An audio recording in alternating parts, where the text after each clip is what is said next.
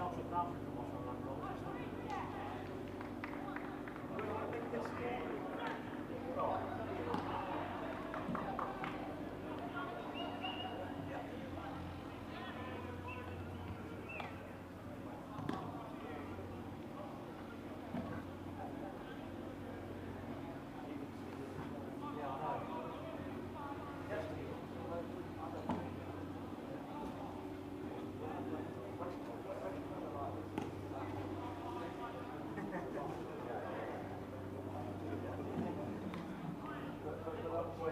It's half rigid, this one.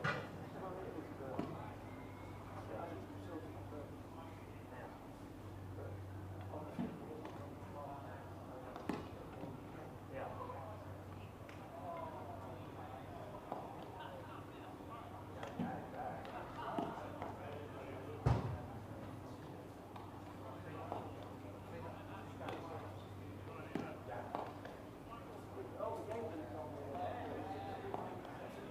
What, yesterday?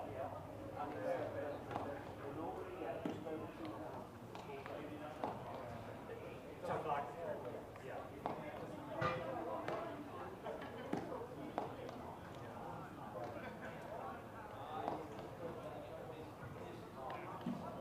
Probably a few less today, would you say?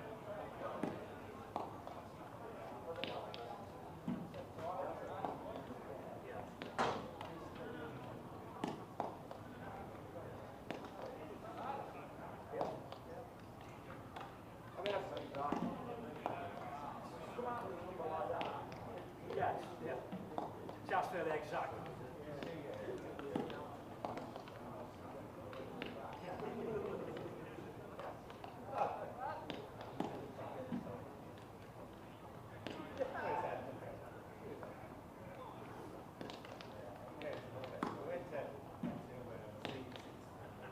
So when you get back down, it's nice. Yeah.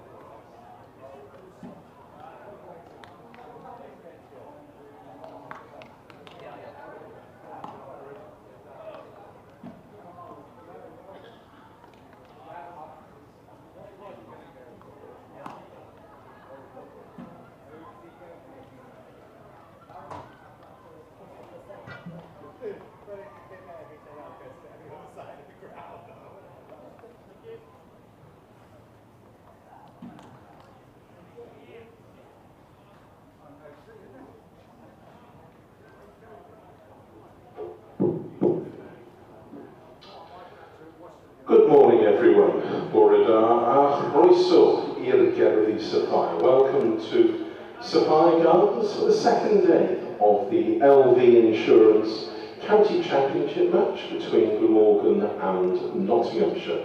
The game will be resuming on time this morning at 11 o'clock. Glamorgan Cricket would like to thank all of their sponsors and partners for their continued support, besides extending a very warm welcome to everyone here at Sapphire Gardens today. The past couple of years have been very difficult for everyone, so we are so very grateful for your continued support. Diolch yn fawr iawn.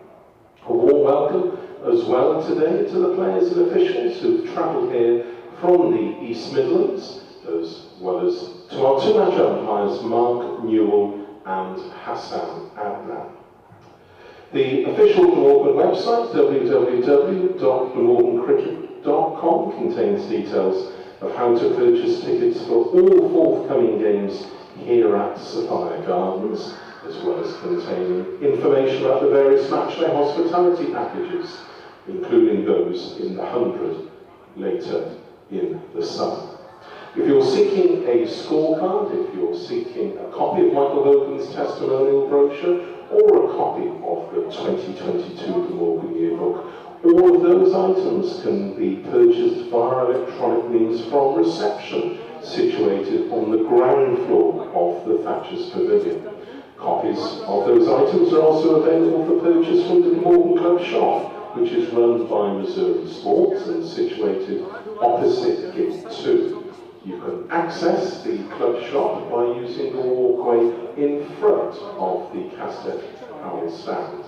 The shop will be open today until about 5 o'clock, and as always, it's also selling a wide range of cricket equipment and other items, including replica Glamorgan kit. Now, as far as refreshments are concerned, food, drink and ice cream can be purchased using electronic means from the kiosk, as well as the mobile unit situated in the concourse area underneath the pavilion stand.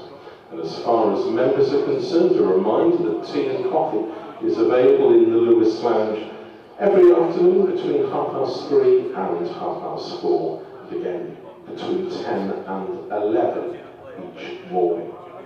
Drinks and snacks can also be purchased from the vending machines situated at the rear of the indoor school, which is situated on the ground floor of the National Cricket Centre. The CC4 Museum of Welsh Cricket is also open today. It's situated on the first floor of the National Cricket Centre and contains a number of displays celebrating the long and very proud heritage of cricket here in Wales. There's also a special exhibition at the moment in the museum commemorating the life and career of Peter Walker, the former Glamorgan and England cricketer, who was also a well-known journalist and broadcaster who sadly passed away during the spring of 2020. Now, at lunchtime today, it's the second members' forum of the summer. It will be taking place in the Pyramid Hygiene Suite, situated on the ground floor of the Thatcher's Pavilion. The forum will be hosted by Phil Steele at BBC Wales, and the panel will include Director of Cricket Mark Wallace, as well as Head Coach Matthew Maynard. And finally, I'm delighted to say once again, you're very welcome to go out to look at the pitch during the lunch or during the tea interval. If you are going to be venturing onto the outfield, though, we kindly ask you not to walk across the square or the wicket surrounds. And please remember, do not take out any food or drink with you. Many thanks. Diolch yn fawr.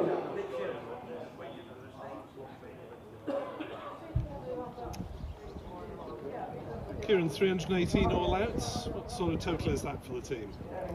Yeah, I think it's okay. I think we're probably a little bit short of where we would have liked to be at the start of the day, but yeah, there's definitely a bit in the wicket, and I think if we kind of hold our lengths and bowl as we have all year, then hopefully tomorrow we'll take a few quick wickets in the morning and see where we're at.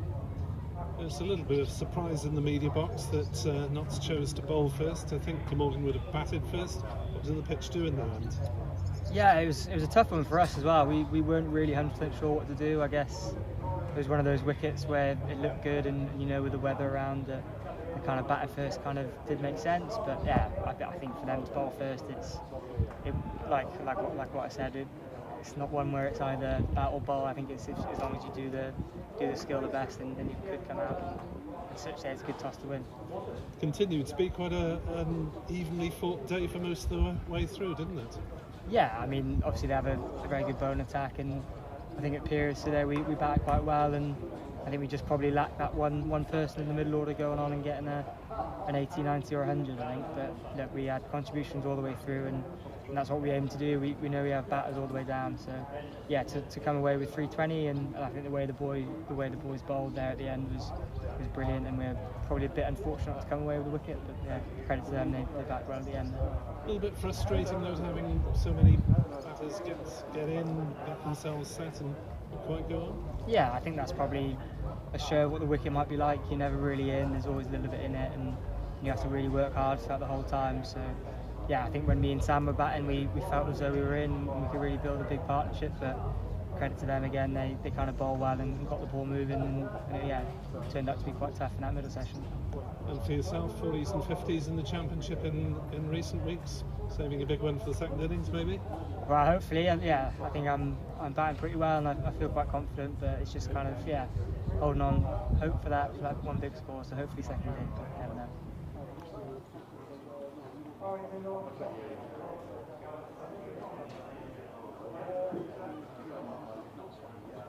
We're also delighted today to welcome staff and pupils from Kitchener Road Primary School. As you can see, they're getting ready to form this morning's Guard of Honour, and during the lunch interval they'll also be entertaining us with a display of their quick cricketing skills. Girls and boys, we're hoping that you're enjoying your day here at the home of Glamorgan County Cricket Club, and we look forward to seeing you again here at Sophia Gardens.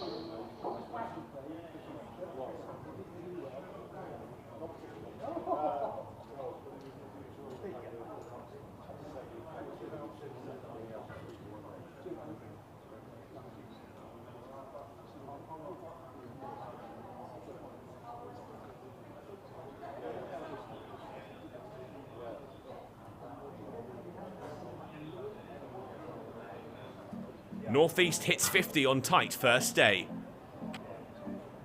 Glamorgan pulled off quite the impressive chase against Worcestershire last time out, while visitors Nottinghamshire were denied a win they probably deserved by a determined Middlesex batting effort. The Outlaws are still riding high at the top of Division 2. Another win would be a big step towards promotion. Notts won the toss and despite the hot and sunny conditions chose to start with the ball. A decision vindicated early on when Fletcher wrapped Lloyd's pads and saw the captain depart LBW for 6. Byram and Ingram put on another intrepid recovery, firing back at the pair's bowlers. Boundaries found quickly and easily to put 50 on the board after one ball more than 10 overs. They weren't done there though. Byram's timing was impeccable. Patterson skewered over the leg side for 6. The second wicket pair were worth 50. Hutton separated them. The shorter delivery did the trick. Edge found, catch pouched, and Notts had their second. And he removed the dangerous Byram too, out LBW for 24. North East and Carlson regrouped for the hosts. Notts denied through to lunch as the pair took their side up to 100 just before the break, heading in on 103 for 3. It was more of the same after lunch. The fourth wicket duo went from strength to strength, playing well and frustrating the Notts bowlers. When a single off Hutton took North East to a 75 ball 50, Glamorgan were just 6 away from 150. They breezed past that mark with ease, but Notts finally pegged them back. North East out LBW for 56 to the bowling of Brett Hutton. And Carlson was soon following, caught by Montgomery 4 runs shy of his 50, a third wicket for Brett Hutton. Root and Cook found boundaries hard to come by. The partnership really struggled to get going, and eventually the pressure would tell. Root out for Hutton's 4th caught at slip by Patterson. Cook moved them past 200 with 4 off Patterson, but Notts had their tails up and found some momentum. Mullaney had Cook, caught by Clark for 13 on the cusp of tea.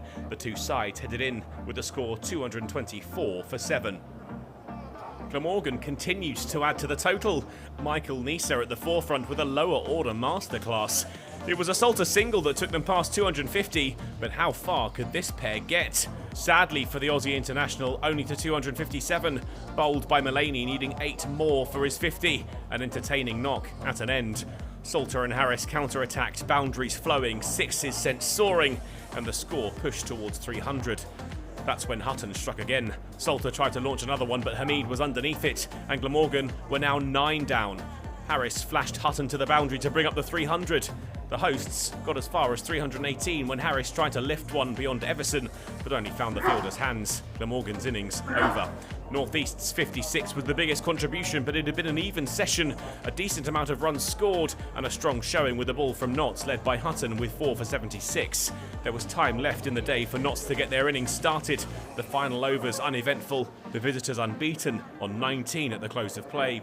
While the score is competitive, they won't be put off. There's plenty of batting right the way through the Nottinghamshire order. Day 2 will be the true test of who is on top in this match.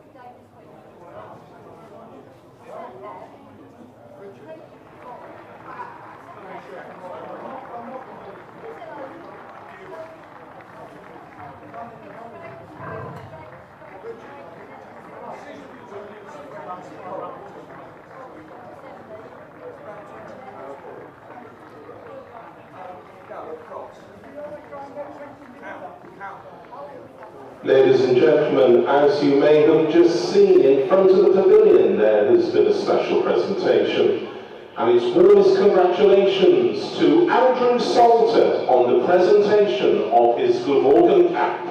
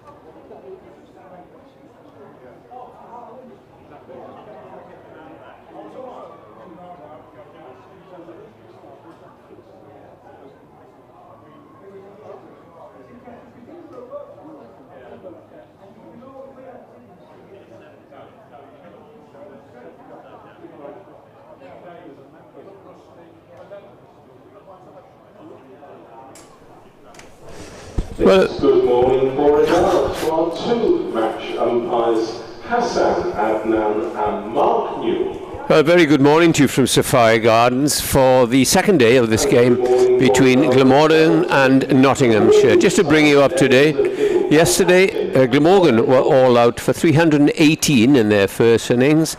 Top scorer was Sam North East with 56. And in reply, in the 9 overs that were bowled last evening, Nottinghamshire with Ben Slater and Hamid at the crease.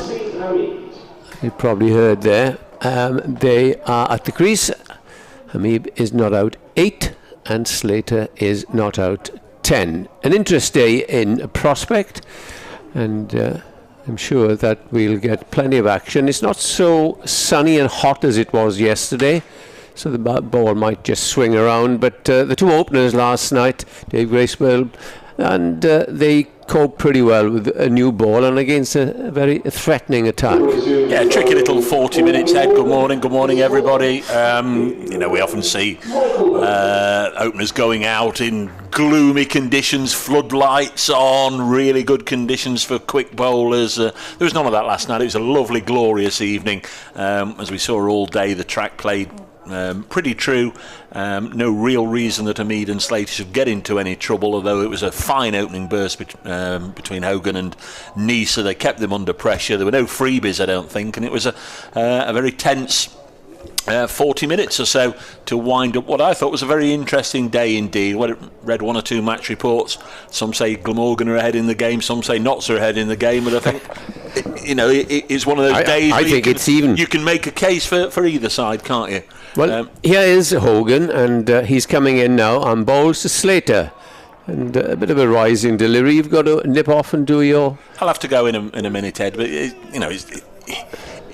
you sort of now put yesterday to one side and it's all about this session. Yeah. If at lunch Notts are 120, 130 for maybe no more than 2, maybe they're ahead in the game. If they're 80 for 6, then there's no doubt about it, Glamorgan will have had the better of this second morning. What we can say is we were expecting to come back to a scorching hot day with sun and blue sky, but we've got overhead cloud conditions. Hogan is around the wicket, bowls to Slater, and he leaves outside the off stump. 3 slips in attendance, and a cover. It was, a deep gully, or I'd call him cover, and then a big gap between him and the man at mid-off, Kieran Carlson.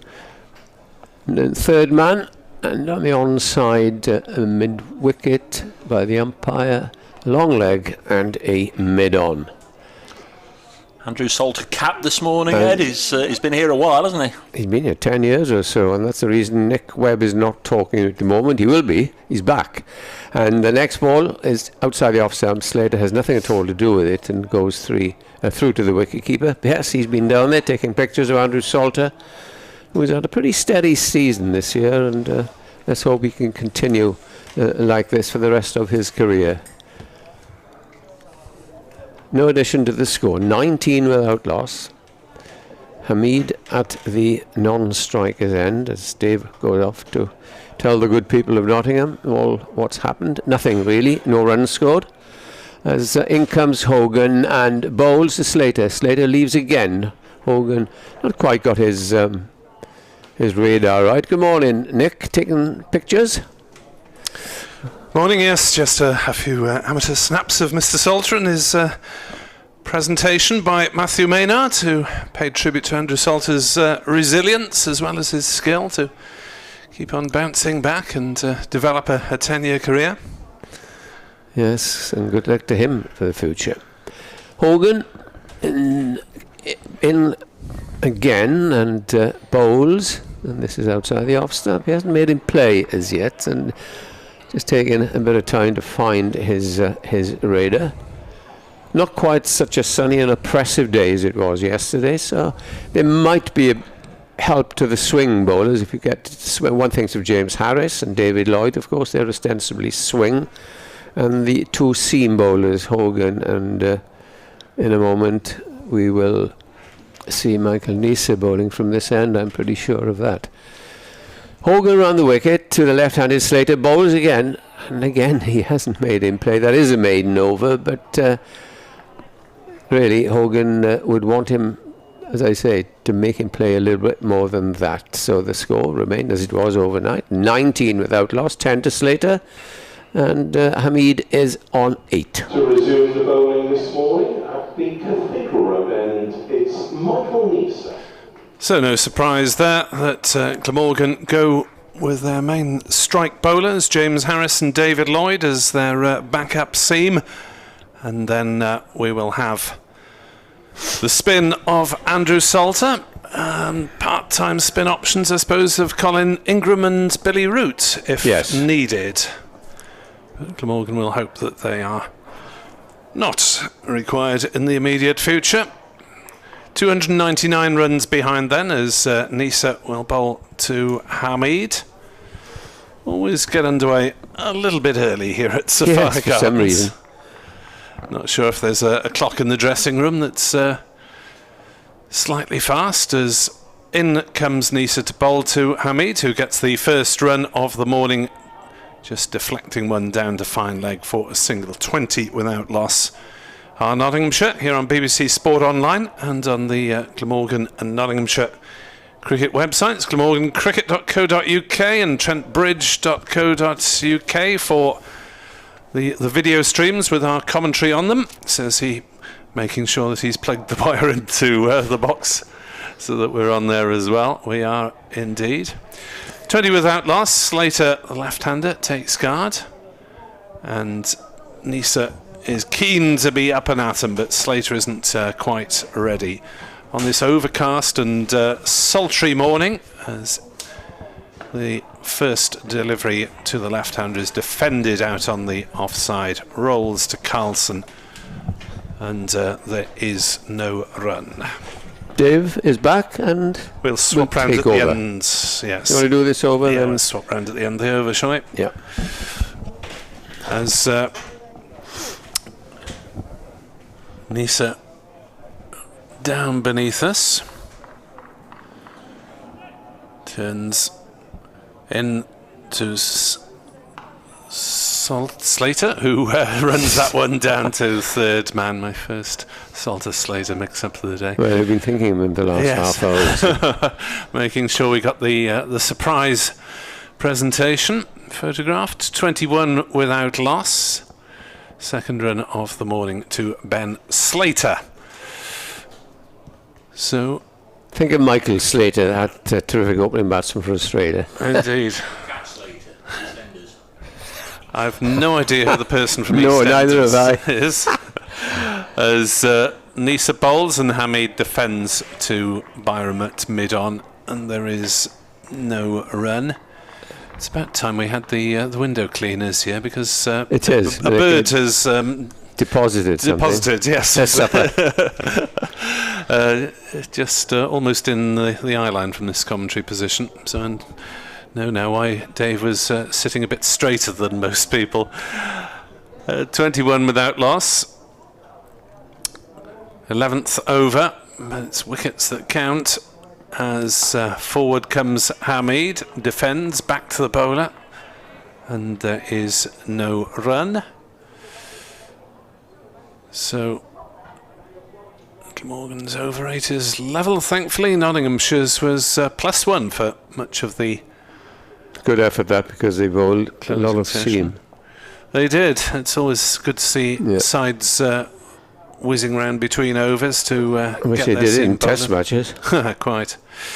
Neeser then to finish his first over of the day, and Hamid with another textbook forward defensive.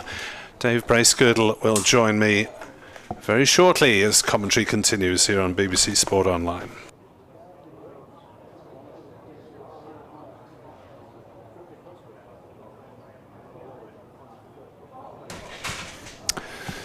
So Edward will be back in half an hour or so. As Dave returns. 21 without loss. Quite difficult conditions potentially for the batsman this morning. Yes, Dave? A cunning Welsh ploy here. Laura's into believing it's going to be another glorious day out there. We fixed the weather. Coming around the wicket is Michael Hogan from the River End, and nice looking push into the offside by Ben Slater. Gets couple. They've run the first two very quickly and will come back for three. That's good running by the two Notts openers. 24 without loss. Ben Slater on to 14. Hamid without 9. I've got to say, I don't watch EastEnders either, but I think Cat Slater was a reference to about 30 years ago. I think she's been... Well, I don't know. Don't watch it, but it seems to be a recurring name, the Slater family. There was a Slater in Fools and Horses, wasn't there? Raquel's husband, Slater of the Yard. The one that you must have watched that. Yes, the one that went to school with Del Boy and Boise and all those. Do you remember? Ooh, I can't remember that character. Was his name what's the actor? Broadbent. Oh, right. I'll check that one up. 24 without loss. Here's Hogan, the right-handed Hamid on strike, and he steers this into the offside. No run. Yeah, you mentioned the seagull deposit on the window in front of me. I'd like to think he or she instantly got their instant punishment, because it looks like there's been a bit of a seagull culling down there. Just I can see, those of you watching the live stream will see where the keeper and the slips are standing. There's literally hundreds of white seagull feathers down there. Next delivery is striking Hamid on the pad. He's got a huge stride in there. And I think Hassan Adnan, is he saying he's outside the line there? Is that the gesture? Don't know this umpire well enough to know if he has little idiosyncrasies like that, but he stuck his left hand out. Yeah. I think watching the replay, it did strike outside off stump, even though it would have gone on to hit, but he was playing a shot, so he can't be out. I think that was from the brace girdle school of umpiring. Give him a bit of a clue as to why it wasn't given. In my case, it's incompetence. Next delivery on its way, and Hamid pushes it up to mid-arm. I've got to say, I umpired a game on Saturday. I mentioned it a couple of times, and it's about the first time I've done it for 10 years. So it's been another 10 years before I do it again, I think. Well, it would have been hot work doing 90 overs worth. Yeah, it was. Hope they gave you a good tea. Well, no, oh, they didn't have one, did they? We're in the era of bring your own tea as well, Dave. What, even for umpires? Oh dear. Yeah. Hogan in once more. 5 runs added this morning here at Sophia Gardens as Seba Mead pushes it back towards the bowler, who lets it go through and up to mid-off. Mead, just about this time last year, of course, he was being welcomed back into the England fold after a productive start to the season for Notts. A lot of people sort of got lost away a little bit with the figures in that he got 200s. Well, they both came in the same game against Worcestershire. Got a 90-odd, I think, against Derbyshire shortly afterwards. 24 without loss. This next one's worked away on the leg side, and it's fielded by the newly capped Andrew Salter, and it's the end of the over. 24 without loss. Slater on 14. Hamid on 9. Was there a tear or two down there with the cap presentation? I didn't detect it. No, he looked as cheerful as usual. He accepts most things with a smile on his face, and of course accepting a cap is more reason than most to have a smile on your face. Yeah, family members there as well, I understand. Yeah, parents there, which is nice. And a few quid in the bank balance as well. Unfortunately, his better half is working in South Africa at the moment. Good morning to Lauren if she's listening. Good morning to Simon Aldridge, who gets in touch. Morning, gents. Looking forward to today's cricket. Hopefully a good batting day for Notts. Wishing you well. The same to you, Simon. As Nisa runs in and bowls to Slater, who pulls a short delivery. It's picked up a little bit late by Michael Hogan down at fine leg, but it wouldn't really matter because the ball crosses the ropes just about at backward square, and that is a boundary to Ben Slater to take Notts under 28 without loss. Jim Broadbent, wasn't it? Jim Broadbent. I was just looking him up. The character was called Roy Slater. That was him. Slater of the Yard, Del Boy called him. And he was Raquel's first husband. There we are. He's had some good gigs since. He's been in the Harry Potter film series, he's been in Game of Thrones, and he was Mr. Gruber in the Paddington films. 28 without loss. Nisa bowls, and that one has swung and got away from Chris Cook and gone through for 4 byes. Well, the keeper will be displeased with that one. He went springing across to his left, Chris Cook, and that swung so much it would have probably taken David Lloyd's ankles off had he not jumped. Yeah, it's difficult for Lloyd because obviously the keeper diving across in front of him. Had there been nobody else there either side of him, I'm sure he would have adequately been able to stop it. He probably has just stopped it, yeah. But in the confusion, 4 byes to not. As Nisa beats the outside edge, I think, unless Slater has played inside that one deliberately. I think yeah, he's not pushed at that. No. So 32 without loss. From this angle, and we are of high long on, so it's not entirely reliable. First and second slips looks particularly close together. Lloyd and Northeast. In fact, Lloyd is just a little bit behind Northeast as well. Deeper, isn't he? As that's another short ball, and it's pulled away on the onside for 4 more. So an expensive over by Nisa's standards, a couple of boundaries, and Slater tucking in these short deliveries. And I think,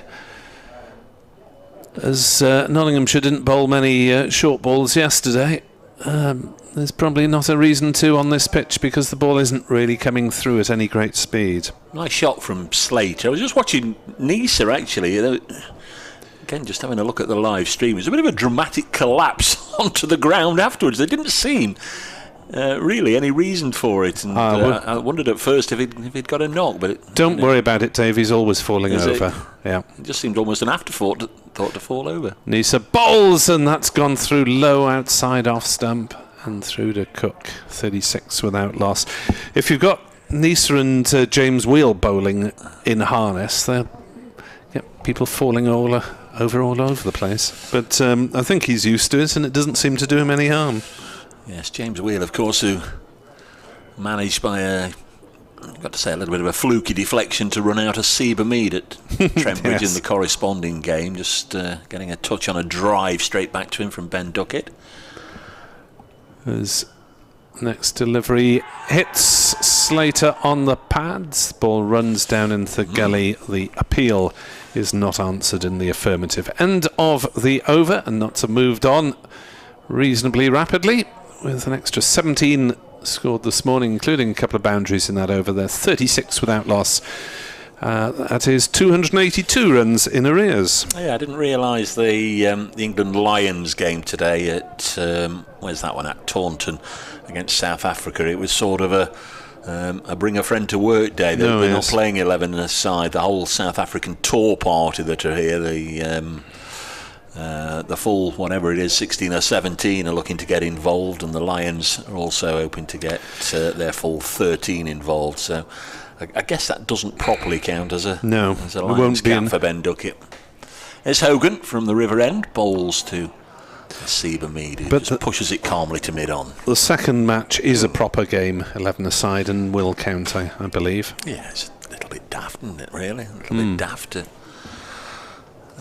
let them have the warm-ups amongst themselves, but again, in those circumstances, you feel a bit for the paying public, because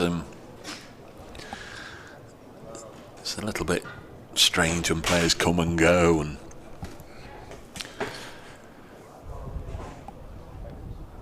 it's not a proper 11 aside. And Mead drives. Decent stop at shortish mid-off by Kieran Carlson. Keeps them down to 1. Just a pleasant looking push from Mead, who's gone on to 10. 37 without loss, Notts. Yeah, Carlson full length there. Probably saved 3 runs, and views to the stream can see even better than we can from this angle. The gull shedding. There are no corpses, but just an awful lot of feathers round where the bowler's marks are. 37 without loss. Next delivery on its way now. The left-handed Slater on strike. Pushes it to backward point. I don't think we should dwell too long on that particular bird's passing, but you know, you do sort of wonder, don't you, what creatures might come on the ground at night. And there's one or two Fox has been photographed over the years, of course, on cricket grounds. Cats as well. Did see a squirrel this year run across the ground at Trent Bridge. I know the mascot there is Nuts the squirrel, but I don't very often see an actual real live grey squirrel run across the square. Next one's worked up to the busy Carlson at mid-off, no run. And this just developing thus far, we're only 20 minutes in, into a steady start between Slater and Hamid. They've had one or two decent opening partnerships this year, including the one against, was it Derbyshire, where they went on and won the game comprehensively. 160 to chase and got a 10-wicket victory. Slater 22 not out. Blocks this one. Going into this game, Ben Slater 425 runs at 42 apiece this season. Career best 225 not out at Chesterley Street against Durham. Asib Hamid 546 runs at just a whisker under 50, 2 centuries and 3 half centuries this campaign for Hamid.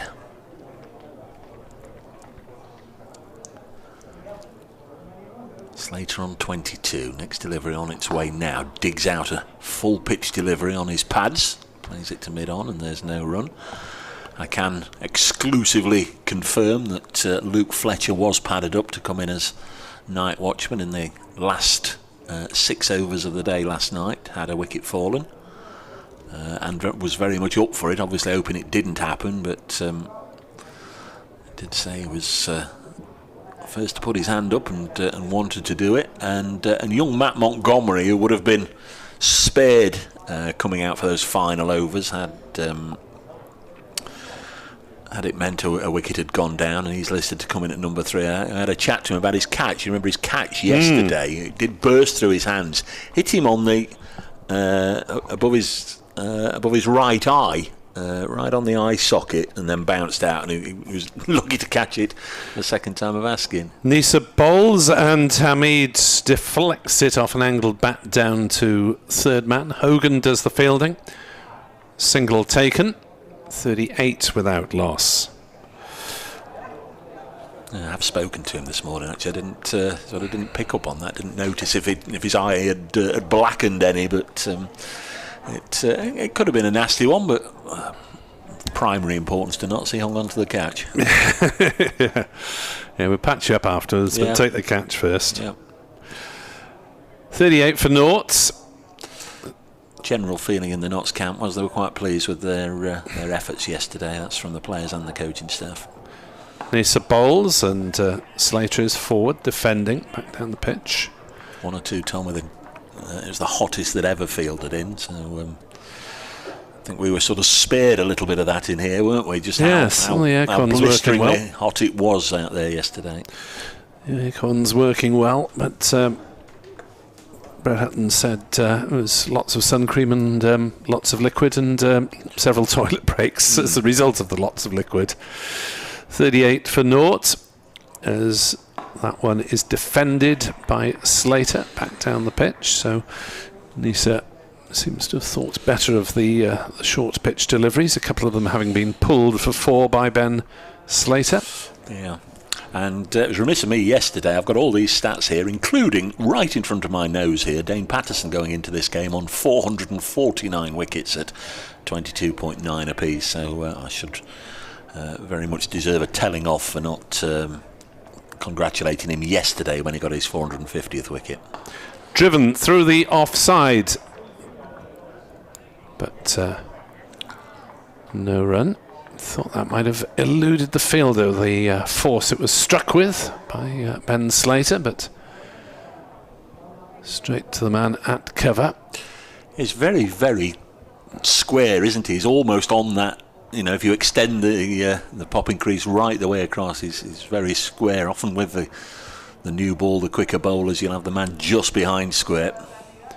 As that's played on the onside, but fielded by Byram at mid-wicket. They thought about a single, but Hamid and Slater quickly decided otherwise. Doubled the score this morning, 19 overnight, 38 right now. Just want a really good session to set the team up for the day. Yes, Glamorgan will want a really good session to set the management up for the members' forum at lunchtime. Nice around the wicket to the left-handed Slater, who plays one pleasantly through mid-wicket for a single. Billy Root is the man back on the square leg boundary. He is no longer back on the square leg boundary because that's the end of the over. Single taken, 39 without loss. Slater 23, Hamid is on 11. Are there rumblings of discontent? Are the members revolting? Well, they're probably the non-completion of the toilet block beneath is more likely to cause discontent than... No, well, you've got to say the T20 Blast campaign, won 5, lost 7, was better than last year, but still not good enough. The Championship, though, is going well at the moment. Probably... around about in level with expectations that they ought to be challenging in the top 3 or 4. That's 39 without losses. Michael Hogan bowls. Ben Slater nudges it to mid-wicket. Morning to Simon Trafford. It says, morning guys, looking forward to a long batting day for Notts, particularly looking forward to the maiden innings of Matt Montgomery. At Brace Cricket, at Nick Webb 2017. That's the one. If you'd like to get in touch. I'm not sure under which alias Ed is currently operating, but we'll get any messages to the esteemed Mr. Bevan next time he joins us. Hogan past umpire Adnan, and Slater a pleasing push through the offside. Former Derbyshire opener looking on as umpire at former Derbyshire opener Slater caressing that away very nicely indeed, and he's played a couple of standout shots this morning, Slater, already. Don't want to talk him out, but looking in decent fettle right now. 27 without loss. Edward is at Ed Bevan Cricket, but he's not one for the smartphone, so it's probably quickest delivered to Mr. Bracegirdle or myself. 43 without loss. Hogan in again to Slater. Repeat. He's not hit it as hard, but it's going to be a testing one for the newly capped Slater. And he's got obviously go faster flaps on that new cap because he just managed to get to that one and save a run. They come back for 3. Nicely played by Ben Slater. Yes, the go faster Salter rather than Slater. Yes. You're at it as well already, mixing the two up. The two anagrammed players. That's it. You take it, if it refers to a batter, it's Slater. If it refers to a fielder or bowler, at the moment, it's Salter. 46 without loss. Hamid being left behind somewhat on this particular occasion. He's on 11. Nudges this to the offside. Chatted to Luke Fletcher this morning. He says he'd finished a bowling stint yesterday. If you may remember, his last 3 balls of his first spell, Colin Ingram went bang, bang, bang, and that was the end of the over, and it was the end of Luke Fletcher's spell, and he took the opportunity to pop off the field for a comfort break, and he said he was up there, and he just cooled down a little bit and changed his shirt. This one is beating Hamid outside the off stump, goes through to the keeper, and it took him 5 minutes or so, and by then, as he was coming out of the dressing room and back down the stairs, Colin Ingram was coming back up and, hey, what are you doing here? He said, I had a flash at one. So it was a nice surprise to Fletcher leaving the dressing room. The wicket hadn't gone down, but he met Colin Ingram on the journey back to the field. 46 without loss. Had a bit of a flash at one, he said. This is driven crisply by Hamid, well stopped, partially stopped by the bowler. And that's the end of the 16th over of the innings. These two have shared 8 overs apiece. Michael Hogan 8 overs, none for 18. Michael Neser 8 overs, none for 23. Ray Bird says, morning Dave, I was surprised that the commentator yesterday didn't know that much about Luke Fletcher. Have you sold him a copy of your biography yet? And it is his benefit year next year. I think both. I think you're trying to get a plug in there for me, Ray. Thank you very much. But Mr. Webb and Mr. Bevan are both very much aware of the merits of Mr. Fletcher. Well, he's a Welsh fireman, so how could we... He is. Didn't play in the first game between these two sides this season. I'm told by sources in the crowd that there are a few spots of rain. As Nisa comes round the wicket and bowls, and Slater slightly squared up by that one, gets a thick edge wide of slip down to third man for a single, 47 without loss. Well, I don't know who these sources in the crowd are, but there's a brolly just gone up. I'll give you that. There's a brolly just gone up at the far end. One, the back row there, next to the red advertising hoarding at the far end. There's an awful lot of people out there, though, in t-shirt and shorts and enjoying the warmer weather. As Hamid defends, as he has done on numerous occasions this morning, with a very correct defensive technique. I think the mention of rain is always an alarming one for cricket listeners and watchers, viewers.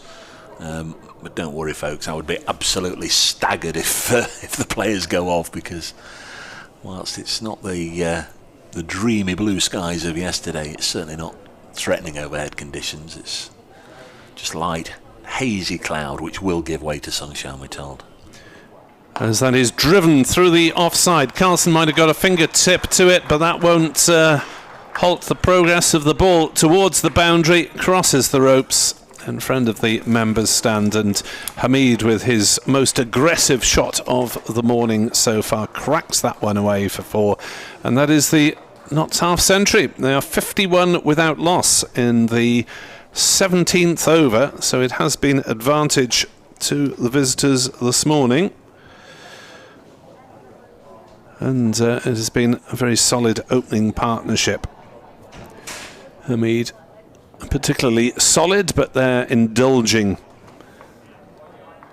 in a flourishing off drive. Nisa into bowl, and Hamid back on the defensive. Edward Cooper remarking on the whiteness of the Nottinghamshire sun hats in the field yesterday. Yes, they did come out with a full array of sun hats after lunch. Paul Sussex says noticeable that the fielders are throwing the red ball directly into the gloves to keep it hard. In white ball they bounce it in to soften it. Yes, various tactics. As that's driven into the offside again by Hamid. This time a tumbling Carlson manages to stop it. Yes, they want to keep that red ball as hard and shiny as they can to help the faster bowlers, and yeah, as you say, white ball, they just want to make it soggy as quickly as you can. Bonjour to Ian Holmes, who's listening in Charente in France, where it's 46 degrees. Ideal for sitting in the sun. As Nisa bowls and Hamid defends again. Listening to reports on Glamorgan cricket taking 10 wickets before lunch. Well, that's somewhat unlikely, I think, Ian, but glad to know that you're on board, and get the sun cream on, and get the liquid on board. I think that's going to be the message for everyone doing anything outdoors over the next week or so, by the sound of it. 51 for naught, Edward. I don't know about ideal 46 degrees sitting in the sun. I think I'd rather be in the shade and look after your skin and that sort of. Although, as you say, in the east next weekend, Sunday, apparently, well, it's going to be 32, 33 here. And that is very, very hot. It's apparently raining on the other side of the city at Pont Prenai. Good morning to Richie Muck. Rained in the west with me this morning, but just it didn't raise the dust really. Here's Hogan, starts another over, bowling to Slater, and Slater plays gently up towards extra cover. There's a slip come out, and it's a pretty good start here. Both players playing watchfully, hitting anything that is there to be hit to the boundary, and Slater leading the way. He's on 31. Hamid is on 15. There are a couple of balls again keeping low at the far end. That's the end Nisa is bowling at, which Glamorgan won't mind. as Hogan comes over the wicket and bowls again to the left-handed Slater, drives, and it's fielded at mid-on. Still a very cloudy morning here, marginally cooler than it was yesterday, and Glamorgan won't mind that because it would have been rather suffocating had they been out in 28, 29 degrees all day. So Hogan turns again over the wicket and bowls to Slater, and Slater is forward to a good length ball. Hogan has just conceded 18 runs, 8.5 overs, and Nisa has conceded 28 off 9. Yeah, there's a couple of short balls didn't benefit him really. No, punished. And Hogan decides that he is coming around the wicket.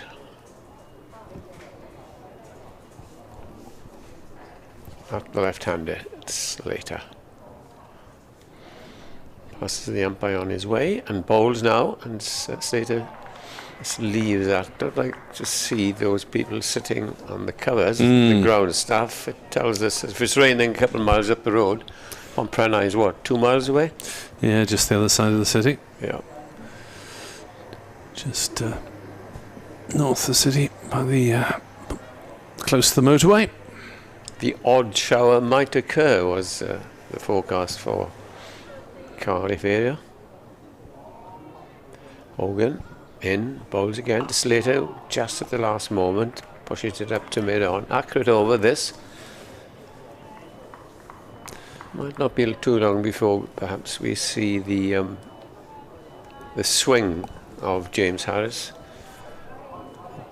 Swings is more than these two, but credit to the Notts openers here. They've weathered any storm that might have happened in the first, what we had, 34 minutes. Last ball of the over from Hogan. Can he keep it to a maiden? And it hits him on the pad. Not out, says the umpire. And he did have that maiden. Good over.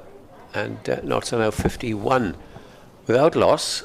Remember, Glamorgan made 318 in their first innings, which on reflection perhaps should have been somewhere in the region of 370, 380. Now then, are we going to have a change of bowling here? I think we are. We're going to see the captain coming on to bowl, David Lloyd. No, he was just talking at this end, and now he's gone on to the far side, and it, as you probably heard, James Harris to bowl, taking over from Nisa. Yeah, talking to the two camps last night, Kieran Carlson said there's an okay total, a little bit short of where they would have wanted to be. But he said might be a wicket where you're never quite in and you have to work hard. Dave and I were saying this morning, there's always one little negative and one little positive from each camp, isn't there? It's a good wicket, said the Notts boys. It is a pretty good wicket. Good cricket wicket. Depends which end of it you're on. Harris lopes in, bowls outside off stump. Hamid plays no shot. There was a little tinge of green at the start, said Brett Hutton, and if the wicket was going to do anything, it would have been the first day, and he didn't expect it to deteriorate. Normally it doesn't, does it, here? Not very often, no. Unless it's just the 1 and 2 keeping low. But we've had that in previous matches where that's happened in day 1 and 2 to a certain extent, and then it's flattened out a bit. Harris bowls. Hamid drives to Ingram at mid-off. No run. So Hamid has faced 48 balls for his watchful 15. One creamed cover drive off Nisa this morning. Slater with a couple of pulled boundaries off Nisa as well when he tried to drop it short. 2 members of the ground staff have wandered away. 2 remain. What that tells you, I don't know. Minor rain watch, just in case. Harris bowls outside off stump, cracked through the offside by Hamid for 4 more. Well, James Harris just offering Hamid a little bit too much width there, and he was able to lay into it with low risk And Harris needs to be bowling that wicket-to-wicket line that Stephen Mullaney in particular nagged away with yesterday. No great pace from the Nottinghamshire captain, but he bowled very straight indeed and claimed a couple of wickets. That's what you want to do on this pitch. Harris to Hamid, 55 without lost. Drives again, sets off for a single to Ingram at mid-off, who has a shy at the stumps, but Hamid was safely home. The throw is backed up. I'm looking at Ben Slater. He more or less talking to the slips. He scampered through. I don't quite think that he's as quick as his partner. And he needn't have worried because the throw came in this end. See, David Lloyd at first slip is winding. Yes, he'll be on before too long, you would imagine. It's not looking particularly like conditions for the spinner, so I suspect Andrew Salter will be asked to do largely a holding job in the second session, maybe, while they rotate the seamers at the other end. Harris into Slater, beats the outside edge, or does he? He does, yes. Slater holding the pose as if to suggest that he played inside it deliberately, but I think he was beaten on that one. Watching Glamorgan's Ed Byram, it's almost impossible to tell when he's beaten because he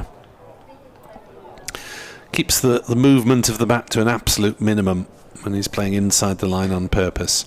Harris to finish his first over then, and there is movement of a gentleman to the side of the sight screen that Ben Slater says that's in my eye line, even though he wasn't walking in front of the sight screen. Batters seem to be getting more fussy these days, watching the international cricket in particular.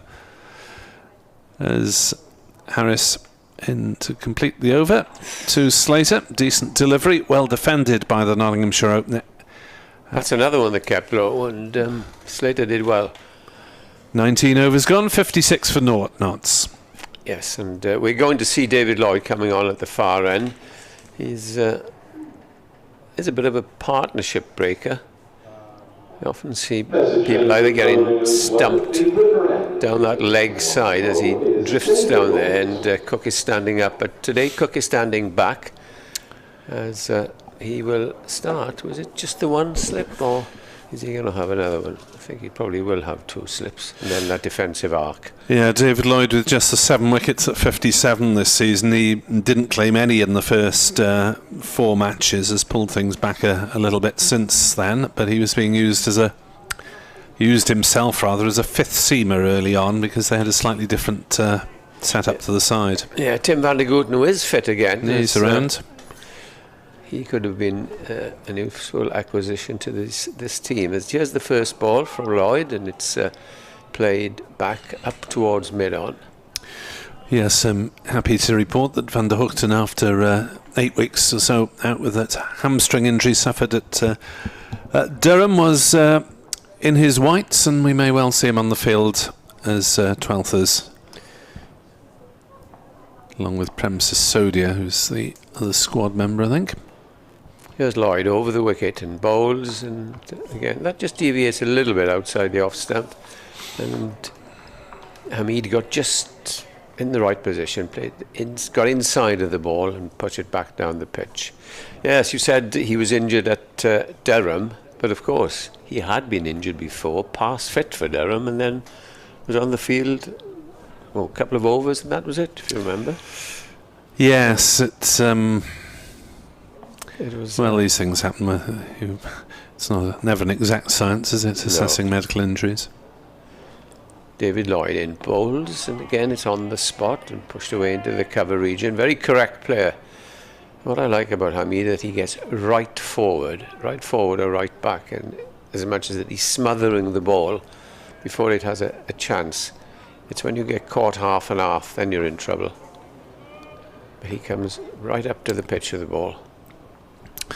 Unfortunately for followers of both these two sides, Middlesex's bowlers are doing quite well against Worcestershire. In comes Lloyd, bowls to Hamid, and he drives beautiful shot in between cover and mid-off, and that was timed to perfection. When he plays those sort of shots, you realise how he was picked for England. Perhaps a little bit too soon, but that was a beautiful shot for 4. 60 for no wicket. Yeah, 10 tests in all. Hasib Hamid, last of them in January this year. Worcestershire 127 for 7 in reply to Middlesex's 188 all out at Northwood. Here's Lloyd in, bowls again to Hamid, and he drives again to a half volley, which is scorching to the boundary. Similar shot. And Lloyd just bowling a little bit too full a length there. And Hamid tucking into that 4 more. He moves on to 28. Good start this by Notts. 64 without loss. 1 ball to go of the 20th over. So they're going along nicely at just over 3 and over. Yes, worrying times for Glamorgan with the ease in which these two are tucking into the change bowlers. I think possibly he might pull a slip out. But it's just staying there now for the rest of the over, which is only 1 ball anyhow. In he comes, bowls again. That's a better delivery. It's pushed forward. 8 off the over, and it's 60 without loss, 31 to Slater. Hamid is on 28. In the other Division 2 games then, at Hove, Sussex 445 for 4. Tom Alsop made 150. Ollie Carter is 59 not out. Against Leicestershire, where Glamorgan will be travelling on Wednesday next week. Well, they'll be travelling on Tuesday, but the game begins on Wednesday, you know what I mean.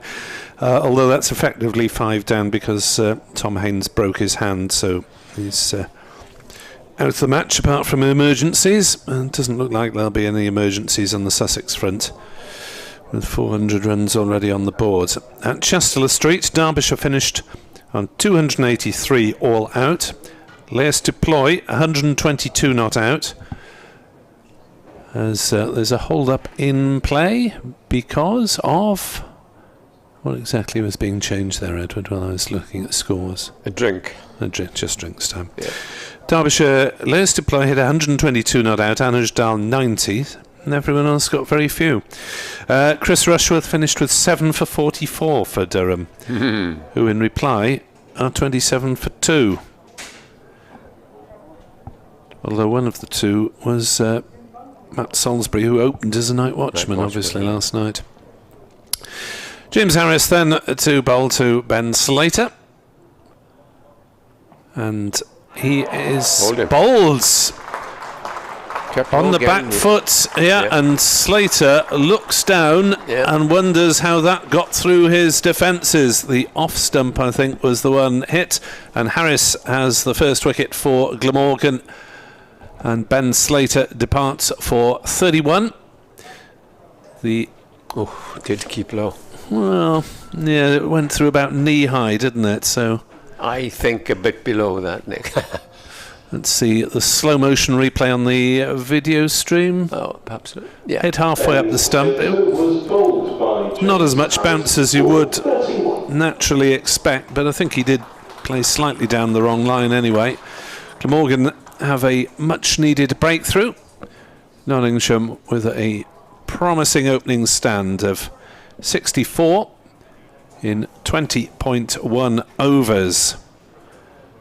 You hesitated then, Nick. Yes, I couldn't quite see from my angle whether the ball had struck him on the pads or I've admonished you before. It's the windows. Because often, somebody was out yesterday bowled, and I'm no idea. I think not Nisa. There was somebody else, and I didn't see the ball hit the stumps. Well, the angle we're from doesn't help either. Well, you can always put a little scaffold up here. After you, Edward. So here is a championship debut for Matt Montgomery. It's not a first-class debut because he has played 4 matches for KwaZulu-Natal, albeit educated in this country, went to university in Loughborough. He's down as being educated at Clifton, and we're not quite sure whether this is the Nottingham Clifton or possibly the Bristol Clifton. but more likely to be the Nottingham and Clifton, I guess. Steve is not sure, but he looks well educated man, and obviously a good prospect for Notts coming in number 3. He did have a franchise gig with the Manchester Originals last year, so he's obviously able to hit a white ball. Can he hit a red ball in this country? James Harris will bowl to the 22-year-old. First ball of the over. Took the wicket as Harris delivers the second ball of the over to the new man Montgomery, and it's a short one, and Harris actually got a bit more bounce from that than maybe you might expect, because we haven't seen a lot of short pitch bowling, and that delivered by Niso was dealt with pretty comfortably by Slater earlier on. So he faced 65 deliveries for his 31. Cautious start last night, but he struck 4 fours. For the game, I thought Harris, if he bowled well, could be effective on this. Yes. Can he keep it straight enough for long enough? That is outside off stump and allowed to go through by Montgomery. It's not quite found the consistency of line and length that he'd be looking for this season. 11 wickets at 39 before this match. It's now 12 wickets. It's been a little bit in and out of the side. Tim van der Hoogten fit again and contending for a place as well, so Harris knows there's someone breathing down his neck potentially. Bowls again, and that is defended by Montgomery to mid-on. Glamorgan could work this side to have the 4 frontline seamers with Harris and van der Hoogten playing potentially, but that would mean dropping one of the batters. Yeah, but I think van der Hoogten is rather quickly coming into the all-rounder stage, because he often comes in, I guess, 30, 40 or more. Harris is in, bowls to Montgomery, who gets off the mark with runs down to third man. There may be a boundary. It is a boundary, as Michael Hogan just gives up the chase as the ball crosses the ropes, and Montgomery is up and running with his first runs in Championship cricket. 68 for 1.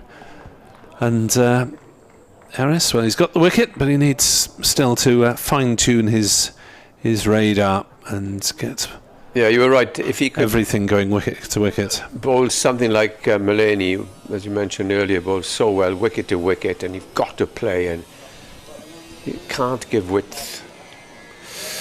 Harris then from that area, it's a crisscross of markings and gull feathers. This one's driven but straight to Carlson at cover, and there's no run. 68 for 1, 4 runs and 1 wicket off that over. It doesn't look quite so obvious from this height, but on the video stream you can see those huge numbers of gull feathers. So whether it was a Monday night punch-up among the gull fraternity. Yeah. After they'd come and visit our window. Yes, quite. David Lloyd to continue for you. Yes, and he will be bowling at Hamid in the last over, hitting with 2 glorious 4s to extra cover. Here he is then, Lloyd from the River Taff end, comes in and bowls, and this time this is defended to cover, where it is fielded by Eddie Byram. There's a saw, or something resembling a saw you might hear in the distance. They seem to be working here since the start of the season on these... They have been working here since the start of the season. No seam about it. Thankfully the grandstand work was finished in time for the T20, but gold-plated toilets down beneath us. There are people allowed to sit here as Lloyd is in, bowls, and Hamid drives again. That's the 3rd shot now through extra cover, and this is not good bowling, and surely he has to take his second slip out, because he's leaking runs. There's the captain.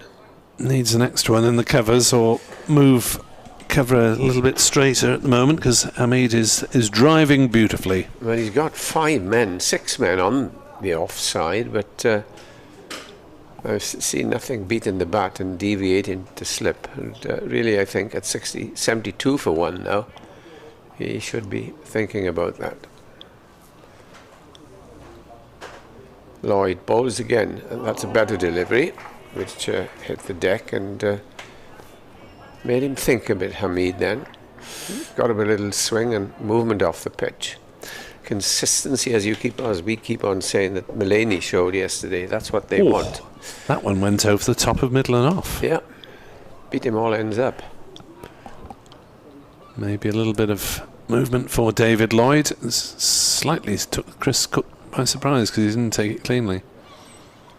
Lloyd in, bowls again, and that's down the leg side, and it's taken low down by Cook. Bit erratic is David Lloyd this morning. Edward Cooper querying why the cap ceremony wasn't announced. I think it's probably because it was a surprise to the player, so maybe they didn't want to tell too many people in advance. But it was nice that his parents were able to be here. Lloyd turns at that far end, comes in towards us and bowls, and that's another good delivery that went through. So all of a sudden, after being hit for 3 fours through cover, he's adjusted his length and has twice now beaten Hamid in this over. Interesting, isn't it? It's interesting cricket at the moment because we've seen some glorious shots and we've also seen some playing and missing and some in that over one that nearly trimmed his bails. Well, here he is again. Comes in and bowls to Hamid, and Hamid this time leaves outside the off stump. Apart from that boundary, it was a pretty good over. So he's bowled 2 overs for 12 runs, and Harris will continue at this end. 54 minutes gone of the first morning, and they've made steady progress despite losing Slater, who was bowled by Harris for 31. Indeed, members forum at lunchtime. We'll try and get some information from that for you. Sources. 72 for 1. Who shall be nameless. As James Harris from the Cathedral Road end to bowl to newcomer Matt Montgomery, and he shoulders arms the first delivery outside off stump. Some batting to come too. Joe Clark next, Lyndon James, promising all-rounder, Stephen Mulaney, and Joey Everson, Liam Patterson, White, Hatton, Fletcher and Patterson. So, plenty of armour. Indeed. But a reasonable way down. As Harris in to bowl through lowish outside off stump and taken by Chris Cook ankle high. So yes, the power to add in the lower order, as indeed there was with Glamorgan, with Nisa, Salter and Harris at 8, 9, 10. Nottinghamshire similarly with Patterson, White, Hutton and Fletcher. You would expect a few runs from those. Maybe not so much from the number 11. Harris bowls, driven through the offside by Montgomery. 4 more, and the dangers of Glamorgan straying from the correct line are underlined yet again. There have been just a series of cover-driven boundaries, and Montgomery following the example set earlier on by Hamid.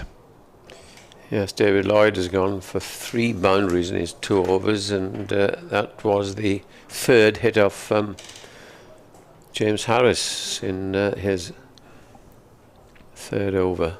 So they want to tighten their line and not bowl so many 4 balls at the moment, because the score quickly mounts. 76 for 1. It's mounted 2 already. Harris bowls and Montgomery gets one off the inside half of the bat, looking to play straight. Ball rolled out to Byram on the leg side, and there's no run. It's returned by Nisa at mid-on. Glamorgan's bowlers do know, though, that there's a little bit of indifferent bounce in this pitch, so that perhaps they will be hoping it does crumble just a little. But at the moment, it doesn't. The batsmen are in pretty good nick. Harris bowls. Montgomery defends up to Ingram at mid-off. There's no run. Nisa jogs across from mid-on to inspect the ball. Oh, please. Give a bowler's thoughts on it.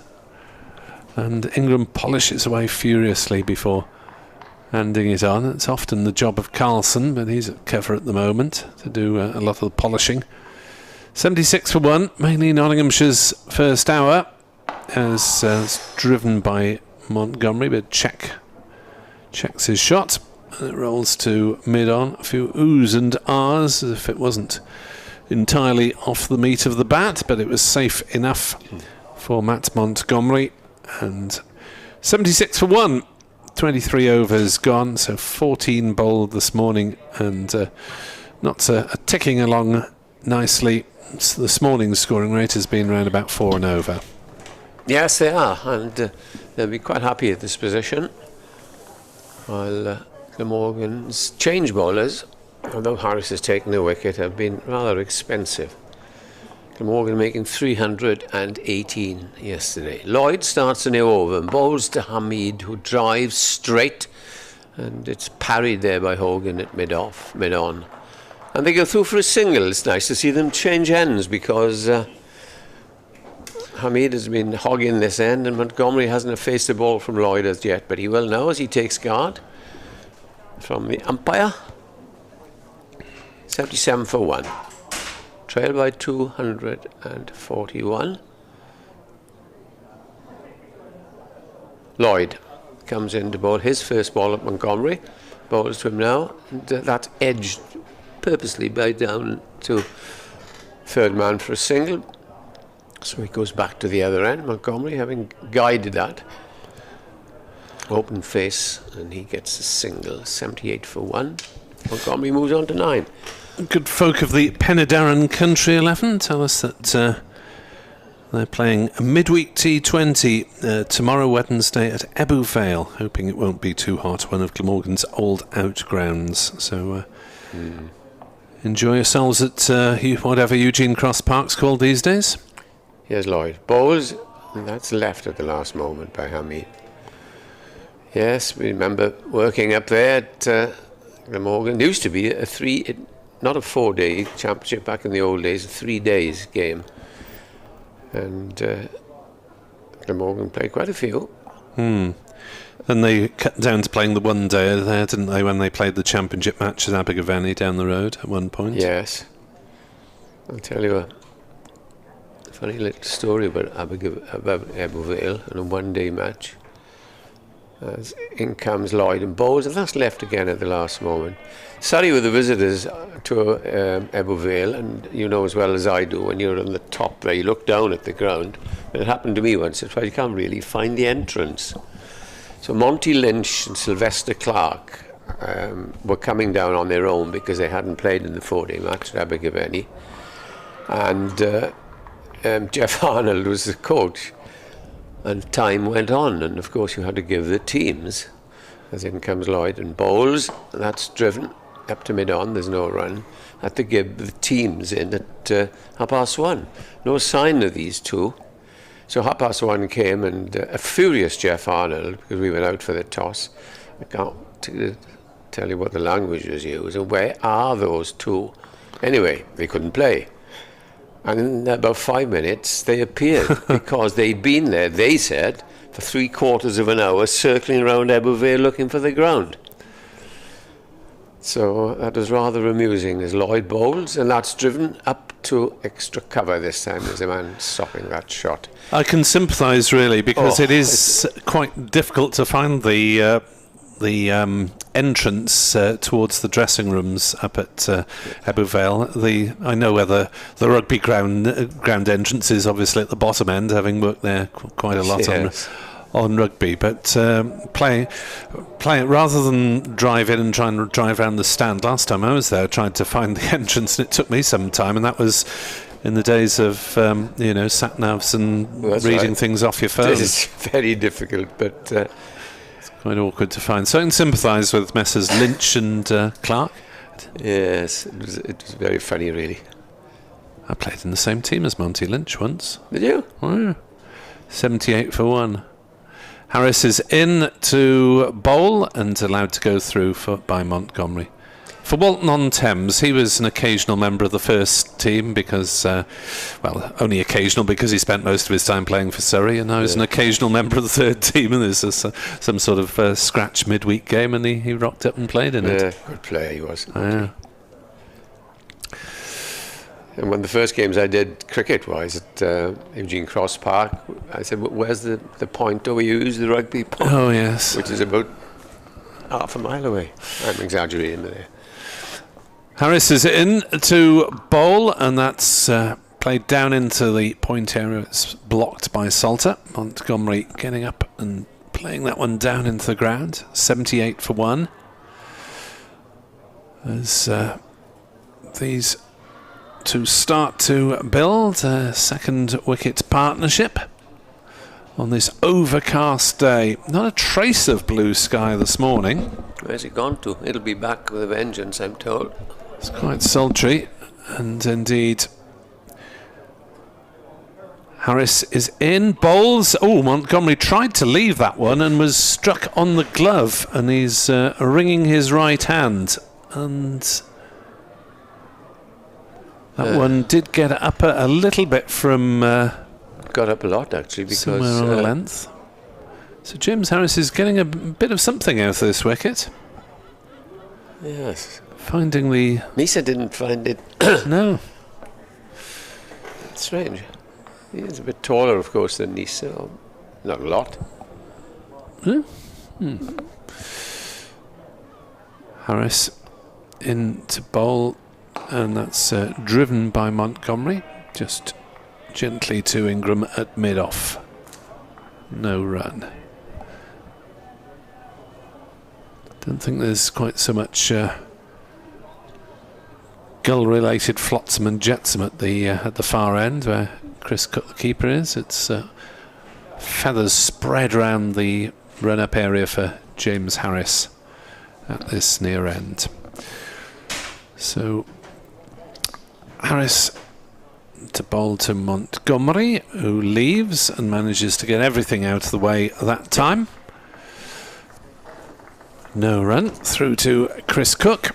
So if you are just joining us, Ben Slater, the only wicket to fall this morning, bowled by James Harris off stump, one which played slightly down the wrong line, but it kept a bit low as well. He made 31 off 65 balls, including 4 boundaries. A couple of pleasant pull shots of Michael Nisa. Hamid is 33. Montgomery is on 9 as Harris finishes his over the 25th of the innings. Again, just pitching it short of a length, and again Montgomery just swaying back and getting out of the way. 78 for 1 on BBC Sport Online, and Edward Bevan will be joined by Dave Bracegirdle.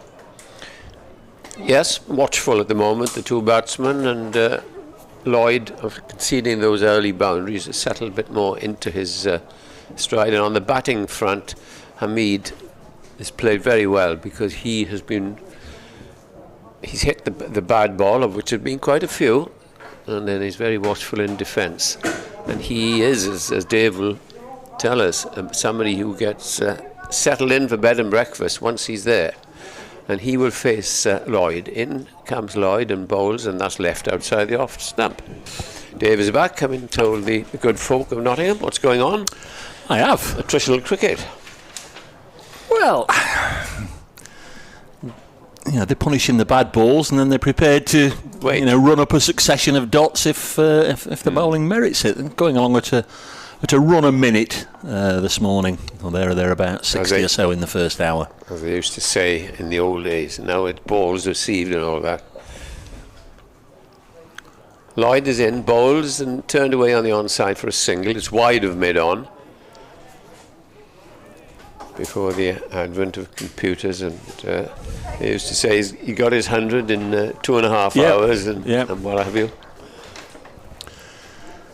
Yeah, I think if you score more than 100 in a session, well, certainly the morning session, it's been very watchable, because afternoon sessions very often drift on to almost 3 hours, don't they, with the number of overs they've got to cram in before they can go off for tea. Lloyd comes in, bowls to Montgomery, who plays a nice looking shot, but it's fielded as Salter, the newly capped Andrew Salter, moves to his right, and there is no run. Nice for the debutant to get off the mark with a couple of sparkling boundaries. Something that hopefully will stick with him, rather than a scratchy inside edge past the leg stump to get off the mark. Yeah, he's got a nice stance, nice composed, as he waits now. David Lloyd in, bowls, and this time he plays and misses outside the off stump. That's a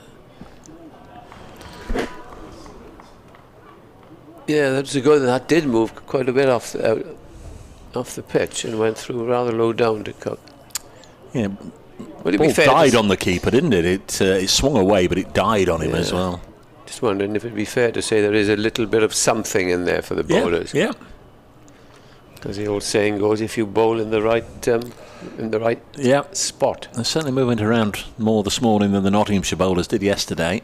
Lloyd bowls. This time is studiously played out into the covers. There are in fact now 3 men out there.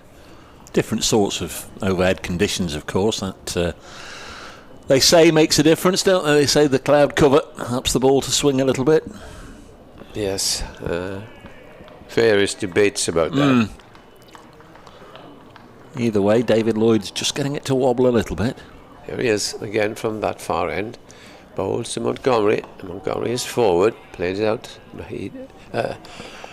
Hamid is ready for a run, but Montgomery isn't. End of the over, and knots are 79 for 1. 34 to Hamid, and Montgomery is on 9.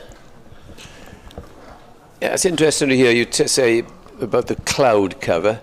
Remember Glamorgan going to Worcester one year, and it was so oppressive, and you know, win the toss and bowl, as the captain did for Glamorgan. And the day ended on 389 for 3, with Paul Pollard, who's now an umpire, who had moved down to Worcester, getting a double 100. Yeah, former Notts man, of course. Yeah. So you're right. Supposedly it's supposed to swing a lot, but it's all science, Dave. It is. Science, it is. isn't it? Doesn't necessarily mean it'll produce wickets. Here's Harris bowling wide of the off stump. That one certainly seemed to shape away from Hamid. Cook had to go a long way to get it. Notts have let the youngster Toby Petman go off for a second loan spell with Derbyshire. He's playing in the match up at Chesterley Street and picked up a couple of wickets this morning. The openers Salisbury and Scotty Borthwick both been dismissed. Toby Petman, the big, tall, fast bowler who Notts got from Oxford University, hasn't yet played for Nottinghamshire, but he's bowled 8 overs, 2 for 17 for Derbyshire up at Durham. That'll do. Decent start for him there. 79 for 1. Harris bowls and Hamid pushes into the offside, and there's no run. Heard Nick earlier give an update from Merchant Taylor's school. Worcestershire closing in on the Middlesex score in that game between second and fourth. Middlesex 188, Worcestershire 161 for 7. That's another big game, as is this one. Just completing the Division 2 scores. Sussex bat on at home, 469 for 4 against Leicestershire, although with Tom Haynes having retired hurt. Next one goes through. It's good judgment to the keeper. Well left by Hamid. Division 1, they were late getting started at Scarborough. A bit of the old sea fret, Eddie. I don't know if you've been up there when they've had the sea fret, as they call it. Behind us comes in there.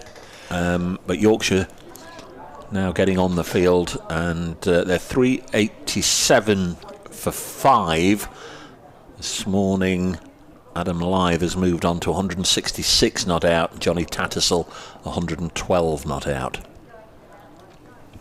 That's against the leaders, Surrey. James Harris bowls. Nicely played by Hamid. Whips it through mid-wicket.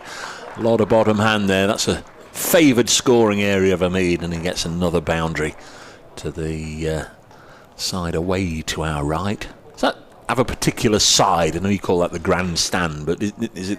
No, there's no side of the ground now. We have the pavilion side of the ground, but it's the other side. It's the daffodil side. Yeah, that is to be the changing rooms over there. Yes, I remember that one. The commentary was at the other end. That fine leg now.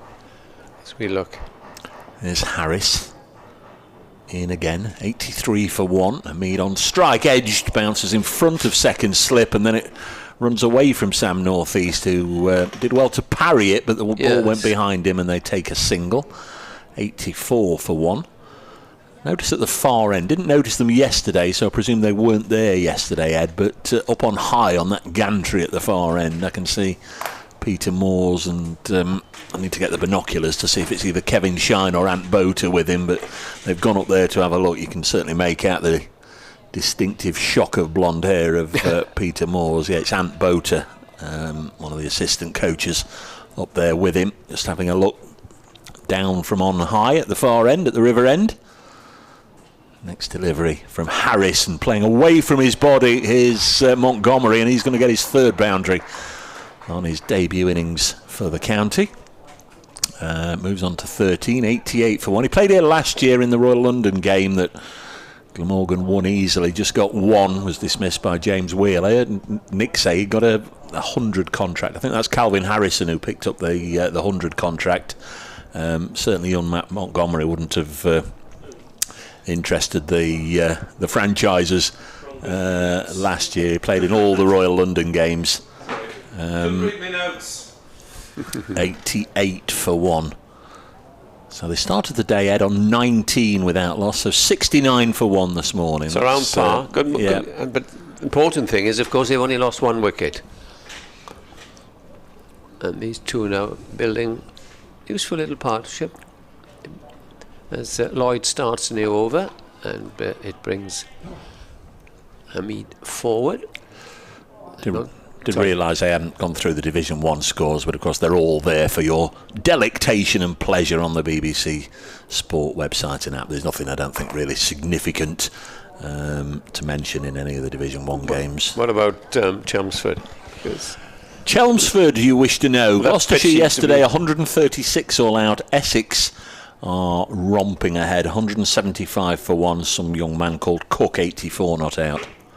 Next delivery, it's pushed away out to mid-wicket for a single by Hamid, and the score moves on to 89 for 1. Well, that pitch, before everybody was up in arms of the harm at taking all those wickets again, is well, I don't know what's happened to it, because normally when the bounce and seam, you always think that's what causes a collapse on the first day, but it was spin, so they can relax a bit now and watch Essex pile up the runs. Not one of my favourite grounds, I must say. In comes Lloyd. Bowls, and that hit him on the pad, but he was outside the line. That moved off the pitch again.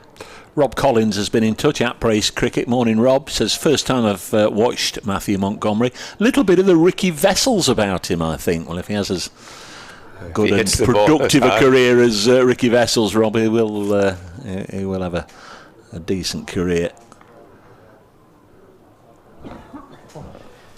David Lloyd again coming in, 2 slips waiting, and bowls, and that's played beautifully past the ball, a little bit upish, but then it was timed so well that it went past Lloyd down to the long off boundary for 4. Vessels, or indeed anybody, would have been pleased and proud of that one. Beautiful just shot. To the onside of straight, wasn't it? Yes. Always looks from the batting perspective, always looks a lovely shot, the straight drive. From the fielding perspective, you just think, oh, if I just had mid on and mid off just that little bit straighter, or deeper, or both. So he's moved rather quickly on to 17. Yeah. And I did also have somebody say there's a Clifton College in South Africa as well. So yes. Nick's onto it. Lloyd bowls, and that's played firmly again, but this time it will be intercepted there by Michael Hogan, and they go through for a single. I think it was Mandy, so thanks, Mandy. In Durban. It's a pretty famous place for... Well, that's where the Black Mambas are, isn't it? That's where they have the old black mambas, Eddie. Yeah. Oh, I don't want to go to Durban because of that. Yeah, well, I've been to Durban a few times. Have you? When it rains, and they get quite a lot of it. Not a fan of snakes. Here's the next ball, and that's a glorious shot again through extra cover. And Lloyd here, guilty of bowling 4 balls, and they've gone. I think that's about 5 boundaries now, and his figures rather reflect it. 5 overs for 25 runs, and it's 98 for 1, and nothing there really to trouble him. I tell you what, he puts away the bad ball, Nasib Hamid. He does, doesn't he? He was on to 44. Lovely young man. You couldn't wish to meet a nicer young man. And probably a good decision for him to leave Lancashire. Well, they didn't offer him a contract, so he was in a position where he, effectively Right. he was homeless and jobless. But Peter Moores, of course, knew him well. Peter Moores had time at Lancashire as head coach there when Hamid was a young man. Knew of him. Thought there was certainly plenty there to work with. It certainly is. New over starts with James Harris bowling to Montgomery, plays it on the leg side, and there's no run. 98 for 1. But he got back into the England team. Didn't necessarily go as well as he would have hoped, particularly the Ashes in the winter, where he averaged just 10 in the 4 tests, and was one of a number that were then excluded from that March trip to the Caribbean. So he's almost back where he was a year ago, just hoping for sheer weight of runs for Notts to get another call. This has beaten Montgomery outside the off stump, and he just remonstrates with himself a little bit there, I think, Ed. Just nudged. Just had a little fiddle at that one, yep. Yeah, just followed it, and he knew in the end. Talking about test matches, in Sri Lanka beating Australia by an innings, and of course I'd forgotten until I picked up a newspaper, coach in Sri Lanka is Chris Silverwood. Yeah. So that's a great effort, isn't it?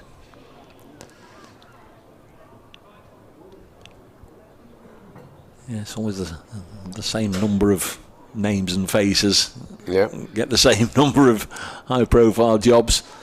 Did a decent job with Essex winning the county championship. Got the England opportunity. This one's been steered to point. There's no run. Just quickly, Chris Davis says, morning, guys. Lovely to have Notts ticking along nicely as I work from home. This might have been covered already, but it seems Leicestershire have racked up 42 no balls down at Hove. If that isn't a typo on the scorecard, it must surely be close to a record. It happened, yeah. Extraordinary, right? So it'd be 21 actual physical instances of a no ball, but of course each count for 2. Next one is nice and full. Montgomery digs it out, and it remains 98 for 1. I'll pull up that scorecard, Chris. Yeah, on Cricket Archive, I think you can pick it up. And you think I think I'm right. It was Leicestershire who were bowling no balls for fun. 42 no balls, 59 extras in all. No wides, 8 byes, 9 no balls. Vian Mulder, 19 overs, 1 for 98. I think he bowled a few against Notts, so he may be one of the culprits. Next ball on its way is nudged to mid-on.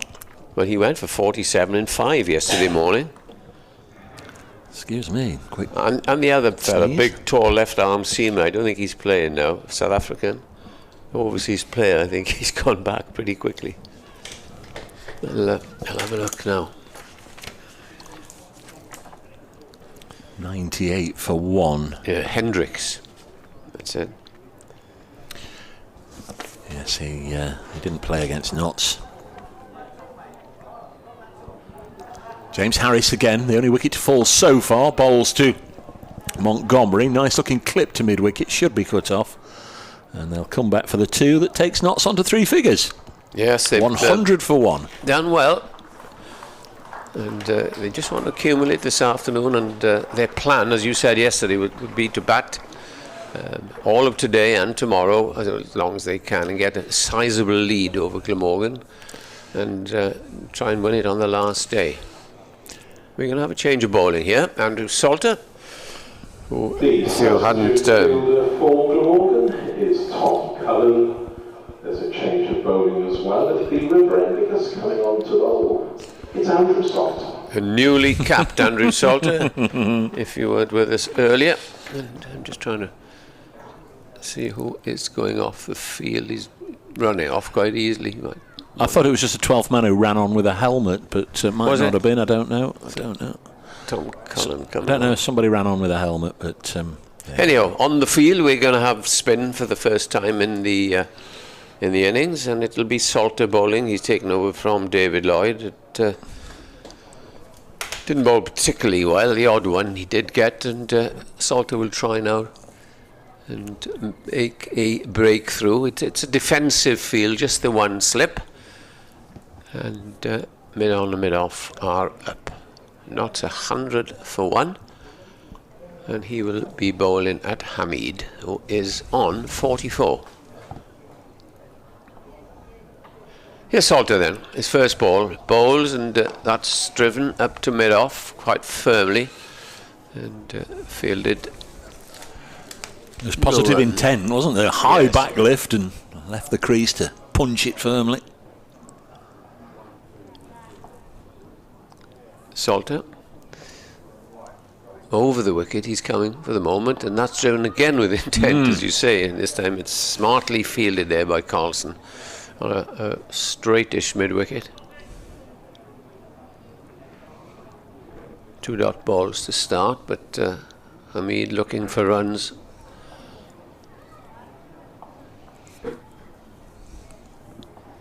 He's in past the umpire again. It's Salter, tosses this one up, and that's driven up towards the boundary. I think it'll be stopped. Yes, Byram is there and throws the ball back in, and it's a single. Scores 101 for one.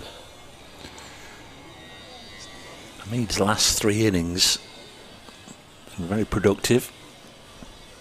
Salter bowls, Montgomery pushes it away, and Hamid, ever ready for a run, is sent back. Yes, I noticed. I think I said to you yesterday, he's in good nick. Yeah, the run chase against Derbyshire, 93 not out, 59 against Leicestershire, 101 against Middlesex. Salter bowls to Montgomery, who pushes forward up towards mid-off. Quiet over. This 1 ball to go, 1 run off it so far.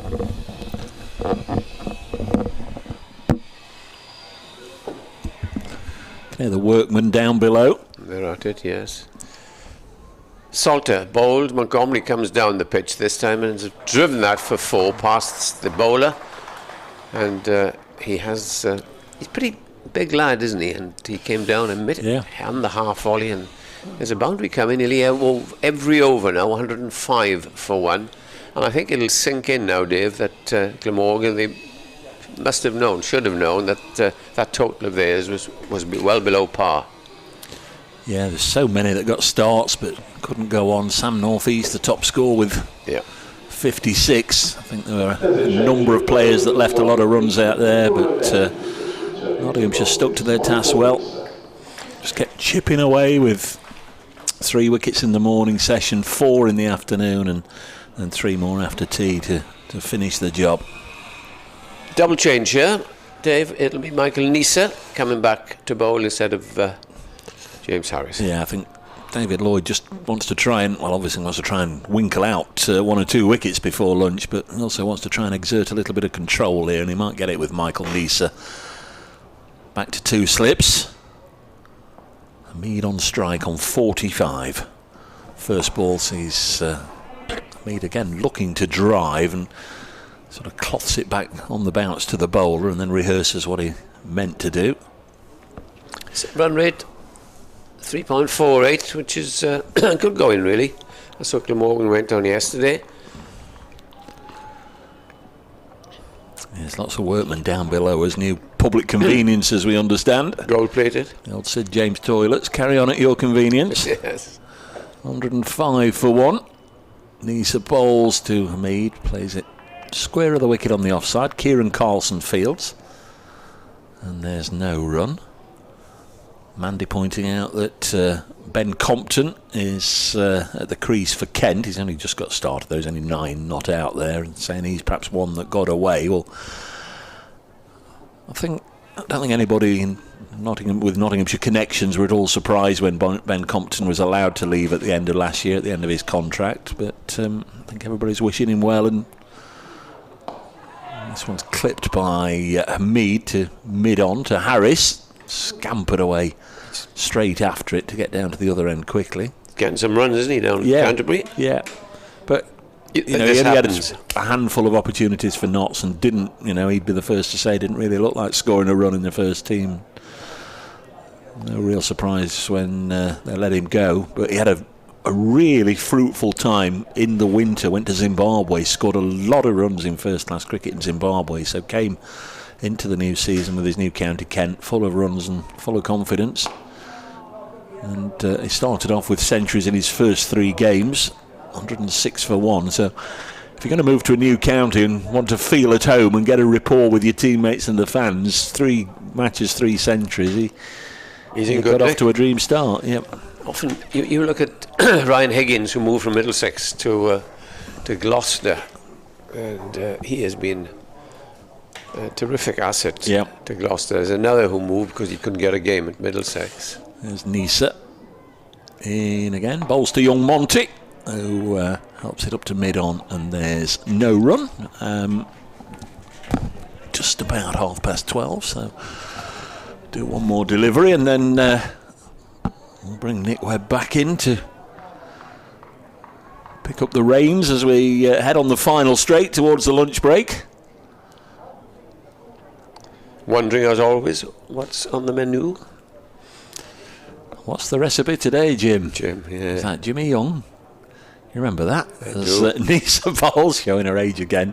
This is played into the offside by Montgomery with soft hands. He's made a very promising start. He will, I'm sure, consider it's not done yet. He's 24 not out. Lots more runs out there for him to get.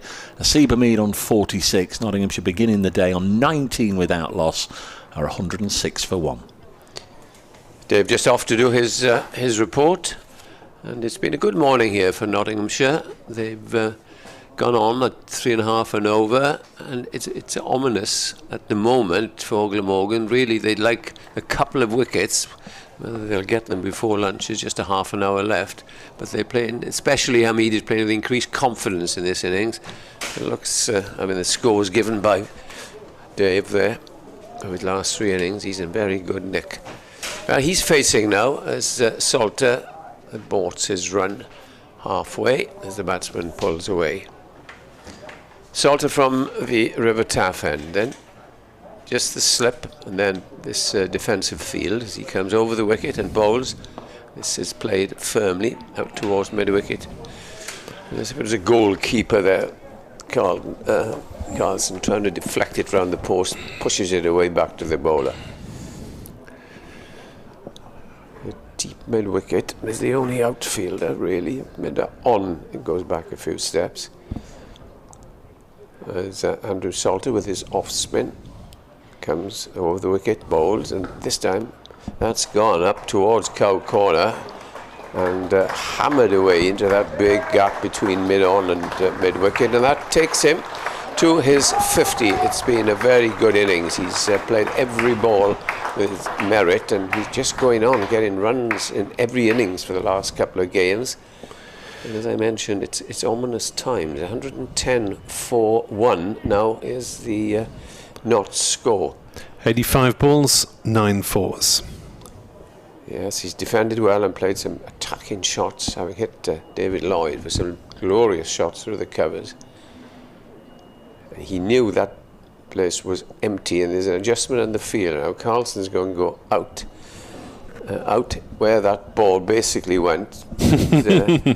After stable door, horse. The stable door, yeah. And the man brought over from the offside. In comes Salter again, but this time that's a better delivery, and it's pushed back down to the man who'd come over from the offside. But he hasn't blocked that shot out to Cow Corner because the man fielding has just gone about 15 yards away. I suppose it's asking for the miss-hit thing. You can hit over the top if you want. Yeah. This is played out to mid-wicket, where he was moved. And he's aiming, obviously, his line is aiming at sort of Midland leg. Here's Salter bowls and off the back foot, a quicker delivery, but Swift work there by Ingram, just behind square on the onside. There's no chance of a run. Scores level in North London, where Worcestershire 188 for 8 level with Middlesex, but with 2 wickets standing. Ed Barnard, who's departing at the end of the season, 68 not out. Salter in, bowls to Hamid. Hamid is dropping the wrists and playing out again to Ingram. Ended over pretty well. 4 off it, 110 for 1. Hamid is 50 and Montgomery is 24. And Dave is back from his reports and will take over with Nick. So the significance of that other game at Merchant Taylor's School is that Middlesex are second in the table between these two sides, and Worcestershire are in 5th place in the table, just behind 4th place Derbyshire. So all reasonably tight, but Nottinghamshire, of course, 11 points clear at the top. Then there's a 12-point gap going into this game between Middlesex and Glamorgan in 2nd and 3rd, and we have the ancient Japanese tea ceremony. All right, it's the ancient British ball changing ceremony. It is. For our viewers and listeners, would you again like to recap on Asiba Mead's statistics, please? 85 and 9. Of course, it's only for the listeners. Now, I was next door and I didn't hear the Tannoy announcement. You didn't hear it? Did you have your ears full of cheese or something? I was speaking there's, at the time. But, people in the Bristol Channel here, the public address system here. Yeah, we are getting the ball being changed. So half an hour or so, or just less to go to lunch.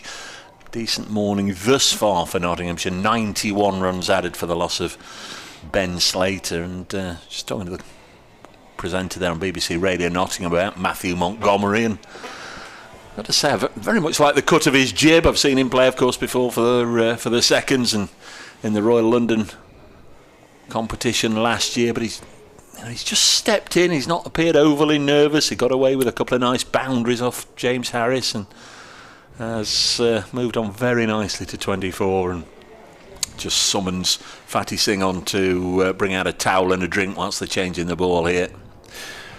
Oh dear. 12:34. So we have had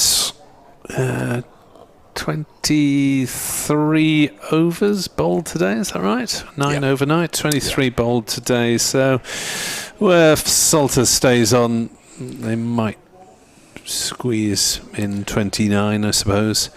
Another half dozen. In the second 11 game at the Lady Bay Ground, Nottingham, Worcestershire made 325 all out. 4 for 62 for Hayes, the most successful of the Notts bowlers. Nottinghamshire in reply, 54 for no wicket in the 8th over. Sol Buttiger 30 not out, Martindale 19 not out. Yeah, Sol of course was here, part of the squad. I guess it would have been a very close call between Sol Buttiger and Matthew Montgomery for that number 3 spot. Obviously a vacancy because of Ben Duckett being called up for the England Lions. Here's Michael Neser. Is this my end or yours? Go on. There's Neser bowling then after the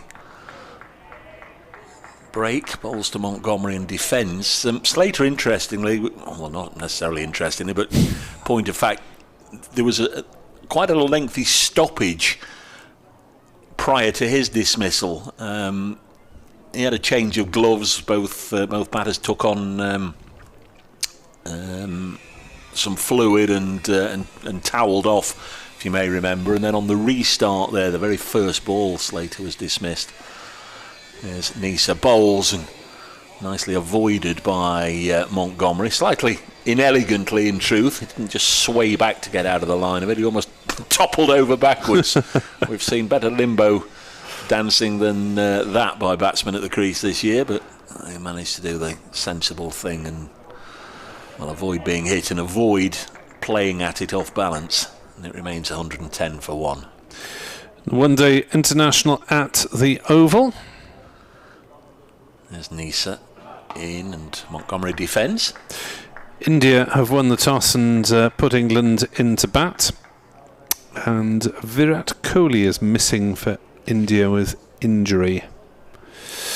Awaiting confirmation the England side. That should be out by now, surely. Look at some other sources. Is that Kohli, the world's greatest batsman who hasn't scored an international 100 for 3 years?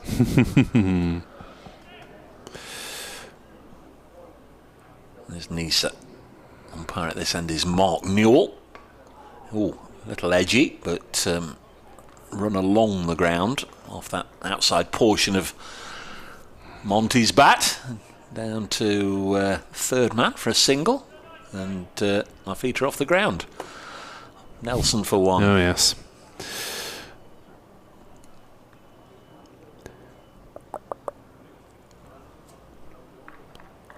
Hamid has 50. Montgomery 25. One wicket went down on 64, so they've added, says he, 47. Oh, this was again banged in short by Nisa, but always going down the leg side. Would have been a one-day leg side wide. Of course, it's the fault of the crease as Nisa kicks away at some loose soil. Yeah, as well as falling over, that's his other trademark, kicking at the crease in between deliveries. And as I have remarked, I'm surprised he doesn't get into a little bit of bother with the umpires. There he comes in again, past all those seagull feathers, and a little push and run from Hamid onto the leg side, fielded by Harris. Put my feet back down again, 112 for one. Hamid onto 51. Well, this is all fairly comfortable for Nottinghamshire at the moment. The deficit 206 runs, but they still have 9 wickets in hand, and plenty of batting to come down into the middle and lower orders. There's Andrew Salters bowled 2 overs, 0 for 9 so far. Certainly a much cooler day for the Glamorgan bowlers. Yeah, temperatures up in the 20s. It's meant to be 25 this afternoon, according to the BBC website. There's a little bit of sultriness in the air, but not as hot as yesterday. There is more to come, though, off the heat wave. 112 for 1, Nottinghamshire. Hamid on strike on 51 not out as Salter comes in from the River Taff end and bowls, and Hamid stretches forward and defends to northeast at short mid-wicket. Don't know if you've heard any reports on how the Brian Adams night went at Cardiff Castle. No, I haven't heard anything about it, to be honest. As Salter bowls, Hamid back on his stumps, watchfully defends back to the bowler. I did actually naively think, sat in outside a local hostelry in the city centre, might be able to hear it, but did he not catch? Virtually every bar was blaring out loud music, so they all drowned each other out. Salter bowls, Hamid forward. There's an inquiry from behind the stumps from Chris Cook, just getting himself warmed up. It was purely for rehydration purposes, you must understand. It's a warm day, wasn't it? It was. As Salter bowls, Hamid uses his feet, drives up to long on, and there's a single fairly comfortably. Hamid to 52. Some local footy, I understand, this evening. Cardiff City playing Newport County in a pre-season friendly. Always use the word friendly between Cardiff and Newport. Salter bowls and Montgomery leg glances, but decides against the run as it's fielded at short fine leg by Ingram. BBC Wales will be all over that, won't they? I think there's probably other fish to fry at the moment as forward stretches Montgomery, defends and the over, 113 for 1, just the single off it, with Welsh rugby internationals going on, and of course the Gareth Bale show in Los Angeles, which is making the headlines on the BBC Sport Wales website, with the news that Bale is surprisingly and gratifyingly for Welsh football supporters returning looking at staying around for the 2024 Euros, which many people had assumed he would pack it in after the World Cup in November on the international front. But no, he's been talking about 2024. He's declared his availability, has he? He has. There we are then. Hopefully he won't be too worn out in Los Angeles. Here's Hogan bowling to Hamid. Battle of the H's. 1-1-3 for 1. Bowls and Hamid defends into the offside, fielded by Kieran Carlson, and there's no run. And the South African rugby team announcement to face Wales on Saturday, having made 14 changes between first and second test, they've made a further 10 to revert the majority of the side that won the first test. Wales, of course, winning a historic first men's test against South Africa away. No idea. It's big. Next delivery on its way. Oh, nice and full, but well dug out by Hamid. Plays it up to mid-on. There's no run. 113 for 1. And breaking a little sequence in which the only 6 times Wales beaten South Africa 6 times, all at home, and I'd commentated on those 6 games and only those 6 games between Wales and South Africa. So I've got 100% strike rate. Why aren't you there then? Why aren't you covering it? Well, I did have before someone else did. There's Hogan. Bowls on the pads of Asib Hamid, clips it onto the leg side. 114 for 1. Eddie Byram doing the fielding. Former Somerset man. Over on the daffodil stand. Yeah, he's made a good impression in the championship as an opener, as Byram. Not quite so much impression in the T20 blast in the middle order. Hogan once more. Past umpire Newell's left shoulder. Good leave by Matthew Montgomery. Peter Moores has been left on his own up there on the gantry at the far end. Nant Boat has left him to it. I presume that's either an analyst or a cameraman up there as well, watching on alongside. Maybe one of the Glamorgan coaching staff as well. Got a Glamorgan polo on. Nice position to watch the game from. As Hogan bowls to Matthew Montgomery. Textbook forward defensive. Sam Northeast come out of the slip cordon. One of the rare occasions this morning, we see him at mid-off, and again no run. 114 for 1, so 95 runs have been added for the loss of Ben Slater, who was bowled by Harris for 31. That was at the start of the 21st over.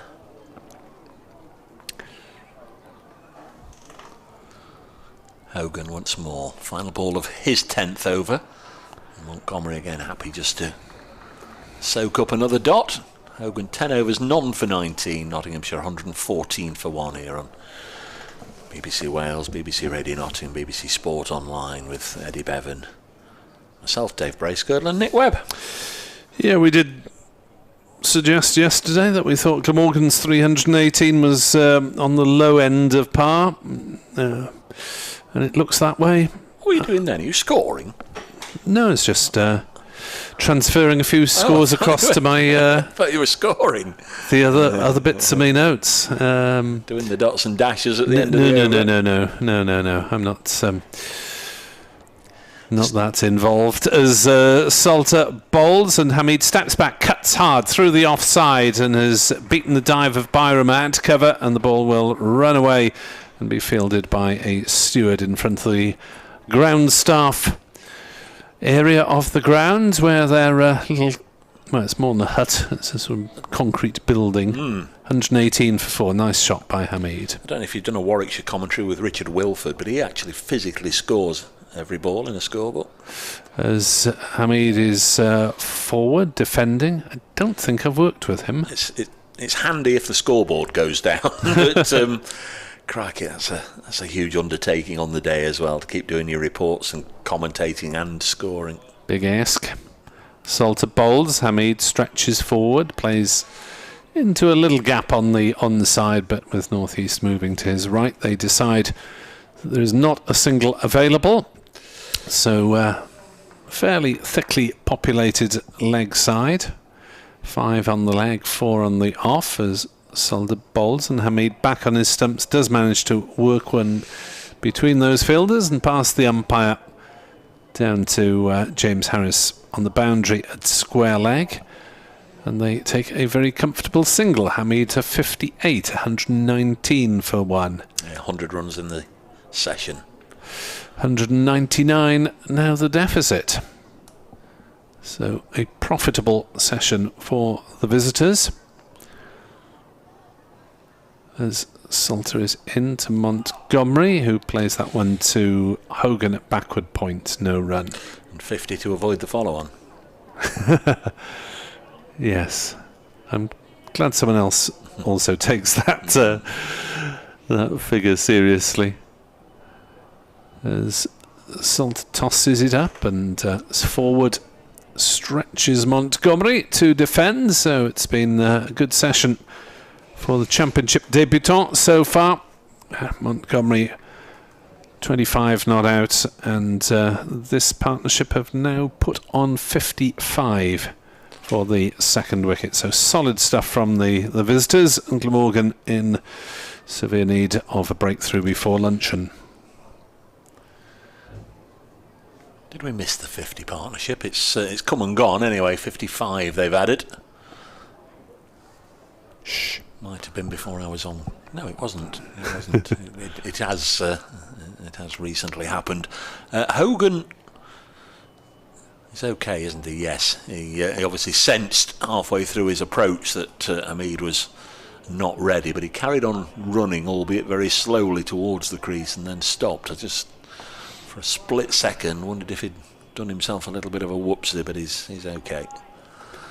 England, by the way, have, as expected, recalled Root, Stokes and Bairstow to their one-day international side.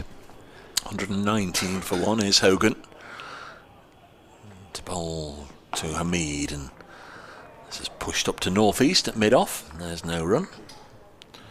Michael Hogan could do without any injuries now, with 2.5 months left of his professional career, and he'll want to bowl every ball that he can. Have they been recalled on the grounds of their recent sparkling form in 50-over cricket? Hogan to Asib Hamid. Again, just happy to block. Hamid began the morning on 8. So he's scored exactly 50 this morning. He's 58 not out. Montgomery 25 not out. Some of the scoring rates in recent Test matches wouldn't have been entirely out of place in T20 cricket, let alone the 50-over stuff. Hamid, of course, is now the highest scorer in the game.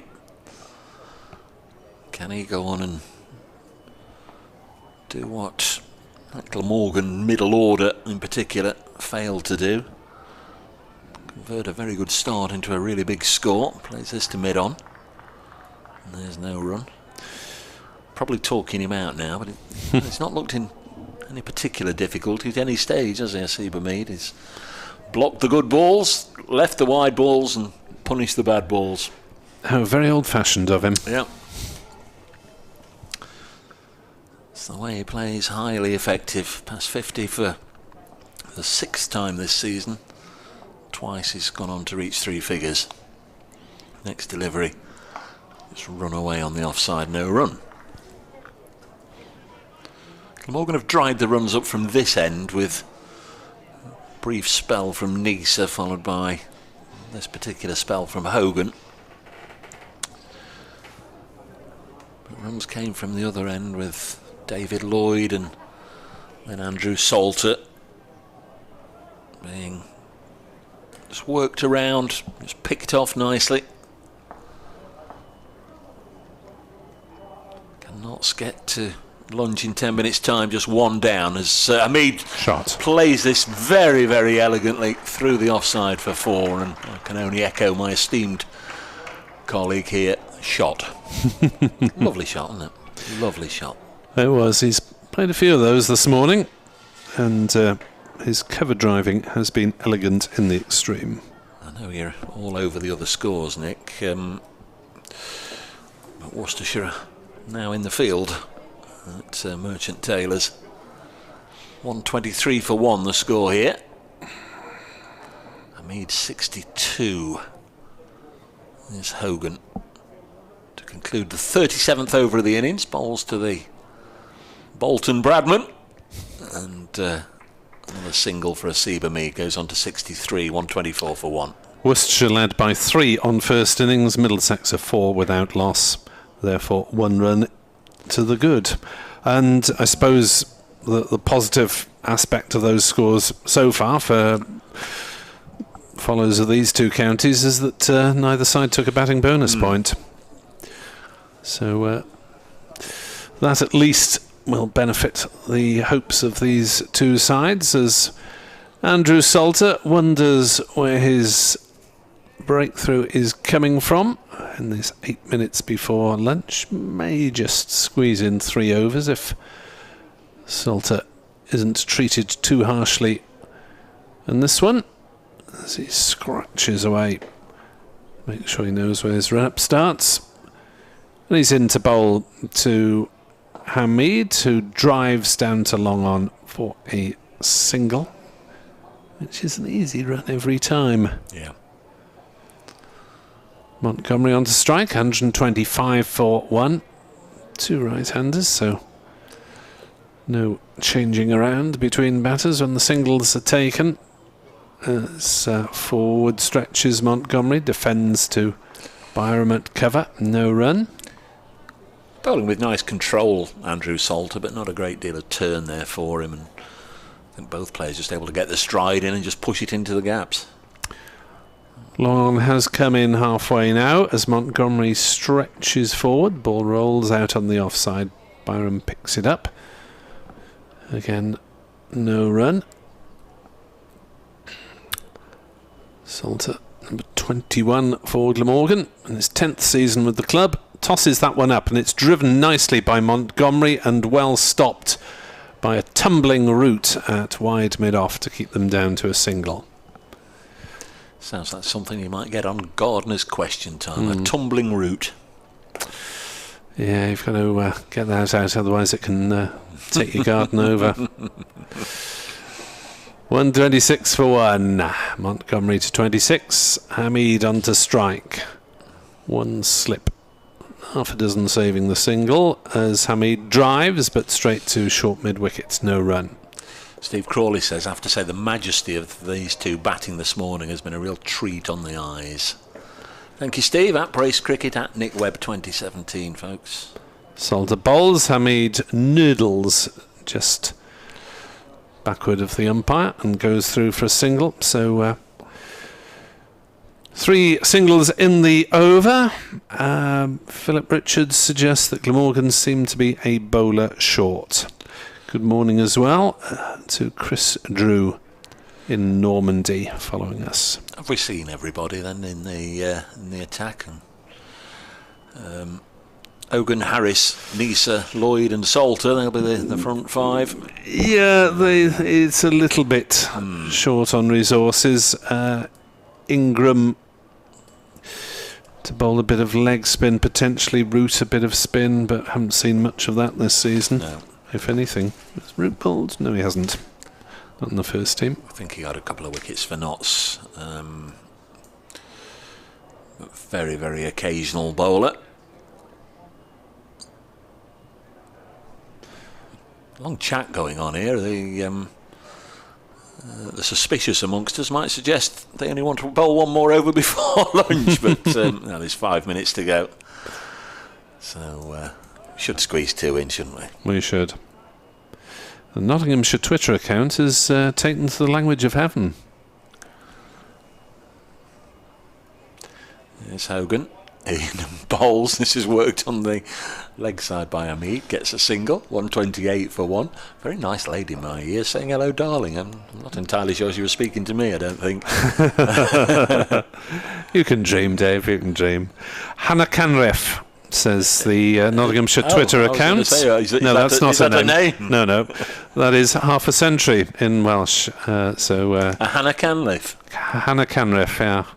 The social media guys are on it. Next delivery is pushed to backward point, and there's no run. Well, young Matt is down in the press room to our right. I can only imagine he's had a little bit of help with that. Maybe Lewis down here, perhaps helping him. Very affable media manager down here. Looks after all our needs. Although I beat him to the urn this morning. I filled the old water urn this morning with about 400 cups of water. Next one left alone. It goes through to the wicket-keeper, Chris Cook. 128 for 1. We need a cup of tea in the morning, don't we, to get us going? We do. The urn wasn't on top form yesterday, so we've got kettle backup here. We've got all sorts of provision. Frustrating session for Glamorgan. Hasn't quite happened for them. It's Hogan in again to the right-handed Montgomery, who just for a second I thought he was going to try and pull that, but resisted any temptation. I'm not entirely sure on reflection that there was any temptation, but I just thought he was just going to get into a position to try and pull that one away, but didn't. The workmen haven't stopped for lunch yet on the Sid James toilets down below us. Not pleasant on the ears for the crowd down beneath us. There's Hogan. A little bit like a dentist drill, isn't it? Hogan bowls again and Montgomery blocks. So there's one ball left in this over, and pretty sure they'll be able to race round and squeeze one more in. 109 runs have been added this morning by the visitors for the loss of Ben Slater. Bowled Harris for 31. That was after an opening partnership of 64.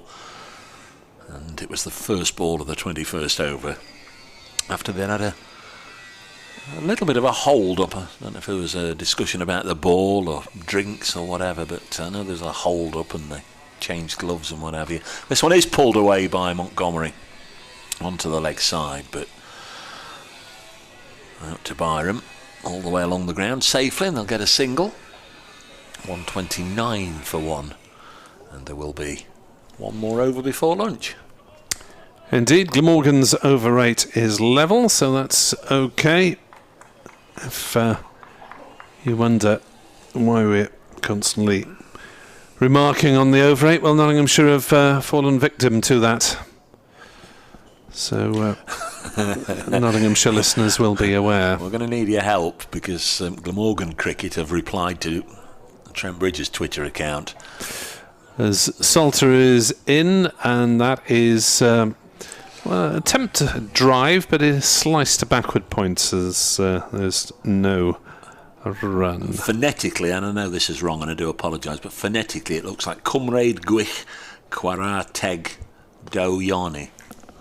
What language is that? Well, phonetically. Thank you. That one's driven to cover, and there is no run. So I'm obviously not even close. I heard chwarae teg in there, fair play, as that one is noodled on the leg side, no run. Right, let's have a look. I'm not the most fluent of Welsh speakers myself.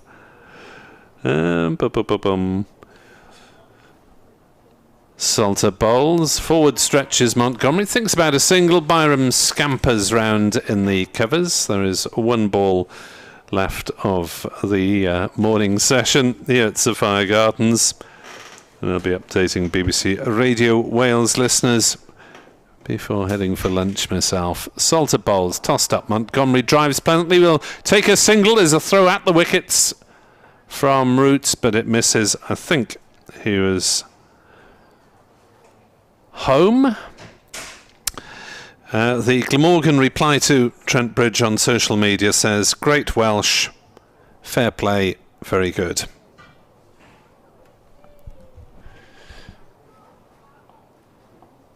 Salter bowls round the wicket. Hamid back on his stumps defending. That will be the last ball of the morning session, one dominated by the visitors. They've moved on from 19 for no wicket to 130 for 1. So 111 in the session, just for the loss of Ben Slater for 31, bowled by James Harris. Matt Montgomery on championship debut, 26 not out. Hasib Hamid looking very fluent indeed on occasion, is 66 not out. And the deficit is now 188 runs, but with 9 wickets in hand. Update for BBC Radio Wales to come shortly.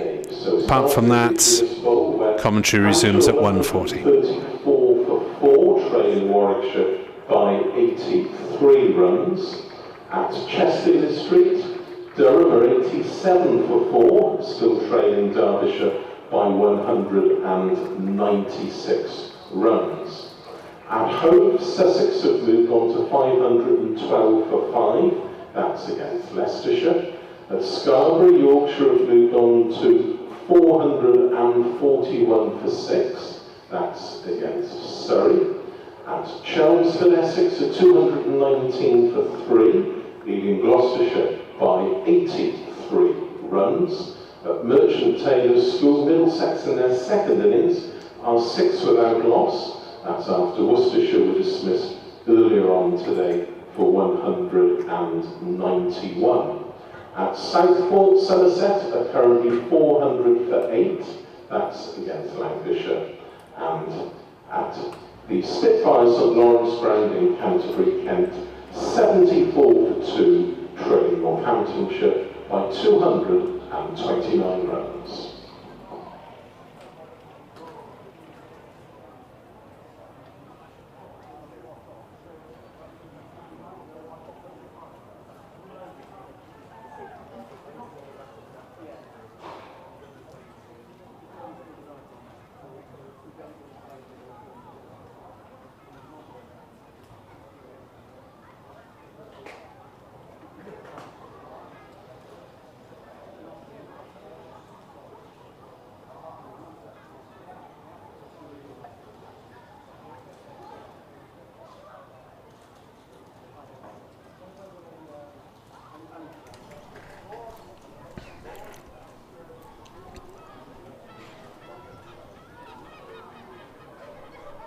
Notts are 130 for 1 at lunch. That's in reply to Glamorgan's 318 all out. So a strong session from the visitors, losing just 1 wicket today, that of Ben Slater, who was bowled by James Harris for 31. But Hasib Hamid has played a classical county innings. He's been driving beautifully. He's on 66 not out, and the new boy Matt Montgomery is on 28 not out. Andrew Salter, the Glamorgan all-rounder, was awarded his county cap before the start of play today, but the Glamorgan bowlers need a good afternoon because Notts are 130 for 1.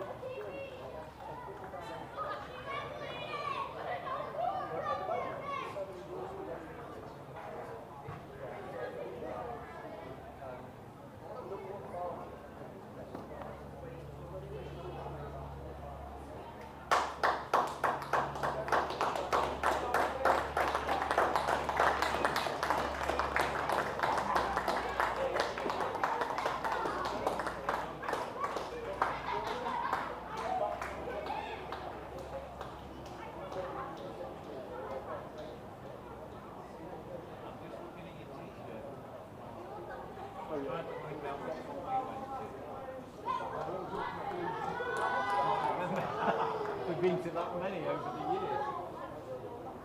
Well, it could be that. Oh, okay. If you go to a bar, that's a breakfast. Really?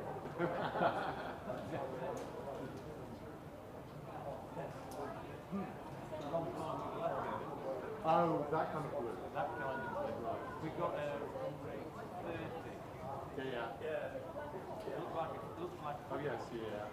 I thought you meant Scotland. Yeah. Well, Scotland would have been alright, but it was the Celtic song. I hadn't really realised that. I didn't realise that.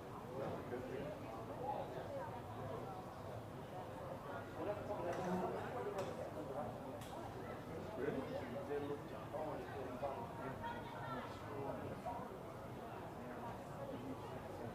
How long ago was this?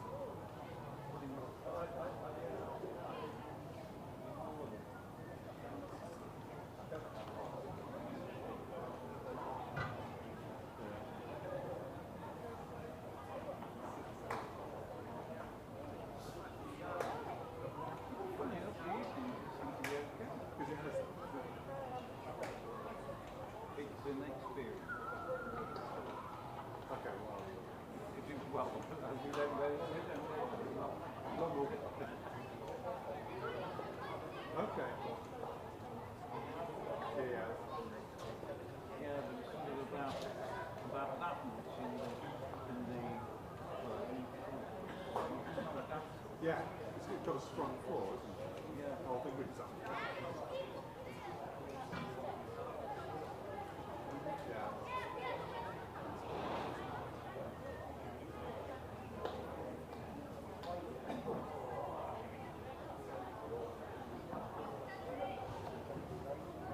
Okay.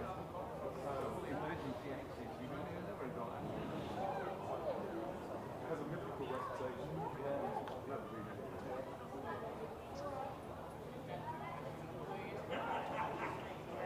Well, so yeah, still fun.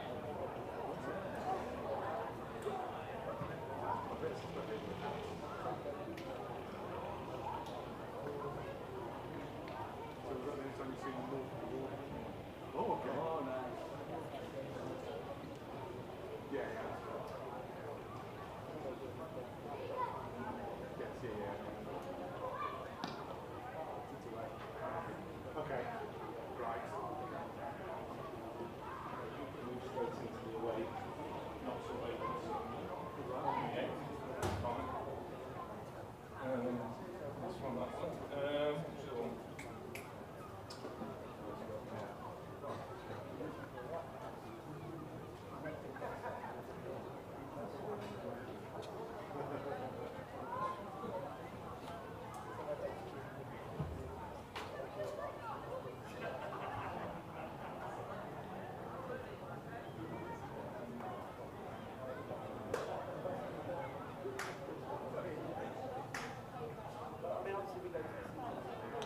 Okay.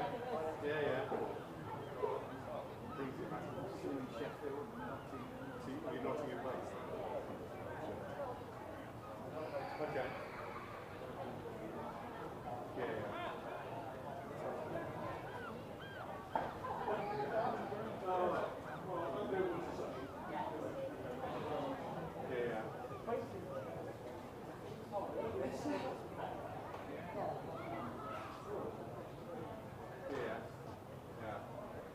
Yeah, because that's what's the problem. It's a seeds effect. As soon as the first everyone and then people will know.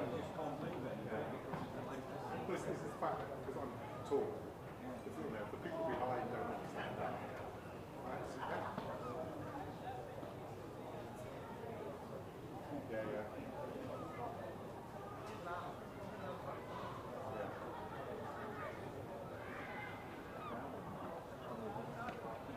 Yeah. I went to the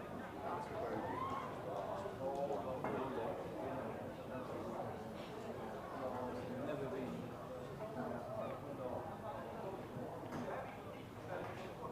Well, they frequently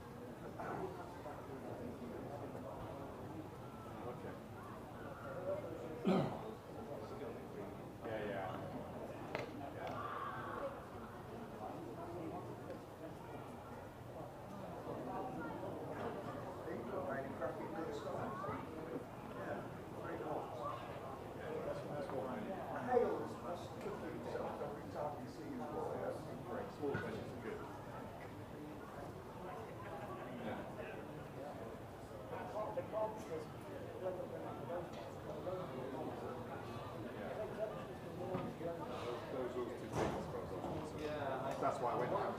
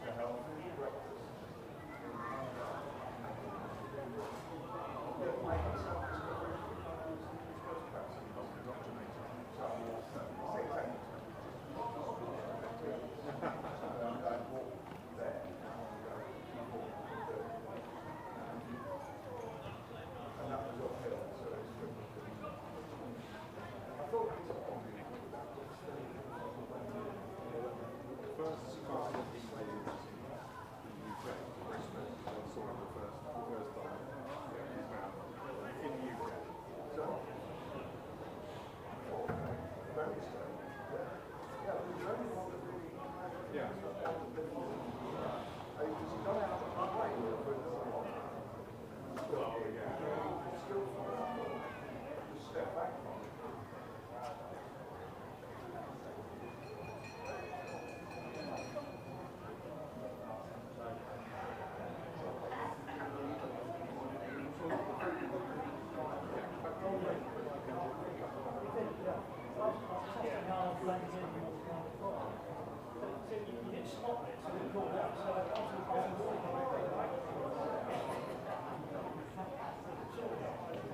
Well, yeah, we searched quite a lot.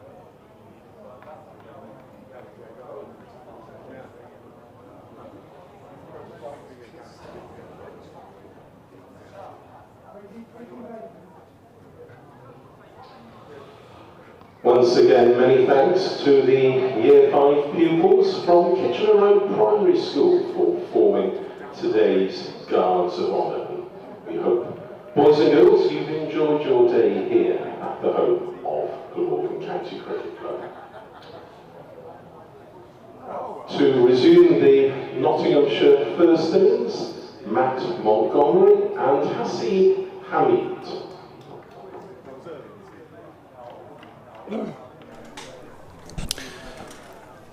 Prananda from the BBC commentary box. A very good afternoon to you. Where at Sapphire Gardens, Nottinghamshire are well placed at 130 for 1 in reply to Glamorgan's 318 all out. We have seen 111 runs scored today in 31 overs for the loss of Ben Slater, bowled by James Harris for 31. But a couple of very nice innings from Hasib Hamid, who's on 66 not out in particular, and Matt Montgomery, the championship debutant, who has looked at home. He's on 28 not out. As you heard, James Harris is to bowl the first over of the afternoon. I'm Nick Webb. Alongside me from BBC Radio Nottingham is Mr. Dave Bracegirdle. Prananda? Close. Thank you. What's the dar bit then? That must be good. Yes. And pronoun is afternoon. Yeah. Prananda. Prananda. Dayan, very good. Prananda. My James Harrison Bolio. Over to you, Dave. There is Harris then, former Middlesex man. Bowls the first ball of the session. It's a lively one. Good afternoon, he says. Or Prananda, maybe even to Matthew Montgomery, because it was banged in short, and that was a decent effort from James Harris. Got a fair degree of bounce there, one that took off, nicely taken by Chris Cook, but a real old wake up to the afternoon session for Matthew Montgomery. 130 for 1, so not scored 111 runs this morning. They're looking for another plentiful afternoon with the bat here, and this one's cut down to third man for a single. 131 for 1. Love to hear from you on the old Twittery thing, and Play Up Pompey has been in touch to say Hasib Hamid and Matt Montgomery, should you wish to take up a challenge, are there any more Nottinghamshire or indeed Glamorgan batsmen or indeed cricketers with the same names along the lines of, and their examples are along the lines of Arthur Askey or Basil Brush? Well, yeah. Straight away I can think of two other Nottinghamshire ones, and the ones that Paul Johnson always pulls out as a little bit of a trick question. 131 for 1 as this one wide of the off stump, first ball of the afternoon to Hamid, and drives into the offside. Which two county and England openers did he play the bulk of his cricket with that share the same initial? So I'll just leave that one with you for a moment, Nick. Through the 80s and 90s, Nottinghamshire openers that also played for England and shared the same initials. You know, the same first and second initial in each case. Here's James Harris. Bowls and down the leg side. That'll be 4 runs. Think there was bat involved. Not so I won't mind either way, as long as the runs come. And yes, confirmation from umpire Newell that it's 4 runs to Hamid, just tickling it away nice and fine for a boundary. And Hamid on to 70. 135 for 1. Well, you need to look no further than behind the Glamorgan stumps for the first example. Chris Cook. And technically, William James Wheel, but he's known as James.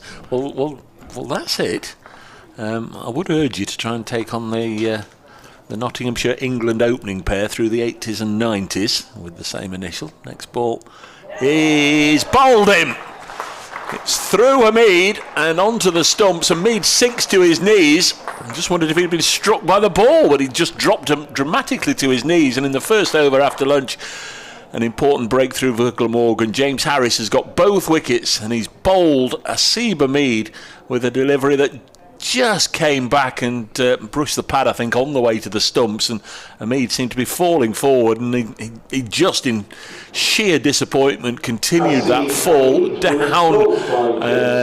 onto his haunches, and he's been bowled for 70, and that's a real lift at the start of the afternoon for Glamorgan. Conversely, a huge blow for Nottinghamshire. Both Notts openers have been dismissed. Bowled Harris, differing deliveries, but still counts on the scorecard. 135 for 2, and that ends a partnership worth 71 between Hamid and Montgomery. The wicket coming in the 41st over. Well, an excellent delivery from Harris in that it jagged back between bat and pad, and I think Hamid was trying to leave it and just misjudged it. May have just flicked the pad on the way through, but struck the off stump. Didn't get an awful lot of bounce, but he wasn't really playing any sort of shot. And James Harris strikes the timbers for the second time today as Joe Clark comes in at number 4. 390 runs at an average of 43.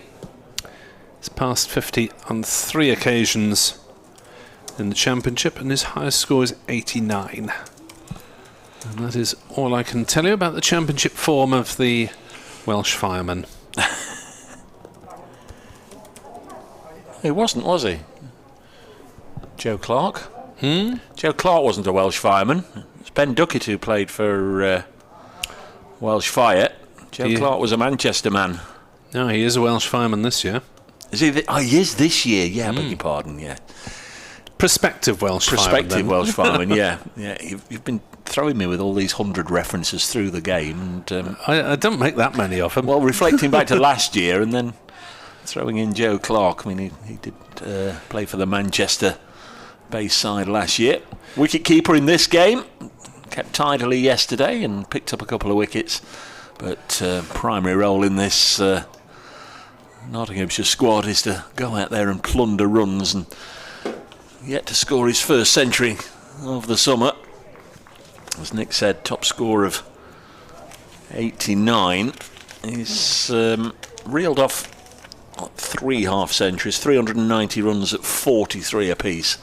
There's Harris then to bowl to him, goes deep into his crease, down the leg side. There's going to be 1 to the total. This may be counting against Chris Cook. Let's have a little look. No, it's a leg by, so Chris Cook's okay. It brushed the pad.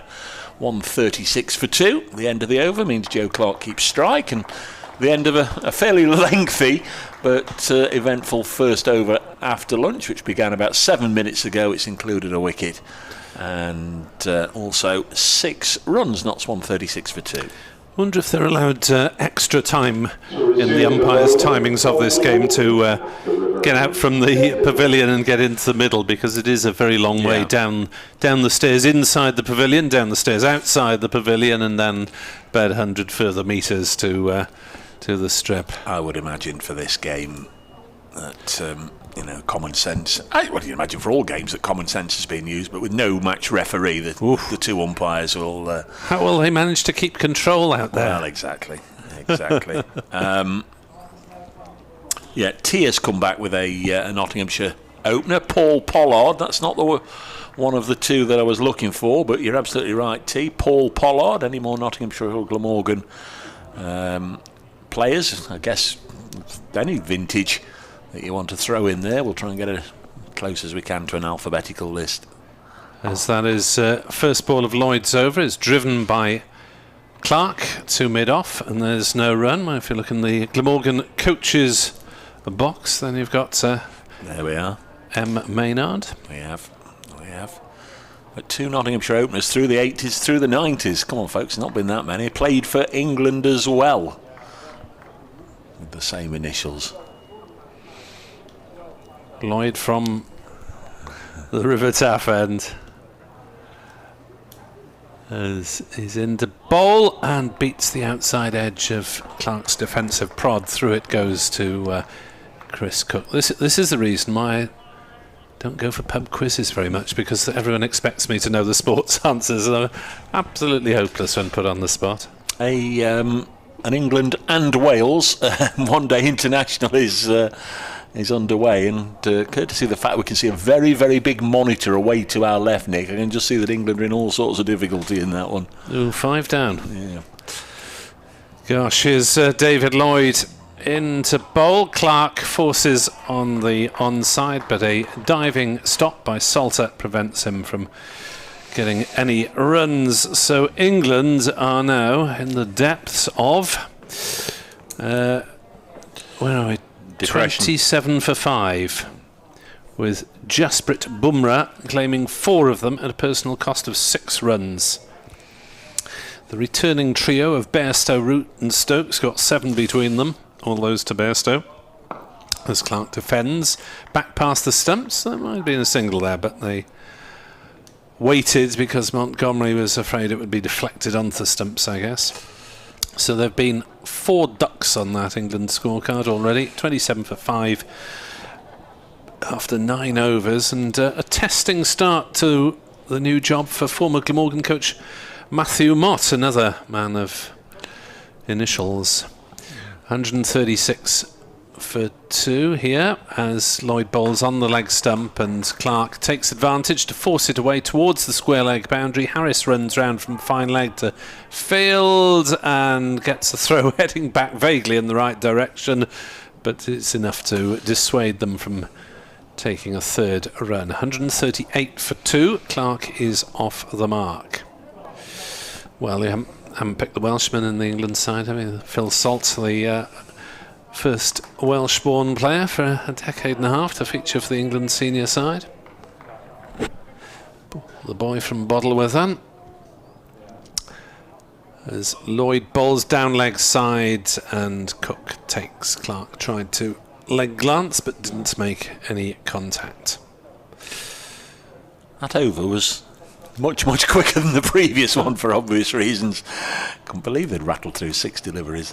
But they have, on 38 for 2. Clark is away with a couple of runs. Matt Montgomery, 29 not out.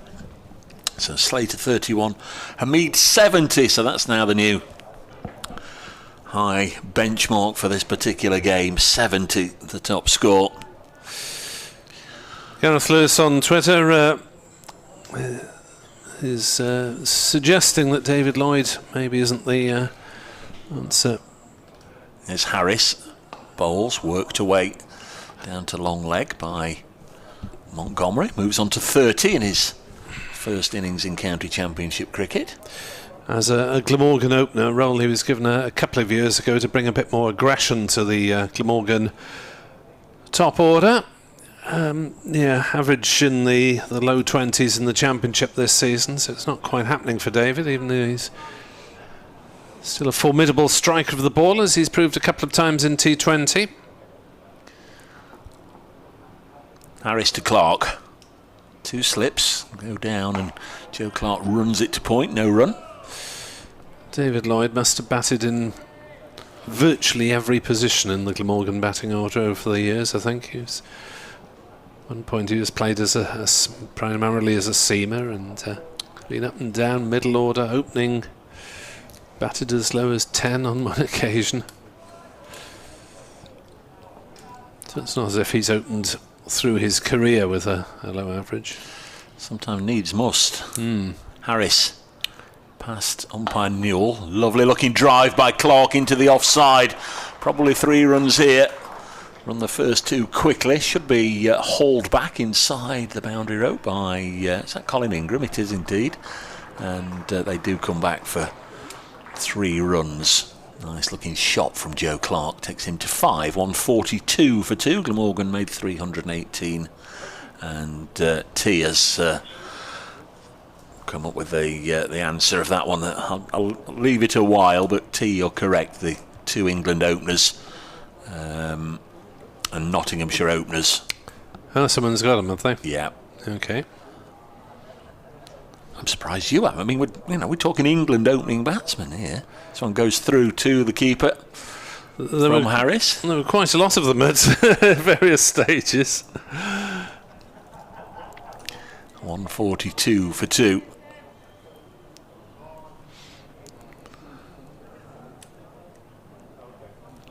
Still no real breakthrough in the overhead conditions. It's cloudy, but I'd imagine it's fairly warm out there. I can see 1 or 2 gentlemen with their shirts off, so pleasant conditions, but not the baking hot sun of yesterday or the blue sky.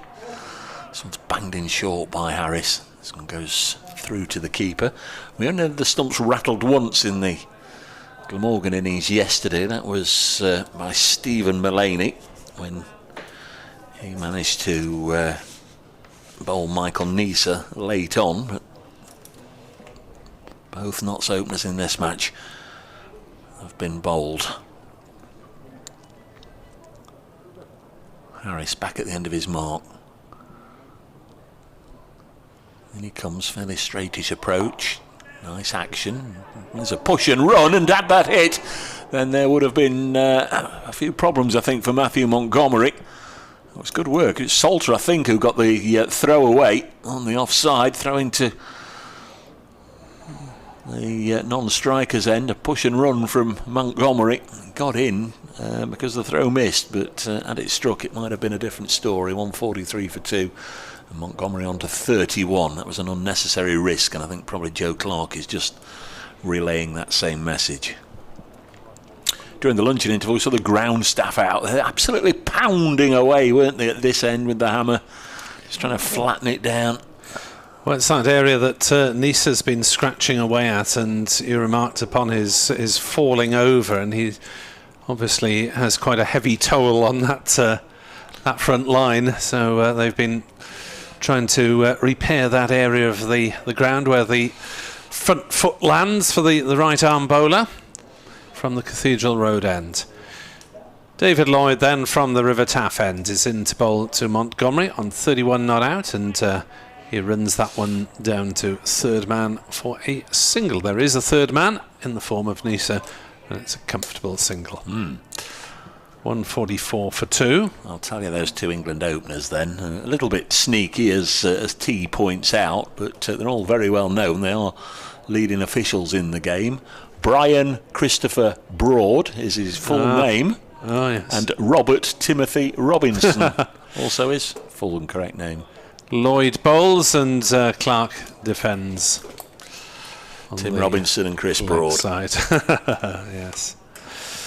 It's a good question, that one. Glamorgan hope to finish, by the way, work on this stand by the end of the month. Which month? This month. End of July. So anyone coming here for the One Day Cup or the franchise event should be all in order, as that is defended on the leg side by Joe Clark. No run. Just scanning through a few points from the members forum at lunchtime. Apparently the commercial manager Hugh Warren is leaving soon to join Gloucester Rugby. And Glamorgan are looking for overseas players investment for the back end of the season. Lloyd bowls, and sure that wouldn't be a miss either. Clark flicks it through mid-wicket. It's a bit of a chase for Salter. It's an easy couple of runs. 146 for 2. Clark to 7 not out. I hope that was a Freudian slip. Or not a Freudian slip. Oh, it's just a bit of pre-sight. So apparently Glamorgan are looking to sign a seam bowler and a spinner for the back end of the season. So not quite a like for like, because they've had Labuschagne and Ingram, which is interesting. That's the word from the meeting. And it's claimed that one of those signings is imminent, so I shall keep posted when we hear anything. Lloyd bowls, and Clark works again on the leg side for another couple of runs. There's a diving piece of fielding by the ever-enthusiastic Salter to try and prevent any more than a couple, but Clark progressing quite comfortably at the moment, on to 9, 148 for 2. Nearly time for me to nip along the corridor and speak to the good folk of the Robin Hood County. Real blow, I think, losing a Seba Mead for Nottinghamshire that have wanted him to bat through the session. Lloyd bowls, Clark leg glances for 4. Down to fine leg. Harris running round from the 45-degree position isn't going to cut that one off. And rather too much down the leg side from David Lloyd in that over. He's bowled 7 overs, 0 for 36. So he's not exactly leading by example at the moment. 152 for 2, Nottinghamshire. They are getting on for halfway towards the Glamorgan total with just 2 wickets down. The openers out, Slater for 31, Hasib Hamid for 70, both bowled by James Harris. Continue looking through points from the members forum. One overseas signing imminent, as mentioned. Michael Nisa is under contract for next year. They're hopeful that Marnus Labuschagne will re-sign, but Australia will always need him. There's James Harris in to bowl to Matt Montgomery, who gets one up in the block hole. Well bowled, well played, driven back to the bowler. And there's no run. Edward Bevan is back in alongside me. Suggesting that Glamorgan are looking for a spinner as well as a seamer as they're overseas in September, which is so interesting. Do I take it there are 2 overseas players coming? Well, they're looking for them. One is reportedly imminent. Harris bowls, nice straight up. Any news on when Colin Ingram goes and what was the position there in his contract? 152 for 2. Well, it was in his existing contract that he was as you said, yeah, allowed to depart the Caribbean. So, yeah, I look forward to more developments there. One would, I suppose, it may have been that when Ingram signed up, Glamorgan were expecting him only to play white ball, mainly T20. Harris bowls and Montgomery defends to point, and there is no run. Hogan will leave a big hole. Is a Nisa signed for? Nisa signed for next year, but okay, obviously dependent on international calls for the Ashes, which I think is a little bit earlier than previous seasons, June and July possibly. So if he were to get a call, he might get a blast at the tail end of the season with Glamorgan as well. Harris bowls and Montgomery will get a single here, running one down towards third man. Salter scampers backward from point to field. Montgomery to 33, 153 for 2. Harris bowled pretty well after lunch, isn't he? A very important wicket of Hamid, but Lloyd, unfortunately, as you say, is drifting down that leg side all the time. Whether he'd be better if he goes round the wicket and gets a better angle. As Harris, 5th ball of his over from this Cathedral Road end, into bowl to Joe Clark, who defends to square leg, no run.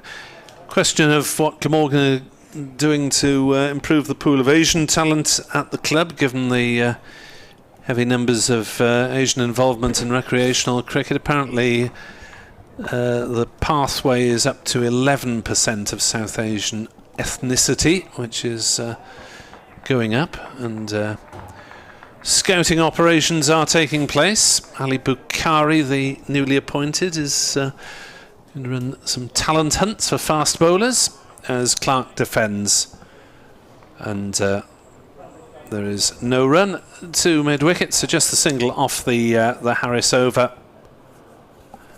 153 for 2, Nottinghamshire replying strongly to Glamorgan's 318 all-out. Yes, and plenty of batting for them to come. Glamorgan are rotating their attack, and as we thought, one bowler missing, you would think of the 4 seamers, because David Lloyd is a part-time bowler, even though he's taken 11 wickets this season.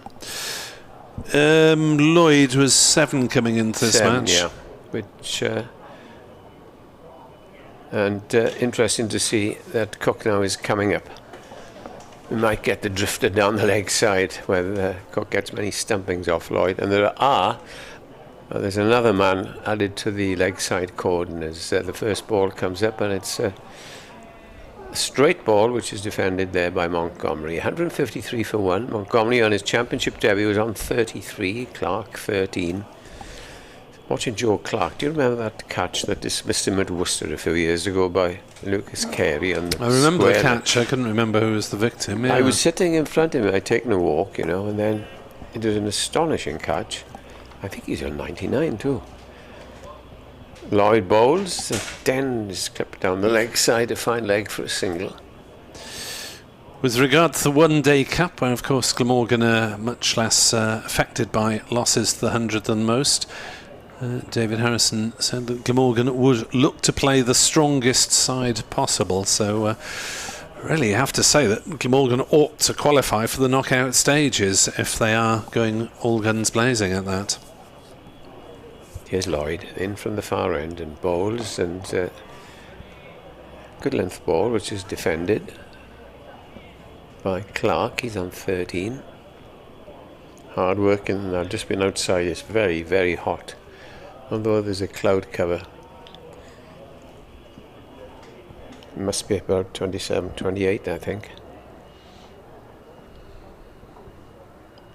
Halfway through this 8th over for Lloyd as he bowls, and that just gets up a little, but it's well played by Clark as he dabs it away to Byram, who's feeling in a sort of deep gully position or orthodox cover, just backward.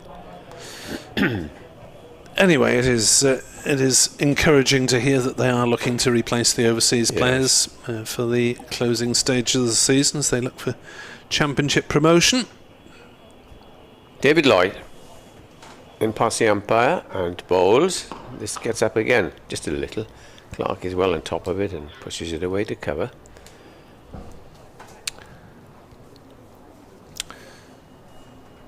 And when they say strongest possible side, I suppose Michael Nisa will be playing. If he's not snapped up, which he hasn't been as yet, has he? No. Yeah, Ingram's available for most of it. In comes Lloyd, down the leg side, and he gets another single, does Clark? I would have thought there might be a little bit of opportunity End for of the over. Glamorgan against some opponents to rest and rotate and maybe introduce a couple of younger players per game if you're playing a side who've lost all their first 11 to the franchise. Which was the case, for example, Nottinghamshire here last year bowled out for 70 odd with a side of half teenagers. I suppose the England players won't get in after today's performance. Oh gosh, England's 27 for 5 is the latest I heard. As James Harris will continue, he's got 2 for 35 so far. He's bowling to Joe Clark on 14 not out, knots 155 for 2. As that is driven into the offside by Clark, but straight at cover and there's no run. Hope Nottinghamshire listeners and viewers will forgive our nattering on about the Glamorgan Forum for a few minutes, but it is the area where information does emerge of interest to all the county's followers. And not when are the toilets going to be ready downstairs, the gold-plated? They're hoping to finish it by the end of the month, the gold-plated toilets, the King Croesus toilets. As Harris is in, and on the back foot, Clark defends on the offside, no run. Just looking to see what international sides would be here and international players available, but the England-South Africa series doesn't end until the 12th of September, the 3-match test series, so there'll be no use looking for recruits from the South African test side. No. As Harris bowls, and he's bowled him with another leave, and James Harris keeps taking advantage of Nottinghamshire misjudgments as Clark sees the top of his off-stump hit. And Nipbacker, here we go. If it was, it's very similar to Hamid's dismissal, as on the replay. That came back a little bit, but that's not a vast amount, not as much as the Hamid dismissal. And another misjudgment and another Harris benefit. Yes, indeed. 3 out of 3 for James Harris, which is good to see because he hasn't been in the wickets this season. He's been in and out of the first team. And Joe Clark is a big wicket to take. And Glamorgan get their first bowling point. Yes, Notts will be kicking themselves somewhat because they've lost 2 wickets in the half hour since lunch, and both of them without playing a shot. So self-inflicted damage, really. Harris just angling it in naturally. A little bit of movement off the pitch, but not exceptional. And had it carried on its line, it might have just shaved the outside of off stump, but just coming back in a fraction. And really, Clark and Hamid have been the authors of their own misfortune. The incoming batter for Nottinghamshire, Lyndon James. So he comes in at number 5. Strong batting side here, but they are still adrift by 163. So they're a long way to go in this game. And yet again, I think we're going to have a very interesting and enjoyable county championship game. Well, this has just dragged it back a little bit towards Glamorgan, Harris's efforts in this spell. But looking at the... All clean bowled too. Yeah, all bowled. Nottinghamshire stats. Lyndon James averaging 48 with a couple of hundreds. Stephen Mullaney at 6, averaging 62 with a couple of hundreds. Yes, they bat all the way. Joey Everson at 7. And he's got a century already this season. Patterson, White, Fletcher, Hutton. Bit of striking possible there. And Dane Patterson rounding up the Nottinghamshire line-out. Harris then to continue. Top 3 all bowled Harris. Unusual to see that on the scorecard. It's in to bowl to Lyndon James, who drives to Nisra at mid-on, no run. Just a couple of slips. It's not ultra-attacking by any means. I think his best, wasn't it, against his former club Middlesex, James Harris, earlier on in the season? 4 or 5, wasn't it? Yep, best of the season was 4 for 68 against Middlesex here in the 3rd match of the season. He missed the Trent Bridge match because of illness. I think he would probably have played had he been fit, but he was unwell on the morning of the game. Harris bowls and driven by Lyndon James. Nice way to get off the mark as he cracks that one away through the covers for 4. And although Harris has taken the 3 wickets, there have been too many 4 balls delivered by Glamorgan today, really, giving Nottinghamshire the space to throw their arms at deliveries outside the off-stump. Hamid was cover driving like a dream. Perhaps it's time now that Lloyd's had a bowl and hasn't been successful to introduce either Nisa or Hogan, especially to the new batsman from that River End. Try and keep Harris going as long as he can. 159 for 3. Harris on this overcast afternoon here in Cardiff. It's into bowl to James. That's a good ball. Yorker length up in the block hole. Well defended by Lyndon James. 159 for 3. Applause for Harris's wicket in the over. And Nottinghamshire are now exactly half of Glamorgan's total. 159 scored, 159 the deficit. Absolutely. Another wicket now, and or 2 before tea, although we haven't long been out here since lunch. And it'll be very interesting. But Nottingham, as we keep on saying, bat a long way down, and we want to get a lead. England 53 for 6. Until drinks break. Moeen Ali out for 14. Yes, Lloyd starts a new over and draws the batsman, who is Montgomery, forward. A little bit of pressure on Montgomery, not so much pressure the way he's playing, etc. It's because the keeper now has come up, and I noticed he went back, took a fresh guard in his crease, and he's taking another guard now. Yeah, it's the advantage for the keeper standing up. The batsman has to remain at home. David Lloyd from the River Taff end is in and bowls, and that's played down to third man or any serious fielding, and they go through for a single. England's hopes dependent largely on Jos Buttler's 24 not out. Not a lot to come though, Nick. Willie is in at 8. Craig Overton, Bryden Carson, Rhys Topley. Yeah, Bryden Carson, South Africa. It's a surprise choice. In come the field now for the new batsman, James, as it's Lloyd bowls to him. Oh my word, that was very, very close. Another leave. And that one was very close outside off stump. Yes. James just about getting the decision right. It appears as if the batsmen don't trust the pitch, doesn't it? I think they tend to play at the ball if they don't trust it, but yeah, all very strange. James, tall, right-handed, waits now as in comes Lloyd and bowls to him, and he looks to play on the onside, gets a leading edge, so bit of pressure coming from Lloyd now. He hasn't taken the wicket, neither has Nisa, neither has Hogan, all three to Harris from the Cathedral Road end. Yeah, James looked as though he was a bit early on that shot.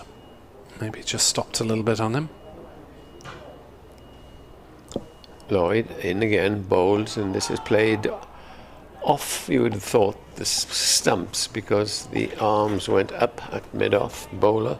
So getting the ball where he wants it now. And James, with his height, has the advantage there of getting right forward, something which I thought that Hamid did extremely well, playing right forward, nullifying any seam or swing. Here's the next ball, and that's hit through the covers for 4 runs. That's the way he got off the mark. And perhaps it tells us, right, that if there's anything up there, I'm going to hit it for 4, which he's done twice. 164 for 3. James moves on to 8, and Montgomery is on 35. Had a lot of boundaries today, haven't we? Yes, and that was the case yesterday. We saw it from Colin Ingram, Carlson, and then we saw it from Nisa and Andrew Salter, their proportion of boundaries. 164 for 3 then, and there have been for 16, 21, 23, 24 boundaries struck, so 96 runs out of the 164 have come in boundaries. James Harris to Matt Montgomery. Drives pleasantly, but to mid-on, no run. Nisa doing the fielding. There is a sweeper in the form of Byram on the leg side boundary. In fact, there's not much cover in the inner area, as Nisa is at mid-on. Byram's on the boundary at square leg, just forward of the umpire, and fine leg on the 45. That is the leg side field, just the 3, as Harris bowls and steered away by Montgomery to point. There's no run. There are 2 slips. There's a third man, a point cover mid-off. Fairly conventional. So we've seen some good stroke play today from Nottinghamshire. Yes, indeed. Hasib Hamid with 12 boundaries. Came a bit of a surprise to me to see Hamid. I thought he'd booked in for 100. Yeah, looks a classy player at this level, doesn't he? As he's proved this season in the Championship, as Harris is in, bowls just back of a length. Montgomery does well to play it down on the offside. To point, no run. Harris just bending his back and getting the ball to spit a little bit off the pitch. But Montgomery has looked remarkably at home so far for a Championship debut. Yeah, started with a boundary and he's gotten and played quite fluently. Played the 4 first-class matches in South Africa, but obviously different conditions and different challenges here. Harris in, bowls a short delivery that Montgomery just sways underneath, allows to balloon harmlessly through to Chris Cook. No run. Notts, of course, are without probably their best batsman, Ben Duckett, who's been called up to the England Lions team. Got 100 in that match earlier on in the season at Trent Bridge, and nearly got a double. He wasn't far short of a double in the second, not a double, but his second century of the match in the second innings. Left-handed, of course. Harris is in to bowl, forced through the leg side by Montgomery. There's a chase on for Nisa, round back from mid-on, and they'll go through for 2 runs, 166 for 3. Nottinghamshire. As you mentioned, that England Lions game, it is a practice game with the whole squads allowed to play effectively, but South Africa are 299 for 9 with 7 balls left of their innings. David Payne has been the main man for England with 4 for 38 as things stand at the moment. Century for Milan at the top of the order. As Montgomery defends to mid-on, Nisa fields no run. So there have been Yanaman Milan has scored 103 for South Africa. David Miller is 41 not out, who had a brief spell here in the T20, caused great entertainment. End of the over from Harris, 166 for 3. David Payne with 4 wickets and 3 for young Rian Ahmed, the Leicestershire, I think, spinner. Correct. Made an impression. So we might see him in action against Glamorgan next week. Yes, indeed. David Lloyd is going to carry on. He has watched this first ball, and that gets up just a little, and it's farmed down to the deep gully position. What is this, Lloyd? These windows are appalling. This is his 10th over. Been very expensive. Yeah. For 43. It's just the one slipper man on the drive, and those are basically the close fielders.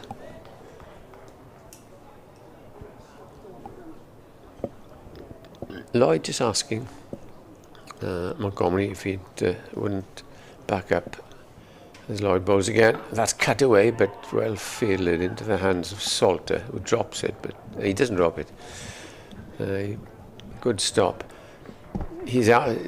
Montgomery was quite wide of the crease, not near the umpire, and Lloyd, for some reason, just wanted him to come back where.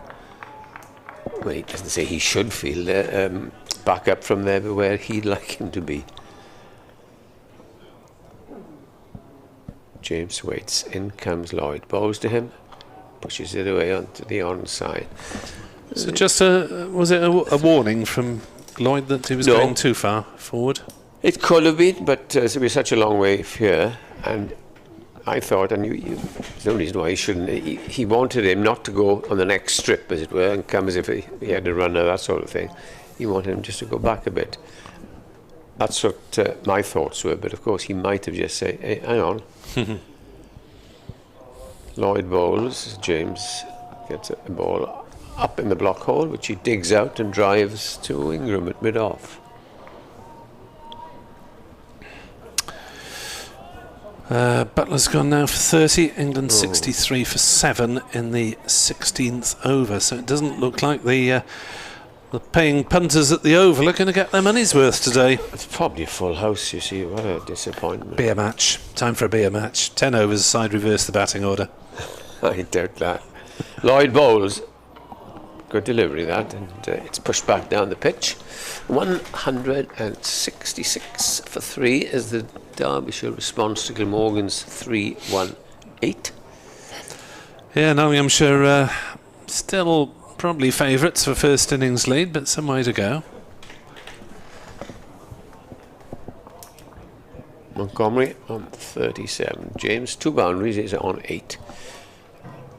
He's gone for the square drive there, but eluded Nisa on the 3rd man boundary and gone for 4. Not exactly time, but that's the third 4, and he's on to 12, 170 now for 3. It's hard work for the bowlers. Noticeably, the 2 premier bowlers, Hogan and Nisa, haven't bowled since lunch. So they hold in probably for a double burst and also give Salter a bowl. But these 2, especially Harris, has bowled well. Not so much Lloyd, but Harris really has bowled well since lunch. Only gone for 1 or 2 boundaries. And he is all set to bowl to Montgomery. As Harris is in now, bowls and hits Montgomery somewhere. Slightly painful by the look of the batsman's reaction. On his foot, I think.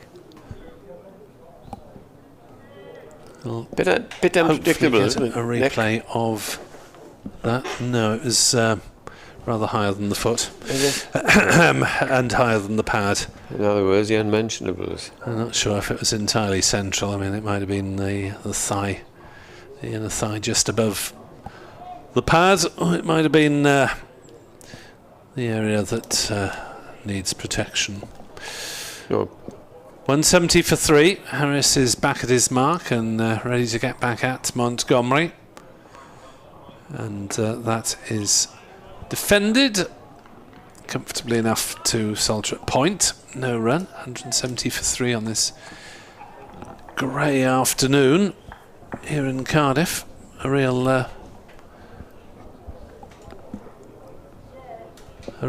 contrast, really, to yesterday's blue skies for 75% of the time and a little bit of a high cloud. The cloud's fairly high, but it's certainly thicker than yesterday. As Harris bowls, full length ball driven by Montgomery, back past the bowler. Will it go all the way to the boundary? Nisa slides inside the ropes at the Cathedral Road end. A wholehearted chase, as everything really from Nisa is done at absolute maximum effort.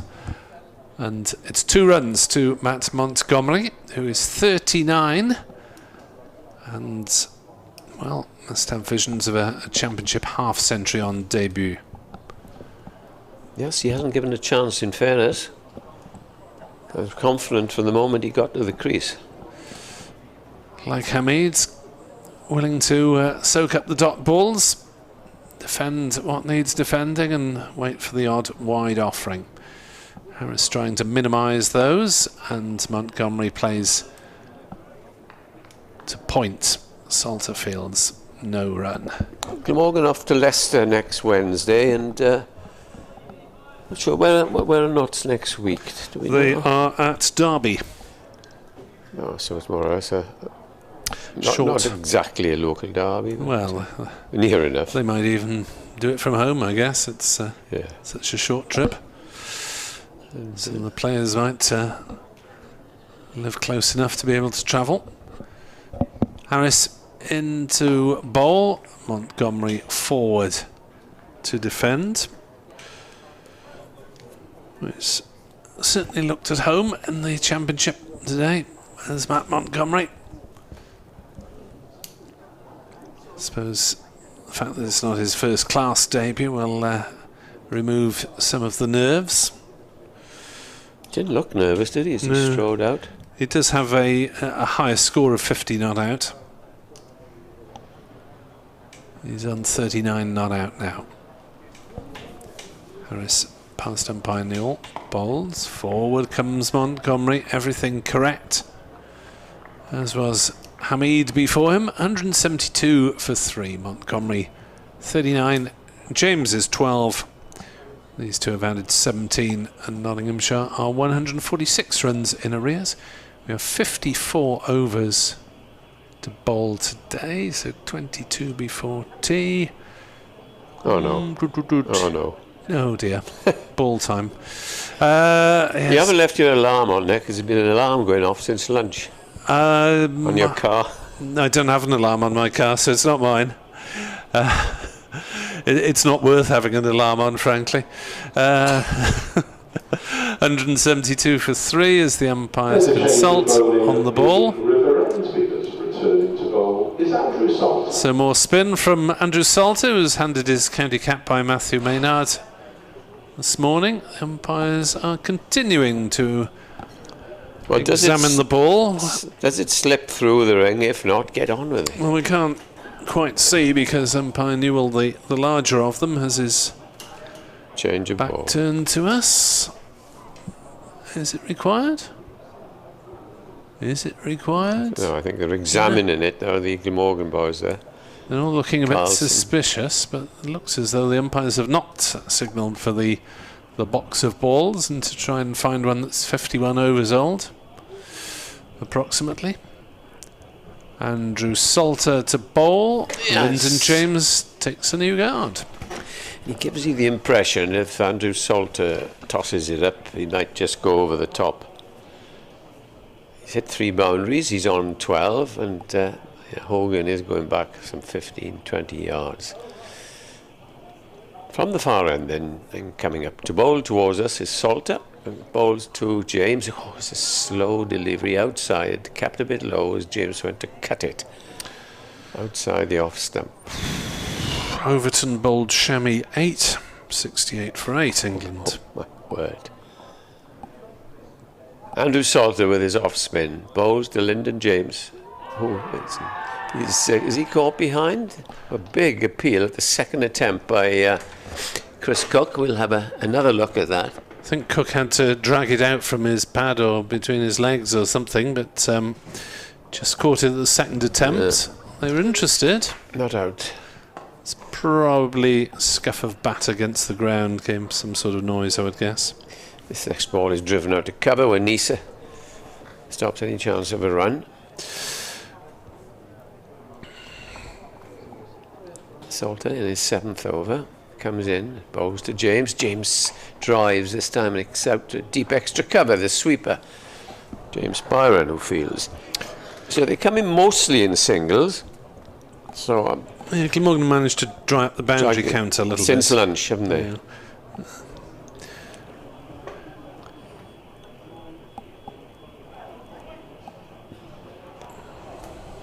Salter, note for 28 bowls, and that's driven backward of square to Nisa yet again.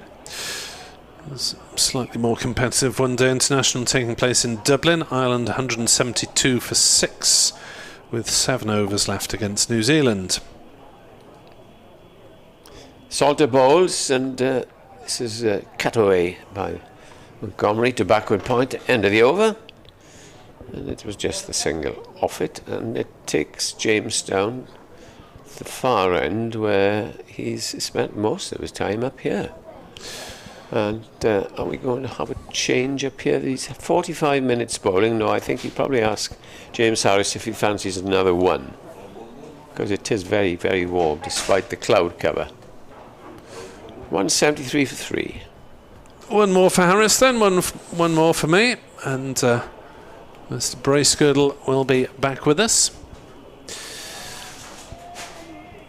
As in the match at Northwood between 2nd and 5th, Middlesex 39 for naught in their second innings, 36 runs in the lead. Harris to James on 13 not out, driving to Nisrat mid-on, no run. So 2 low scores in the first innings. Middlesex 188, Worcestershire 191, and probably welcome news for supporters of Nottinghamshire and Glamorgan that both sides there have missed out on any batting points. 173 for 3. As Harris into bowl to James, who slashes that one to Salter at point. He can't field cleanly at the first attempt, did well to get behind it, and they'll go through for a single as the ball span away from him, but James is timing the ball quite powerfully already as he moves under 14. When Dave comes back, I'll ask him. He looks as if he's an aggressive player. As you say, he wants to get on with it. So a couple of centuries to his credit already this season. Slip coming out, more defence. It's just the one slip now for Harris. And Glamorgan have had some decent batting averages this season, but they are short of on centuries. Players really going on. Harris into bowl, short delivery. Oh, it's down leg side, away from the leaping Cook. It's run away from 4 for 4 runs off the glove. Not a chance, but a false shot from Montgomery as Harris banged that one in, and it wasn't under control from Montgomery. Ballooned up off the gloves over Chris Cook and away for 4. Montgomery 43, 178 for 3.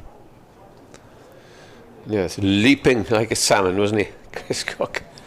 But it was never going to be caught. It was way over his head. Right arm flung up like a goalkeeper trying to tip a shot over the bar.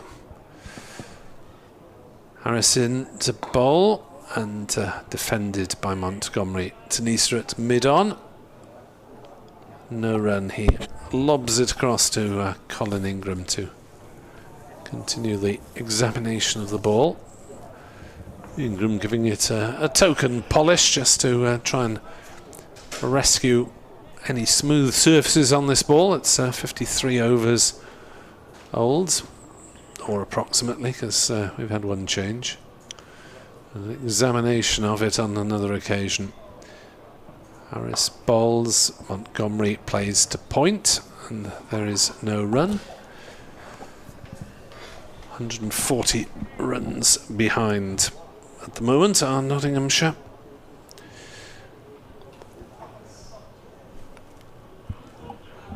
So Brian Bolus, suggested by Paul Sussex, as one with initials the same, first and second name. Nottinghamshire stalwart. Harris bowls another short ball that Montgomery turns around to fine leg, dealing with that one slightly better. 179 for 3 at the end of James Harris's over. He's got 3 for 49, but he's the only wicket taker for Glamorgan, and Nottinghamshire are still in the driving seat at 179 for 3 here on BBC Sport Online. Yeah, they trail by 139. And Montgomery on 44, looking for his 50 in his championship debut. It'll be Andrew Salter to continue, and he will be bowling to Montgomery. Salter then from that far end, come in, bowls the first ball of the over, which is driven away, very well stopped there by Nisa at backward point. Dave comes back from his afternoon nap, I wish I could say, but not so. Not so. This is a day for a nap, isn't it? Chance would be a fine thing, Eddie. Yes. Had a little bit of fresh air outside there. Very nice. Salter bowls, prodded away for a single, and northeast fields. Just telling Nick, you think you walk outside now, but chilly's very warm, isn't it? It is indeed, yeah. Very warm. But no thunderstorms or anything like that in the No. Just heard Nick saying Brian Bolus. Of course, he was JB, John Brian Bolus. Brian. He's passed away, isn't he, Bodie? There's the next ball. This is pushed back to the bowler. Played in that game at Swansea in 68. Did he? And so we hit that.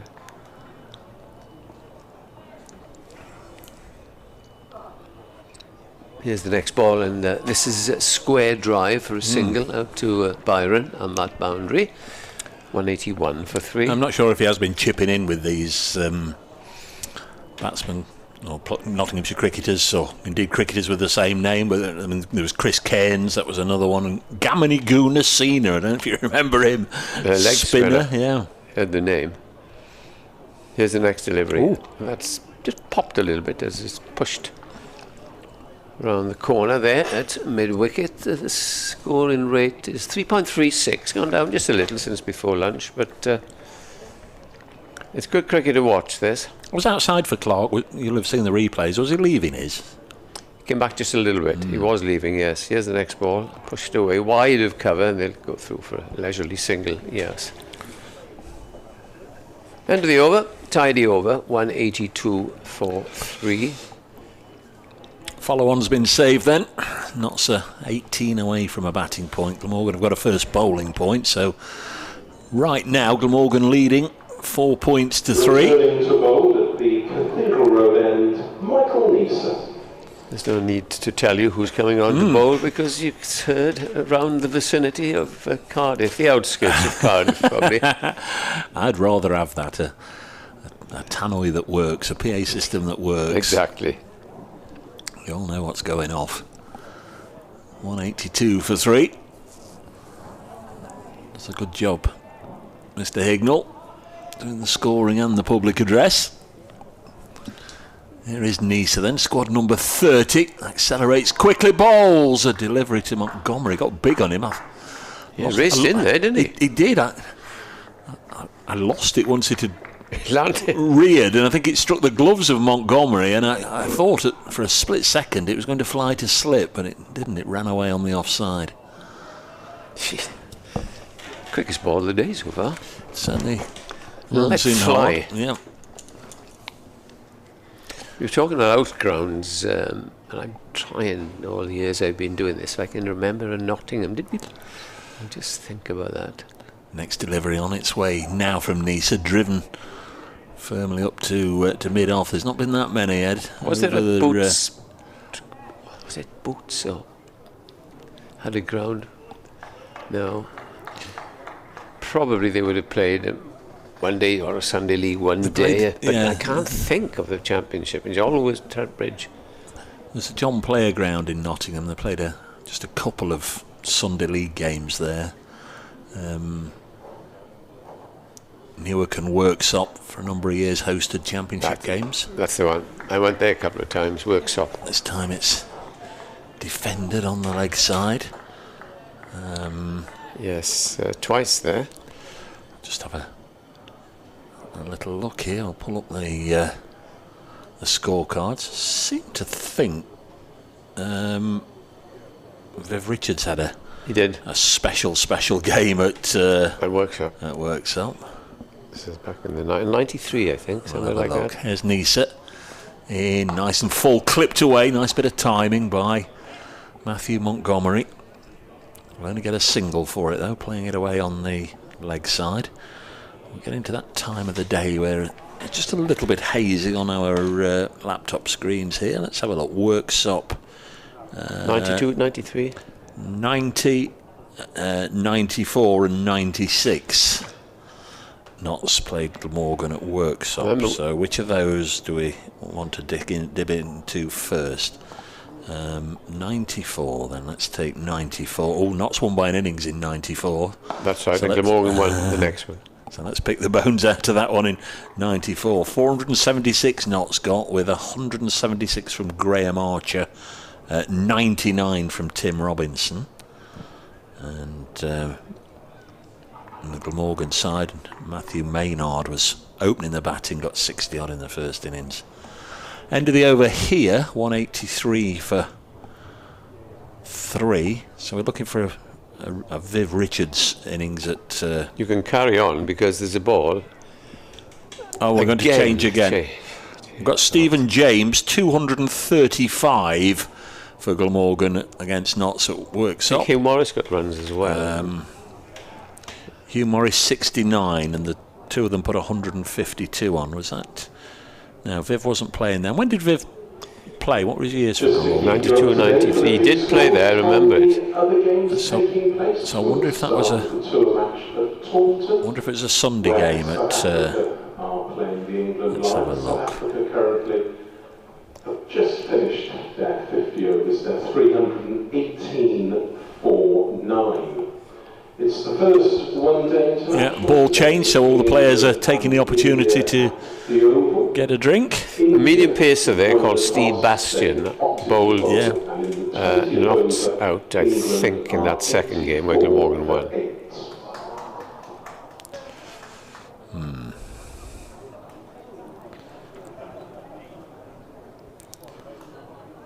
No, struggling to locate it at the minute. Anyhow, might have a little look at that for that in the tea interval. End of, well, it's not the end of the over. We've got a ball to come, and once again we've got the suitcase full of spare balls out there. Crikey. What is Andy Pick doing these days? He's a talent scout for young potential fast bowlers. With Notts? With Notts, yeah. The younger age range. Yeah, I remember doing an A tour, an England A tour out of the West Indies, and Andy was on it. I was sent out there because Glamorgan had Hugh Morris out there, Steve James, Adrian Dale, and Robert Croft. And I remember Andy Pick, cheerful lad. Well, nice very much lad. so. Yeah. 183 for 3 it is, and a ball has been selected for 10 overs. It's very tiresome, isn't it? It is. You know, and it is. You probably noticed in the blast matches, one gets slapped out of the ground, and they just seem to throw another white ball on and get on with it. There's no particular looking and seeing how old it is or whatever. It's just get on with it. I just saw Nisa then having a word with the umpire, and then the umpire was just holding his hands out and saying, as if to say, well, look, it's nothing to do with me. Don't believe me. That's the best one left in the box. You've had all the others. Yes. 183 for 3, but it has been at times quite farcical this season, the amount of times the ball has been changed in matches. Well, they'd say that they did exactly the same as they've been doing for years. It's the only time you use the word batch, isn't it? It's a bad batch of balls. How many? Hundreds and hundreds. Yeah, must have been. 183 for 3. James on 15. Just saying a former famous name in Welsh cricket, Steve James. This is Lyndon James. First ball back concludes the over. Wide of the off stump goes through to the keeper. When you name some of those players, Tim Robinson had a habit of getting 100 against Glamorgan for fun. Similarly, Steve James for Glamorgan against Notts, I think, and I might be wrong, he got 2 or 3 double hundreds. Yeah. And I remember Paul Johnson, the former Notts batsman, writing in Steve's benefit brochure that when he used to come to, here he is again. And he got a terrific number of runs. It will be Salter bowling to Montgomery, 3 short of his 50. Well, he was going to bowl, then he aborts in his run-up. And I think the batsman might have pulled away. A slip, and the keeper standing up. And then basically 1, 2, 3 each side saving singles. Here's Salter in bowls, and this is pushed away on the offside, no run. Yeah, found 2. Just looking. Found 2 double hundreds for Steve James against Notts. Next ball is driven back very firmly, and is well stopped one-handed there by the bowler. Got a couple of double hundreds. Yeah, one at 2:59 not out at Colwyn Bay in 99, and that one in 96 that we talked about at Worksop. I must have got some hundreds as well. In comes Salter, bowls, and this is clipped away, beats the field at short mid-wicket, but he's only got a single because a man comes racing in from that mid-wicket boundary and saves a second run, 184 for 3. Just adapted to first 11 cricket quite nicely here, hasn't he, Matt Montgomery? He's never appeared, sort of out of his depth or unflapped or flapped at anything. Next ball is pushed by James. He's hit 3 fours and 3 singles. I think he's just waiting for the ball to be tossed up, because he looks a strong, well-built, tall young man. Salter in, bowls. James is forward, good length ball. Still a bit left in the shed. Stephen Mullaney's been in fine form with the bat. Liam Patterson-White. Joey Everson's had a first-class 100 this year. Yes, it's a strong batting lineup. Deficit now 1-3-4. Salter in, bowls.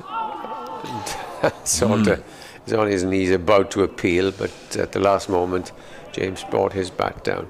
Useful over again by Salter. He has now bowled 9 overs, 0 for 24. And we have got 49 overs remaining today. Yeah, I think he thought he was through Lyndon James' defences then.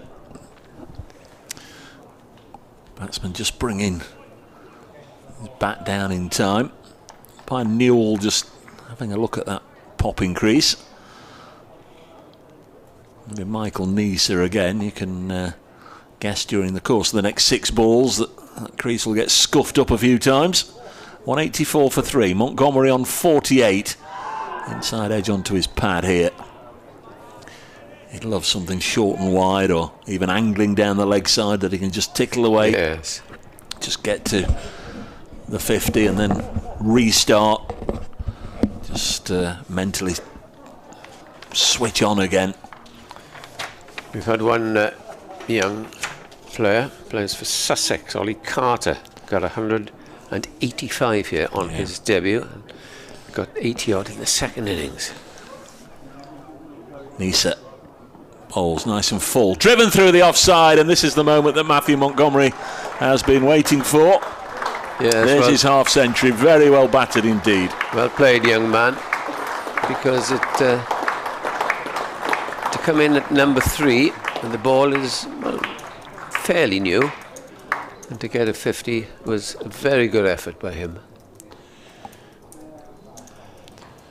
Takes the score to 188.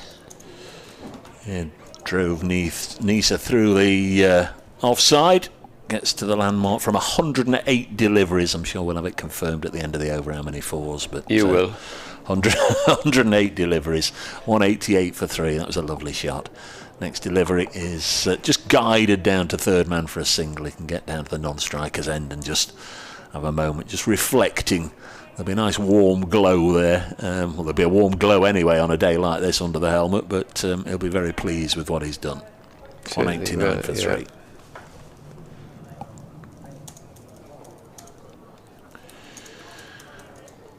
So Lyndon James back on strike.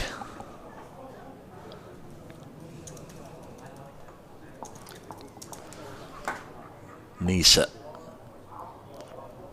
bowls. James back past him for 4. He's very strong in the V, Lyndon James. Technically very correct and brought the bat down very sweetly there. Drove it just to the onside of straight, and it quickly went over the outfield and into the advertising hoardings down below us. 193 for 3. Yeah, his 4th 4 out of 19, and he's been selective.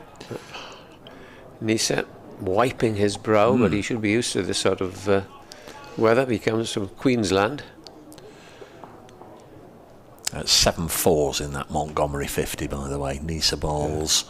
And another single here, so it's been a very productive over for Notts. 10 runs from it. 194 for 3. And there's still 1 ball left. Creeping up towards the 200 mark, and go along at this rate. Now they'll probably be near to Glamorgan, if not just past it, if they play as they have been doing at the close, which will put them in a very strong position with 2 days to go. Yeah, from here they'll be disappointed if they can't get a first innings lead.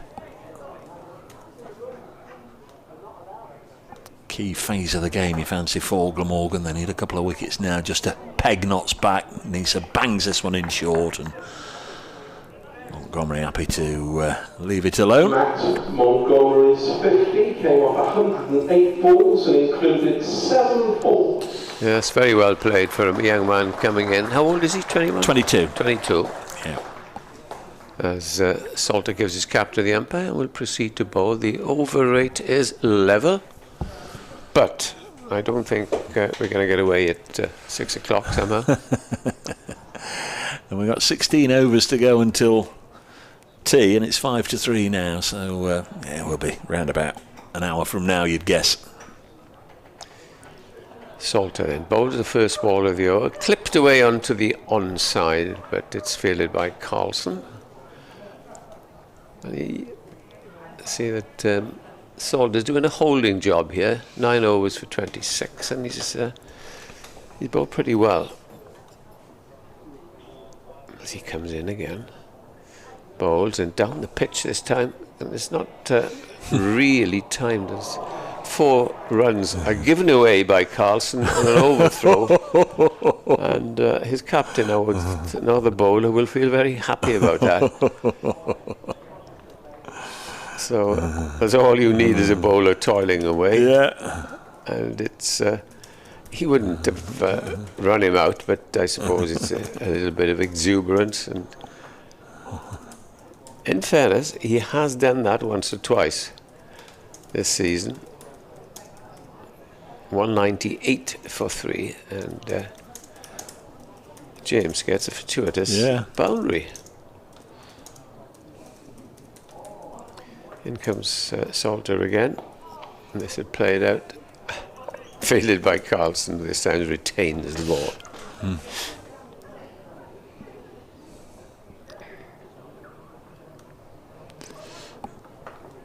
Yeah, lovely way to add to your total. Salter bowls, plays it a little early, upishly back down to mid-on.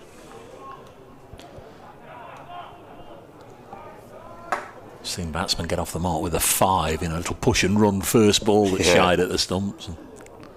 Here's the next one, and that's driven and very well stopped by Salter, who deflects it to Hogan at mid-on. That looked as if it was going to the boundary as well.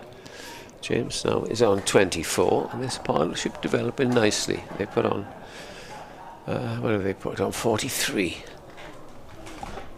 Salter in, played in the gap between square leg and backward square leg, and it's the end of the over. 199 for 3, just a single, and Notts will get their first batting point. Yeah, Alan Breach says, rolling back the years a little bit, Kevin Peterson came to Notts as an off-spinning batter from KwaZulu-Natal, just the same as Matt Montgomery. Well, if he gets not quite the same, but who knows? Yeah, it's another one. If he has half the career that Peterson did, it's a terrific player when he first arrived on the scene for Notts. Exuberance of youth. Yeah. Clive Rice's mentor. There's Nisa going to bowl to Lyndon James, and this is quickish delivery again from the Australian. Lyndon James lets it go over his right shoulder on its way through to Chris Cook. Notts need 1 for a batting point. 3 wickets go down yesterday's morning session, 4 in the afternoon and 3 after tea. Just 1 this morning, 2 so far this afternoon.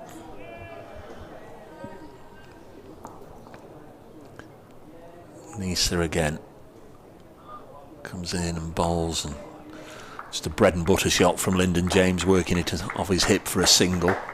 Unlike a lot of bowlers, there's the 200 up and the applause goes round the ground. A number of Nottinghamshire supporters down below has enjoyed that moment.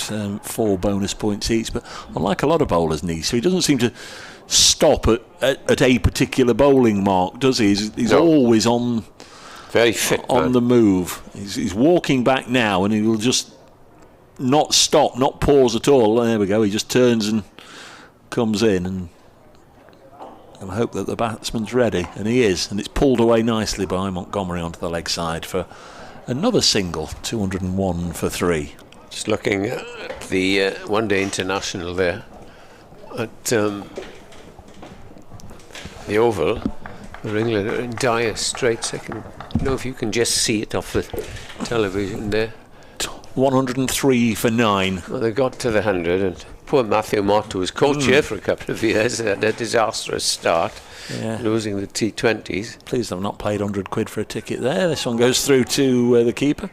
So it's not England and Wales, Ed, it's just England that are 100 for 9.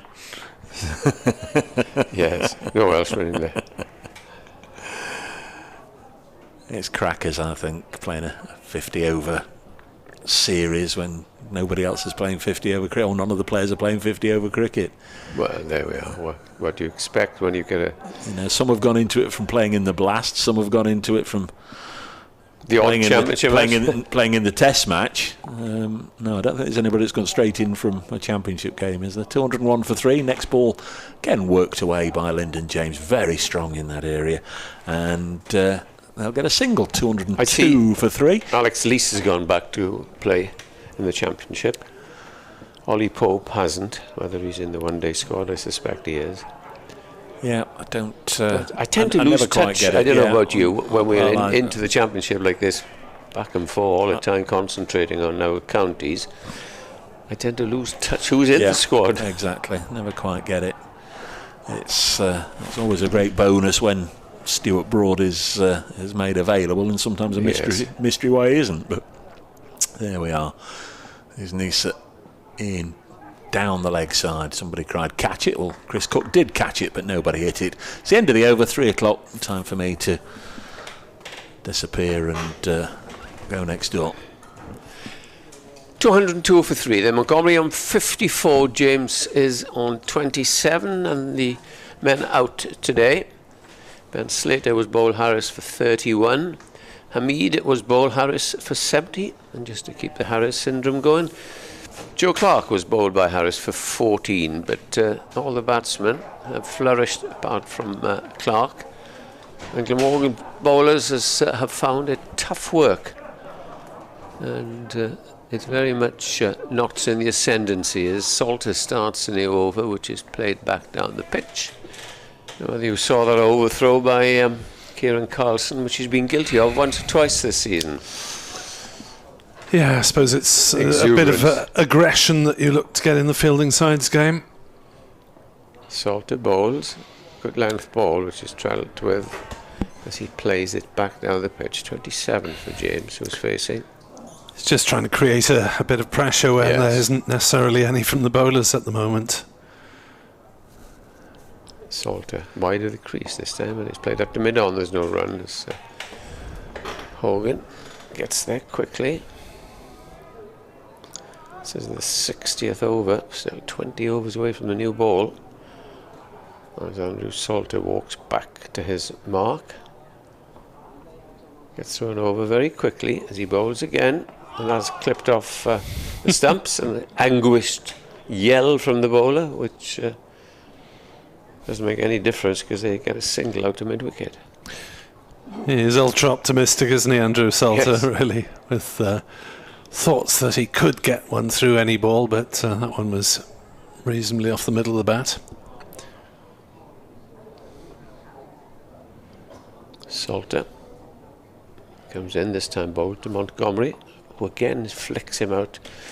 Glamorgan perhaps ought to try and plug that gap if they can.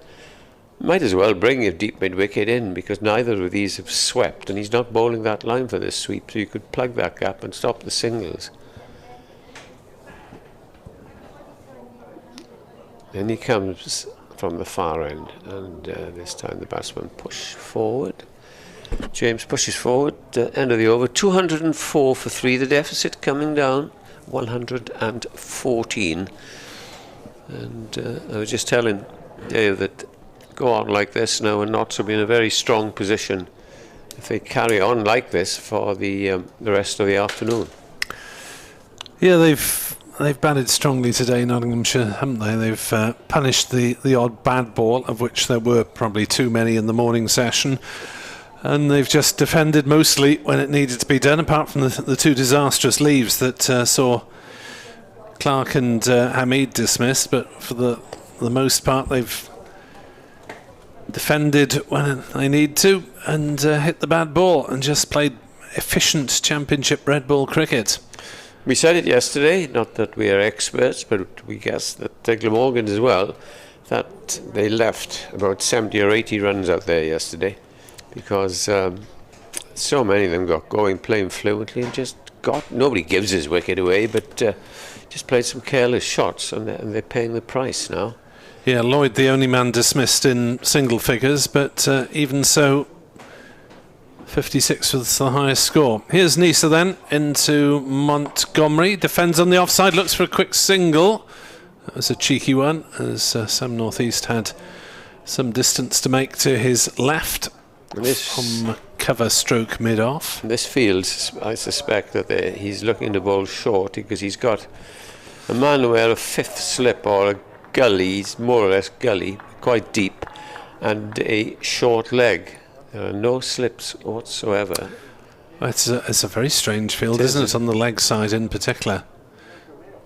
As Nisa in to James, there is the shortish ball, which is turned down to fine leg for a single, as well as then the conventional fine leg. There's a man 5 metres in from the backward square leg boundary. There's a forward short leg, and there's a man one behind him, almost in line with him, just forward of the umpire. So that's 4 players who are. That's for the miss hook. So close on the legs, be close to square or behind square on the leg side. Of course, you can only have actually 2 behind the umpire. But forward short leg, and now they're having to adjust a couple because Byram is going fine of the umpire. It's a backward short leg, so that means the guy on the boundary has to be in front of the umpire. I suspect the short ball is coming. Nisa in, there is the short ball, but it's deflected down on the offside. Well played by Montgomery, up towards his ribs. No run. Nisa, rare that Nisa and Hogan are both wicketless at this stage of the innings. 60 overs in, as umpire Adnan, is he deciding that his view was blocked there, possibly, by the short leg fielder? Anyway, umpire Hassan Adnan is wandering over towards the pavilion side of the ground, and Nisa into Montgomery. Oh, it almost worked. That was just wide of a diving Byram at backward short leg, but deflected away competently enough, I suppose, by Montgomery. Yeah, it was well played. It was short of him as well. Yeah. He did play it. Went past the fielder on the first bounce. 207 for 3 as Nottinghamshire continue to make progress as they look for a 6th victory of the championship season. Their only defeat against Glamorgan at Trent Bridge Easter weekend. Another short ball from Nisa. James just getting up on his toes and playing it down gently on the leg side. I don't think James is going to be too worried because he's a big lad. Don't know what his height is, and he got on top of that quite easily. Yes, they both looked pretty composed. There was one off the gloves that just lobbed over Chris Cook earlier on. 6'3" Lyndon James is listed as he faces up to Nisa and turns another one just wide of backward short leg, down to fine leg for a single. But they're coping pretty well with these short deliveries. He's just trying something out, which you'd admire that, because he can't get any wickets. He's now going to wander off, I think, to have a rest or whatever. 208 for 3. Nisa heading for the dressing room for a brief break to change his boots or whatever.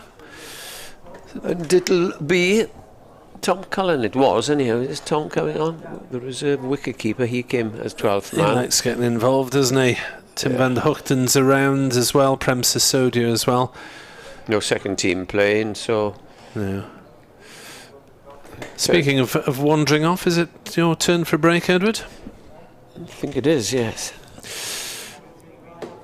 Dave Bracegirdle of BBC Radio Nottingham will come back after 4 singles were garnered in that last over off Nisa, and here's Salter to bowl to James, who comes down the pitch and hits him back over the top for a boundary, a maximum, as the ball has disappeared into the distance somewhere. James driving that one over long off for 6. 214 for 3. The lead, or the deficit, is now almost down below 100, 104. They've got it back and it's still dry. That's good. Salter bowls, clipped off his legs by James to backward square leg. It's remarkable, really, that since David Lloyd's dismissal at about 20 past 11 yesterday morning, everyone who's been out has got to double figures or more, as James forces on the offside through cover, half fielded by Northeast. Single taken. It's going a little bit flat for Glamorgan in the field at the moment. 62nd over with this ball. Well, probably not with this ball. You've no idea if this ball is 20, 30, 40, 50, 60 or 70 overs old, really, have you? It's late middle age anyway. Yeah. Salter bowls. Montgomery drives to mid-on. No run, but just so many batters getting in this game. No one quite going on as yet. Could Montgomery be the first? The 3 figures. He's on 57, his best first-class score, as he drives another one to cover. No run. Well, Lyndon James in the last match got 155, which is his highest first-class score. I know it's a couple of weeks ago, but it looked $1 million then. He started in the same vein here.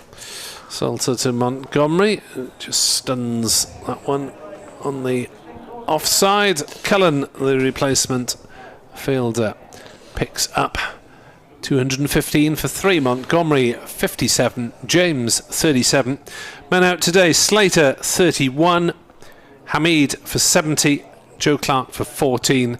All 3 of them bowled by James Harris. Yeah, all different dismissals, but all on the scorecard, as you say, bowled Harris. This pair, though, have added 60 since the dismissal of Joe Clark. There's a change of bowling as well at the Cathedral Road end, because returning to bowl is Michael Hogan. Little blast here, you'd imagine, with that second new ball. Yeah, 4 overs maybe from Hogan, and then a rest. Yeah, there's going to be a tea break, isn't there, in 11 overs, so that will sort of aid the length of the break between this spell and the second new ball. Are we going to get tea somewhere around the right time today? Probably not. It's nearly 3:15, and 11 I suppose overs. Anything this side of 4 o'clock is welcome, isn't it? Hogan to bowl then to Lyndon James, who's on 37. The Australian bowls to the former Oakham School pupil who works it on the leg side, same as Stuart Broad, of course. Oakham School. 215 for 3, Nottinghamshire. Yesterday Glamorgan made 318, so that gap narrowing quite considerably as the day wears on, and another boundary. Notts will be less than 100 behind. Hogan bowls, cut away. This will be that boundary. Lovely looking shot from Lyndon James, just in front of square on the offside, and it's a good job. There are a number of kit bags that have been left by the strength and conditioning and the coaches on the boundary edge there. The ball clattering into those 4 runs. 219 for 3, so Notts have scored 200 runs today for the loss of Slater 31, Hamid 70 and Clark 14, and Lyndon James into the 40s. Played some very nice eye-catching shots in this innings already. Pushes this on the offside and there's no run. Very often don't notice him and he creeps up on you and suddenly you're applauding his 50, but in this innings he has given 1 or 2 a mighty wallop. You haven't got to go back many overs before the big 6 straight down the ground, but there's some very elegant cover and straight driving. Got off the mark 4-4-4. His first 12 runs. There's Hogan in to bowl to him. Just play this to short mid-wicket and there's no run. The one-day international, England were dismissed for 110 in 25.2 overs. Top scorer Josh Butler with 30. Jasprit Bumrah with remarkable figures of 6 for 19. 3 for Shami at the other end opening. Not a great day out at the Oval. 219 for 3 Nottinghamshire. Next delivery sees Lyndon James go deep into his crease, push it back to the bowler, and then there was a backward scoop. Initially I thought he was trying to scoop it back to try and catch Montgomery, the non-striker, out of his ground, but he wasn't. He was clipping it away there to a teammate to polish the ball. Ireland managed 216 all out in 48 overs against New Zealand in Dublin. George Dockrell, the top scorer, with 74 off 61 balls. And Hogan, I don't know if he swallowed a fly or a fly's got in his eye. I don't know why she swallowed a fly. But halfway through his run up there, he's pulled out. Hope he's okay. Is there an eye doctor around? He's just wiped it on his flannels, whatever it was. Midges and bugs in the air. In comes Hogan. Bowls short and slapped away. Cries of catch, but it's over Eddie Byram and away for another 6. And just banged in too short. It's not the biggest boundary in the world there, but Lyndon James had no hesitation in opting to take it on. Cleared Eddie Byram away there comfortably, and over his head, over the advertising boards, and into the first couple of rows of the seats in the daffodil stand. And James on to 47, 225 for 3. Yeah, the ground staff watching there from deep square leg. They did have a brief spell of hovering on the hover cover earlier on when there were just a suggestion of a couple of spots of rain around, but no interruptions in play likely during this game, and these two have already put on 70 for the 4th wicket, of which James has 47. Salter to bowl to Montgomery, who defends no run. Yeah, it really doesn't matter. Matthew Montgomery's got to go at his own pace and play his own game here, but if they're there for much longer, Lyndon James is going to overtake him, isn't he? 57 to 47. I'm not sure what Montgomery was on when James came to the crease. As forward stretches Montgomery, defends on the leg side, no run. But as you say, 47 out of a partnership of, 70? It's dominated it, but it doesn't really matter. No. As Salter bowls and Montgomery works on the leg side. And there's no run. Montgomery can just tick along really at his own pace, as you say. 95 runs in the session so far. Salter round the wicket, back on his stumps goes Montgomery, defends again. This is Montgomery's highest first-class score. We've been talking about his debut, but he did play 4 first-class games for KwaZulu-Natal a couple of winters ago. And Salter bowls Montgomery down the pitch, drives when he gets there. Salter goes tumbling to his left to try and field, but there's no run as it's fielded at mid-off. Well, he does have a best of 50 not out from those matches in South Africa's domestic first-class structure. So he's gone past that. As Salter bowls, Montgomery stretches forward. So Andrew Salter finding a decent line and length in that over. It was a maiden, his first. He's bowled 13 overs, 1 maiden, 0 for 38, the newly capped Andrew Salter. Be interesting to see if Michael Hogan tries Lyndon James again with a short one. It hasn't looked particularly likely to work, has it, apart from the one that lobbed off the gloves over Cook. It's a surprise element, isn't it? If he's going to do it, I'd do it first ball. Worcestershire seconds, 325. Nottinghamshire seconds, 179 for 3. Sol Buttiger made 76. Dane Shadendorf is 45 not out. So here is Hogan to bowl to Lyndon James. And pitches this one up and just clipped to Sam Northeast at mid-wicket, no run. 2 were teammates last year, of course. Sam Northeast played a couple of games and Notts won them both, and then he was left out at the end of the season. That trip to Hampshire, his former county, and not lost. Had they gone there and won, they'd have been county champions. As it panned out, next ball on its way, and Lyndon James defended. All 3 wickets to James Harris, all down on the scorecard as bowled.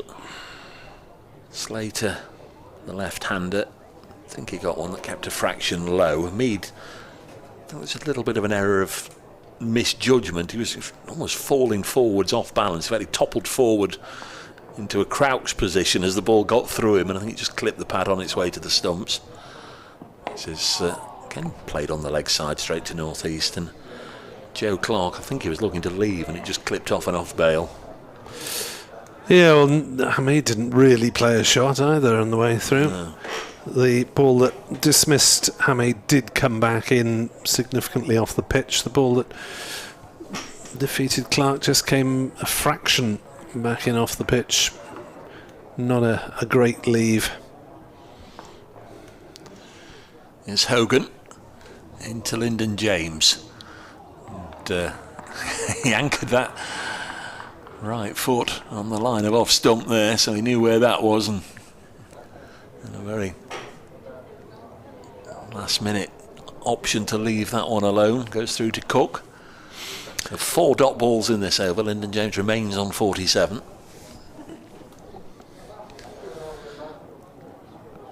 In that Lions match, which is a match, but it's not a match, South Africa made 318, the exact same score that Glamorgan got here yesterday. This is a lovely delivery there, and Lyndon James is beaten, genuinely beaten, by one that just shaped away. Lovely bit of bowling from Michael Hogan. Hit the seam and just went away. It's just over the top of the off bail as well. Lovely bit of bowling. Could have feathered it behind, could have trimmed the bail on the way through, but it's a dot ball. So Nottinghamshire watchers will be invested, I think, in Ben Duckett when the Lions begin their pursuit of 319 to win. Next one is blocked by Lyndon James, so that's a maiden to Michael Hogan. He's through 14 overs now, none for 36. James remains on 47, Montgomery 57, and Notts trail by 93 at 225 for 3. So Glamorgan putting the brakes on with a couple of successive maidens, but they need to do more than that. I suppose putting the brakes on in these closing overs with the old ball, but there are 15 to be bowled, so if Nottinghamshire were to go at 4 and over, they'd be within 30 odd runs of Glamorgan by the time the new ball's taken, with plenty of wickets in hand. Andrew Salter to Montgomery. Plays on the leg side, and they rather hesitantly go through for a single, but it's safe enough by the time Carlson has moved round from mid-wicket. In the match between second placed Middlesex and fifth placed Worcestershire, Middlesex are 67 for 2 in their second innings. That's a lead of 64 runs over Worcestershire. Neither side got a batting point in that match. Salter, right arm round the wicket off spin. Clipped by James off his legs, but straight to Ingram, who blocks it at a short fine leg. Didn't pick up cleanly, but it didn't matter. So still quite still, overcast weather here in Cardiff. Salter flights one up. There's some sort of gentle inquiry as James looked to poke it on the leg side. Might have been pad first. Not been very much by way of appeals today, has there at all? Not been much to shout about from the home cause. Salter bowls. Down the pitch comes James, but Salter fires it in, and James has to defend when he got there. Quick thinking by both bat and bowler. Morgan trying to hem James in. Just the one slip, but 7 more or less saving the single. tight field as this is driven to mid-on. Well, mid-on isn't saving the single as Hogan has a shy at the stumps at the striker's end. It was just played to his right, and they took a single that was just about there for Lyndon James. Moves to 48 not out. Montgomery 58 not out. Salter bowls. Stretching forward is Montgomery. No run. 227 for 3.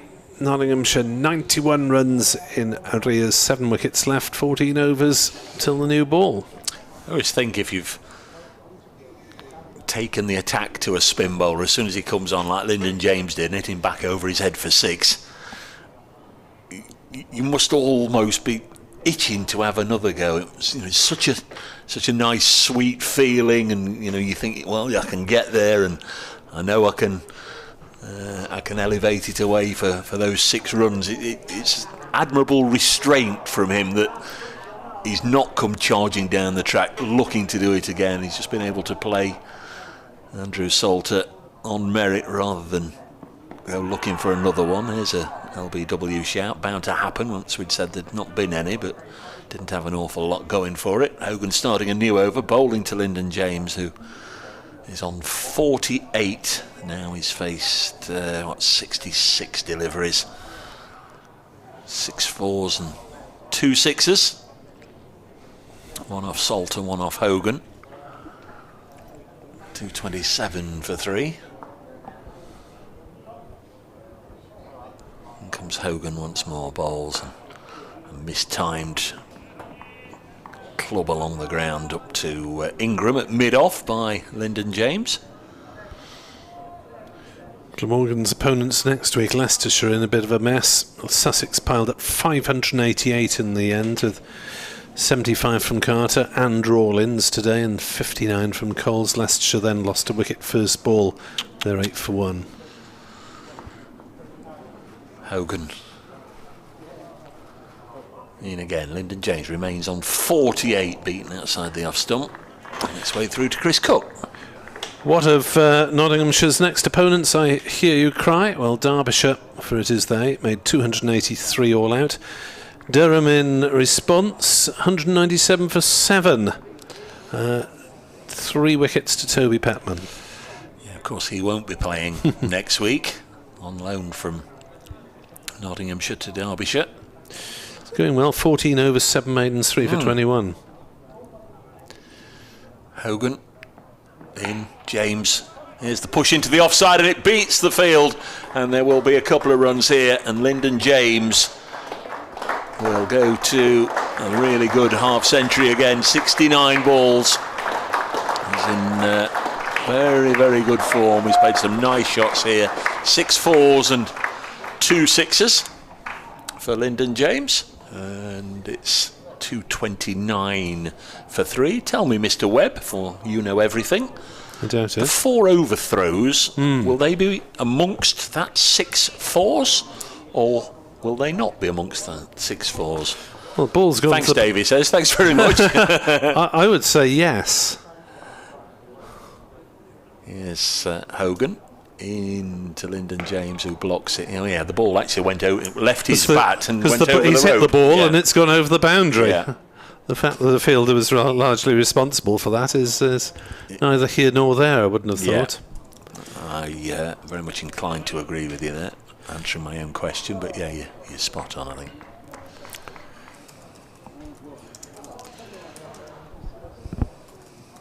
So the fastest of the 3 men to reach 50. Yeah, very much so.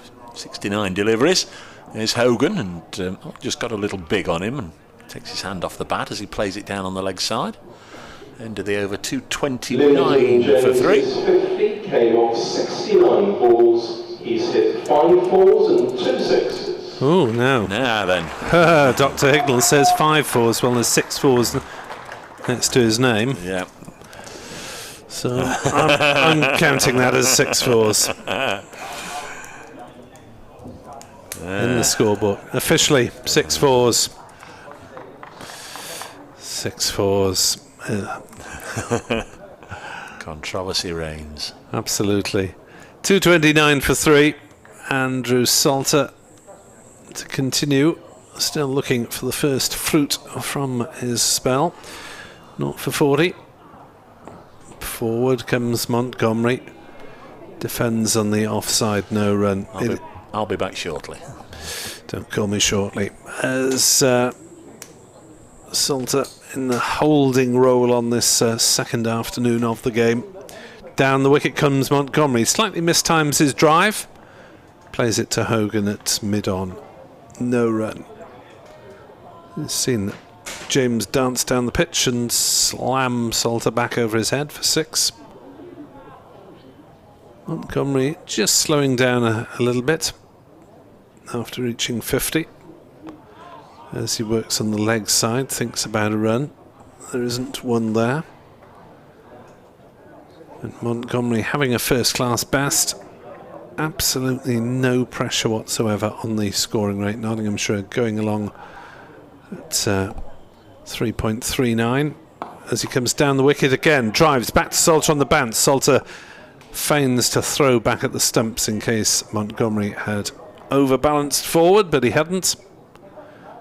Glamorgan can ill afford any more overthrows with just 89 runs separating the sides. Montgomery works again on the leg side. Fielded by North East at short mid-wickets, no run. Got 5 overs to go until tea, so it'll be a relatively prompt tea interval. 3:40 it is in theory. Driven on the offside, and that's gone through from Montgomery. Reaches the cover boundary. A despairing dive from Eddie Byram in the covers, but the ball raced away. And Matt Montgomery moves into the 60s with his 8th boundary. His strike rate is relatively slow compared to Hamid and to James, the other men who have reached half centuries. But actually, where are we? Montgomery reached his half century. Off 108 balls. He's now scored an extra 12 runs off 24 balls. Oh, that's not thereabouts. 25. It's not a spectacular slowdown as I thought. Hogan from the Cathedral Road end. Bowls, edged and caught it slip. Thrown up by David Lloyd, and Lyndon James has gone for a very fine 50. It's put his side on the front foot, but once more we see this pattern of batters in this game getting scores, not being quite able to go on. Michael Hogan with his first wicket of the innings, his 26th of the season in the Championship. James has gone for exactly 50. It's 233 for 4. Caught Lloyd, bowled Hogan. See the replay on the stream as James just pushing forward defensively. Good catch from David Lloyd, who flicked it up off the ground, having taken it.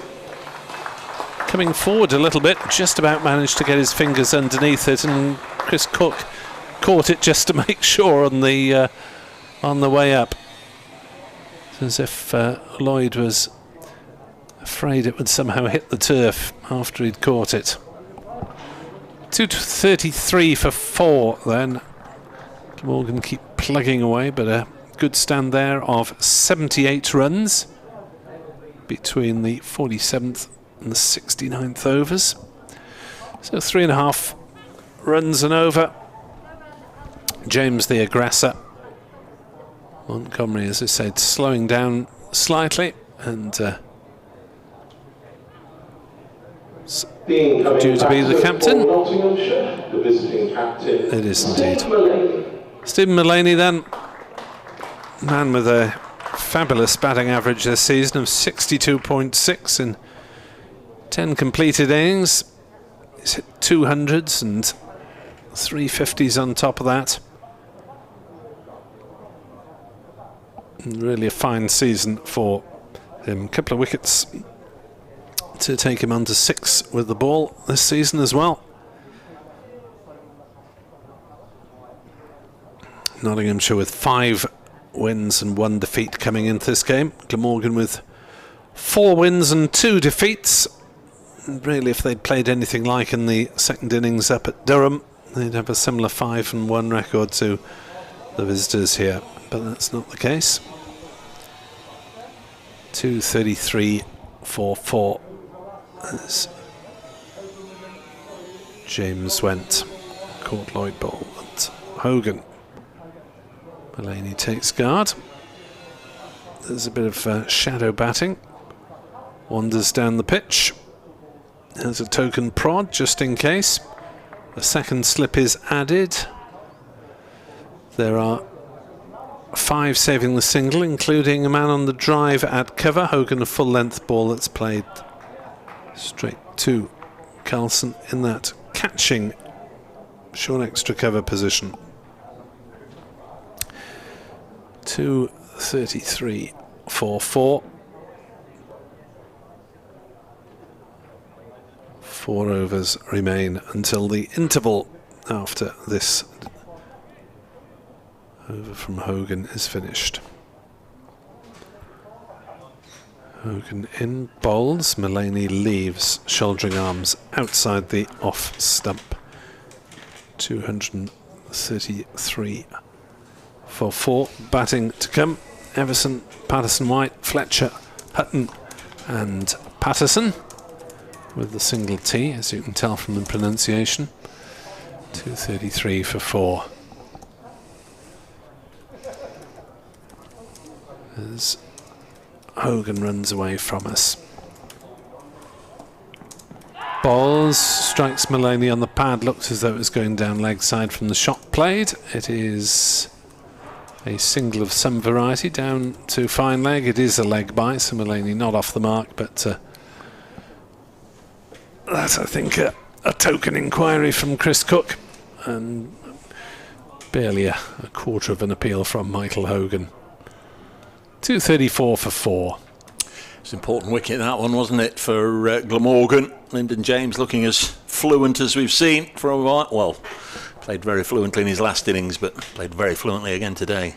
Hogan bowls and Montgomery drives, will get runs. He'll get 4 of them down to backward point, as it's too long a haul for third man to cut it off. Opening the face of the bat and steering that one away just backward of square on the offside. Salter is square of the wicket at point. Third man had no chance. 238 for 4. Montgomery just picking up his runs when they're offered. Hogan bowls. That's a better delivery. Full length and blocked by Montgomery, who has slowed down, as I say, since reaching the half century, but no time pressure on him or on the visitors. They can bat as long as they want. We're only approaching 5 sessions out of the 12 of this game. Chris Drew points out, is that correct? There's no one. No. Don't pick anyone from the current 50 overs champions. Eyes making a satirical point about the England performance. Yes, I didn't quite get that at first reading. I was next door. I don't know how you called that catch. Rob Collins says surely that's got to go down as caught Cook rather than caught Lloyd. Lloyd never had the ball under control. Well, I would say he did have it under control to a certain extent in that he scooped it back up. But was that any different to one of these boundary catches where you sort of have it under control and then scoop it back in for another player to take? It's a moot point, isn't it? It's down on the board as caught Lloyd. I'm not quite sure why he scooped it up. No, because he'd got his hands underneath the ball. It's just, very low catch. Got his hands underneath the ball, but as you say, it was almost in the same movement as though he didn't seem to have it quite under control, and Chris Cook did catch it just in case. Yeah, I'm inclined to agree with you, Rob, but I know the umpires have got walkie-talkies. They can see it on the scoreboard for themselves, and I'm sure they'd have spoken. As Lloyd bowls, and that's slammed away into the covers. Yes, he's been in imperious form this season, 4 Stephen runs. Mullaney. Diving attempt by Byram. Thought for a moment he'd stopped it, but very well hit by Mullaney. That's a nice way to get off the mark. Very much so, yeah. But, you know, the umpires, they'd have been on the walkie-talkies, wouldn't they? They'd have said it. Look, you've got it on the board there saying caught Lloyd, bowled Hogan. It wasn't. It was caught Cook. But that may or may not be changed later on in the day. We'll have to see. But I'm inclined to agree with you, Rob. Just the way he scooped it up and the wicket-keeper caught it. I also agree with Nick. I don't know why he scooped it up. Lloyd bowls, Mullaney drives to backward point and will get a single. 243 for 4. So if you've got the control of the ball, you can scoot up in the air and just hang on to it. I would have thought. Anyway, it doesn't hugely matter. Yeah. But it is just like on the boundary rope, isn't it? One of those. You scoop it up for whatever reason. 243 for 4. Mullaney to 5. Montgomery 66. Just getting a little bit darker out there. We don't have used the floodlights in the championship, but surely we're not going to go off for bad light in mid-July. We don't have use? No. Good grief. Cut by Montgomery down to third man for a single. Well, what sort of outground is this? Ask the council. Them's the laws. Crikey. It's first-class cricket we're playing here. Yeah, and there's only use of the floodlights for a limited number of days per year. No, that can't be right. That can't be right. Well, you may not agree with it, but it's the current bylaw or whatever you call council regulation. How can the ground be past fit to stage county championship cricket then? I'm serious. Well, he wouldn't have Worcestershire then. Good point. 244 for 4.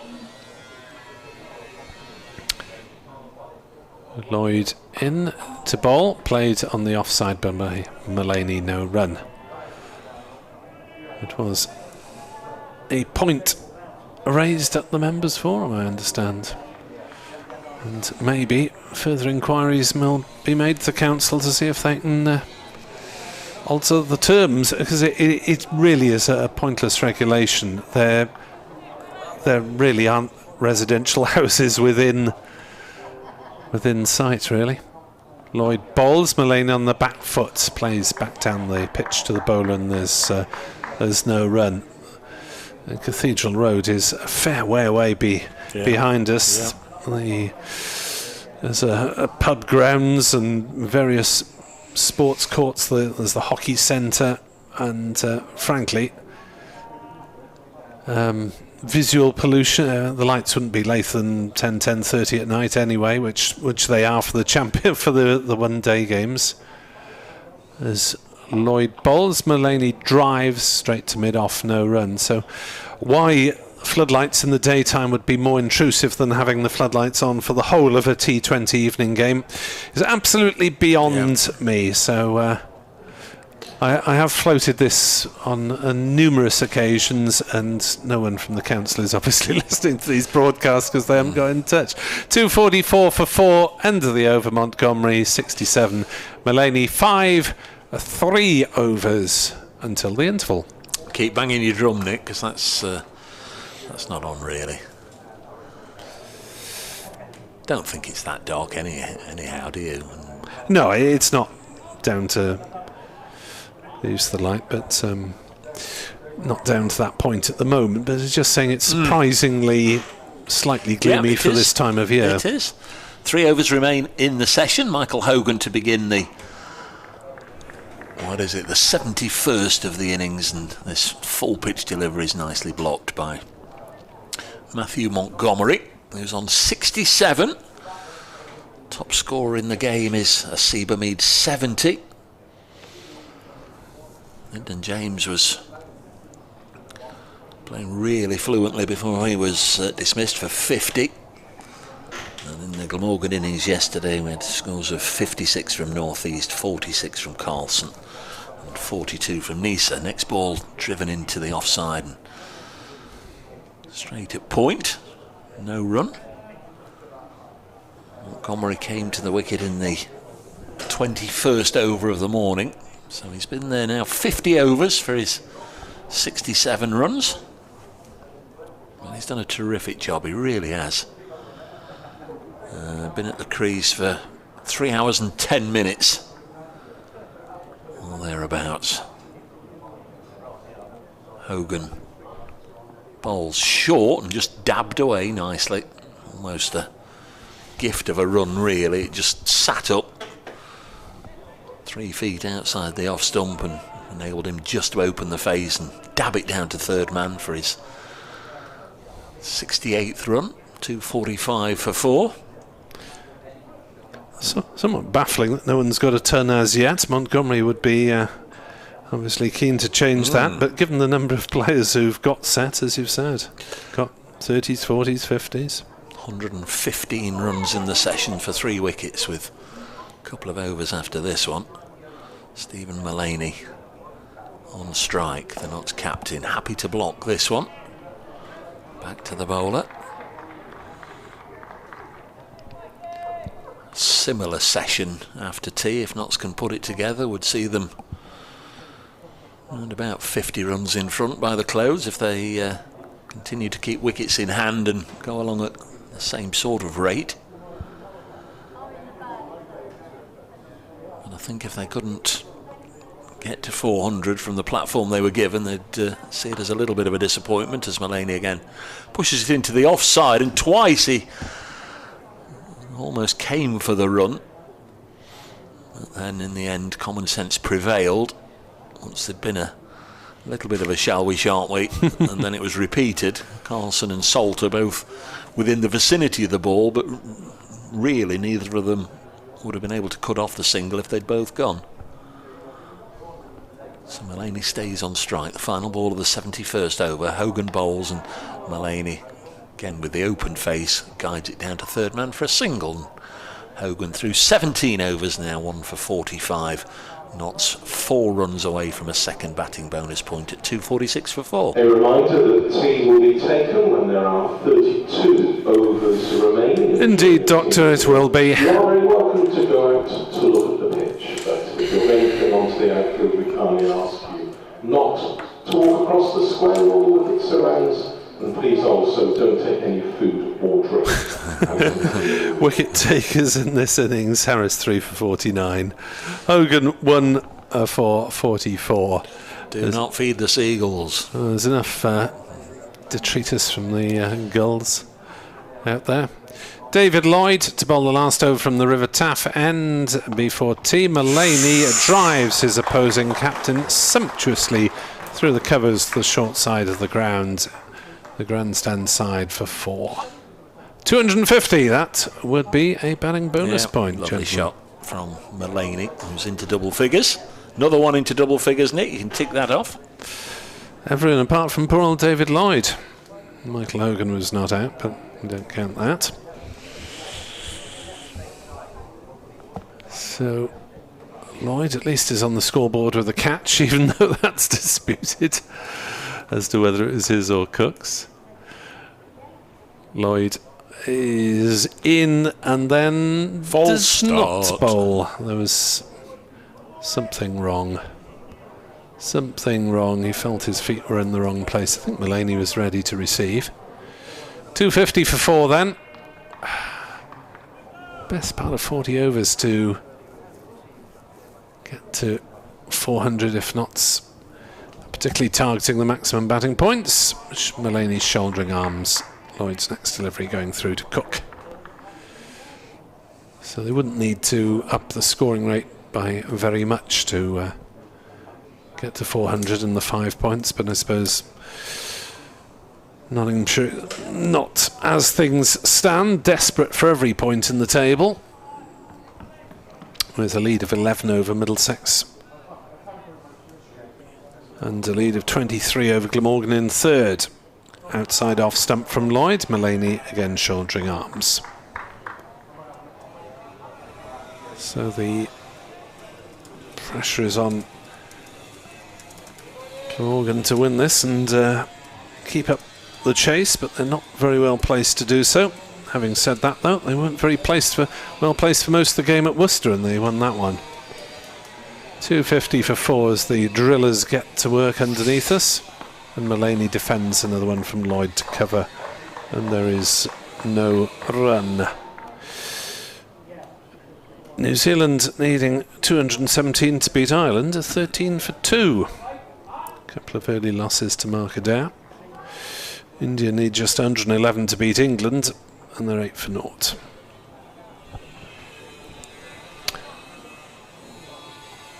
Middlesex, I'll give you half this ball from David Lloyd, is into Mullaney, drives, and Lloyd gets a boot to it and a follow through. He's a keen footballer and deflects it up to mid-off. Rootfield's no run. Middlesex 83 for 3 in their second innings, lead of 80 over Worcestershire. Balls. Ball examination time. Hello?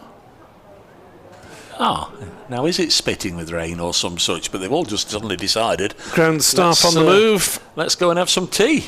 Yeah, that's looks like it then. Tea will be taken 11 deliveries early as Nottinghamshire retreat to the dressing rooms, as do Glamorgan. Just a few drops of rain. The hover cover will come on, and Nottinghamshire have scored 120 runs for the loss of 3 wickets in this slightly truncated afternoon session. The wickets to go, those of Hamid bowled Harris 70, Clark bowled Harris 14, and Lyndon James caught Lloyd bowled Hogan for 50. We've got Montgomery 68 not out, Mullaney is 10 not out, and we will be back, unless we have any significant amount of rain, but I don't think we will. We'll be back in the region of just before 10 past 4-ish. From Dave Edwards and myself, Nick Webb. Thanks for listening. We'll catch you again shortly. Further to the previous announcement with the rain falling, ladies and gentlemen, we ask you not to go out to the middle. Tea is now being taken. And I've got some latest scores from the other games taking place elsewhere today. We'll start again in the Aegeus Bowl. All of these games in the LV Insurance County Championship and here are in their second day. Hampshire currently 248 for 5, leading Warwickshire by 31 runs. At Chester Street, Durham are 209 for 8, still trailing Derbyshire by 74 runs. At home, Sussex's first innings ended on 588. Leicestershire currently 22 for 1. At Scarborough, Yorkshire's first innings ended on 521. Surrey currently are 47 without loss. At Chelmsford, Essex have just been dismissed by Gloucestershire for 170. Have been dismissed by Gloucestershire for 310. So Essex have a first innings lead of 174. Tea time as well at Merchant Taylor's School, where Middlesex are 84 for 3 in their second innings, leading Worcestershire by 81 runs. At Southport, Lancashire are 45 without loss. That's after Somerset were dismissed for 446. And at Canterbury, Kent are 180 for 4. They're trailing Northamptonshire by 123 runs. As far as the internationals are concerned, at the Oval, the first ODI between England and India, England were dismissed for 110. India currently in the 5th over are 14 without loss. And in the tour game at Taunton, South Africa made 318 for 9 in their 50 overs, and The England lines currently, after 12 overs, are 100 without loss. Glamorgan Cricket would like to take this opportunity to welcome everyone to Sophia Gardens today. Cricket across England and Wales must be a game where every individual is treated fairly, with respect, and can enjoy a safe, positive atmosphere, whether they're watching, playing, volunteering, or working in the game. We all, as the cricket family, have a role to play in this. So, if you see or experience inappropriate behaviour or discrimination, please know that you can call it out and report it safely and in confidence to the nearest steward. Cricket is a game for everyone, and thank you for joining us in raising the game. A reminder that score sheets, as well as copies of Michael Hogan's testimonial brochure and copies of the 2022 Glamorgan Yearbook are all available for purchase from reception, situated on the ground floor of the Thatcher's Pavilion. There's also time during this tea interval for you to visit the Glamorgan Club shop, run by Missouri Sports, situated opposite Gate 2. Access to the club shop is by using the walkway in front of the Castell Howell stand. The shop will be open today until 5 o'clock. Also, during this tea interval, why not visit the CC4 Museum of Welsh Cricket? It's on the first floor of the National Cricket Centre and contains a number of displays celebrating the long and very proud heritage of cricket here in Wales. If you're seeking refreshments, don't forget that food, drink and ice cream can be purchased using electronic means from the kiosk, as well as the mobile unit situated in the concourse area beneath the pavilion stand. And as far as members are concerned, tea and coffee is also available in the Lewis Lounge each day from 3:30 until 4:30, and again each morning between 10 and 11. Drinks and snacks can also be purchased from the vending machines situated at the rear of the indoor school.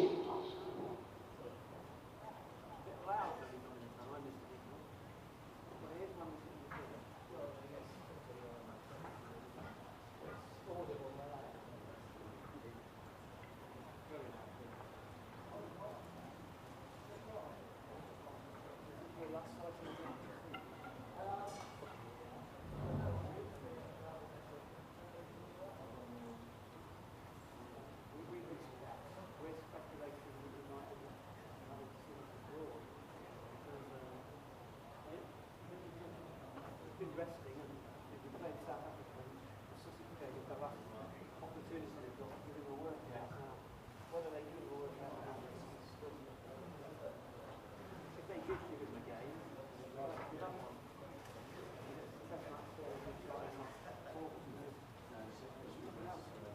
They don't play with white ball, so.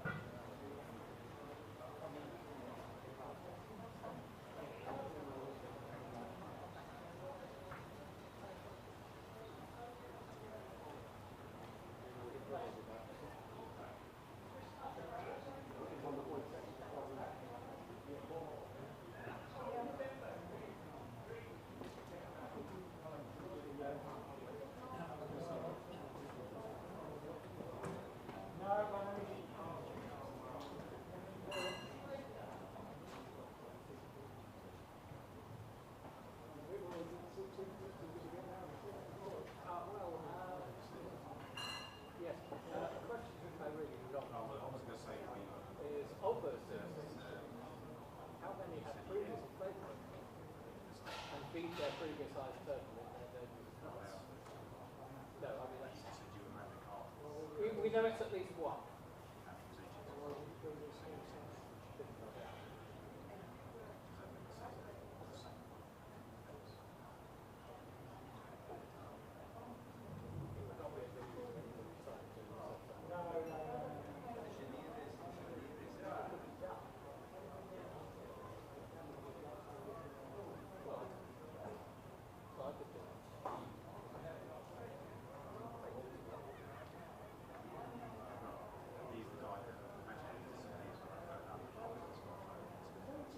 I mean, easily, I could generate a list with 6 or 10 players.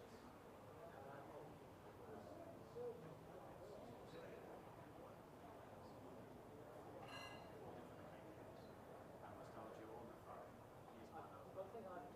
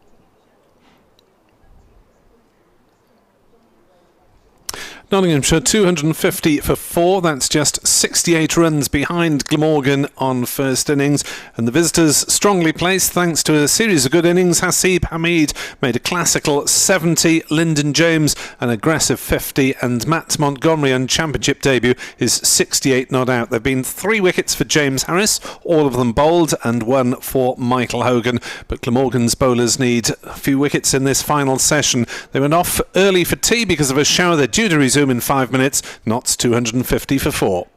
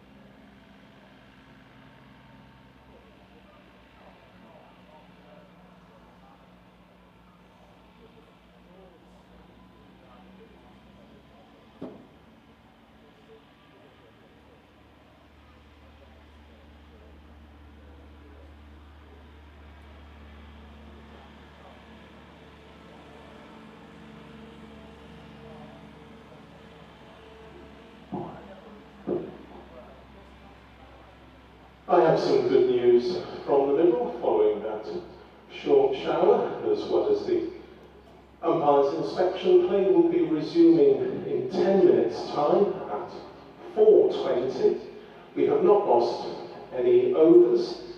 The close of play has been rescheduled now till 11 minutes past 6, or whenever the 33.1 overs remaining have been completed.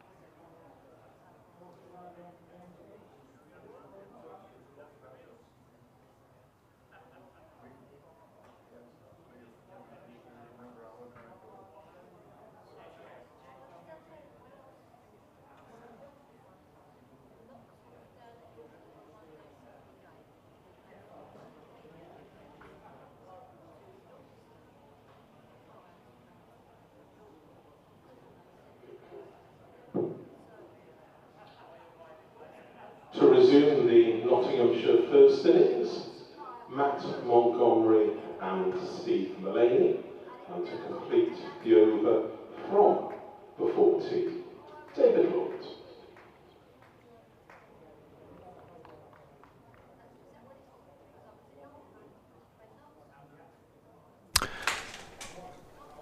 Well, good evening and welcome back to Sophia Gardens. A few minutes later than originally scheduled.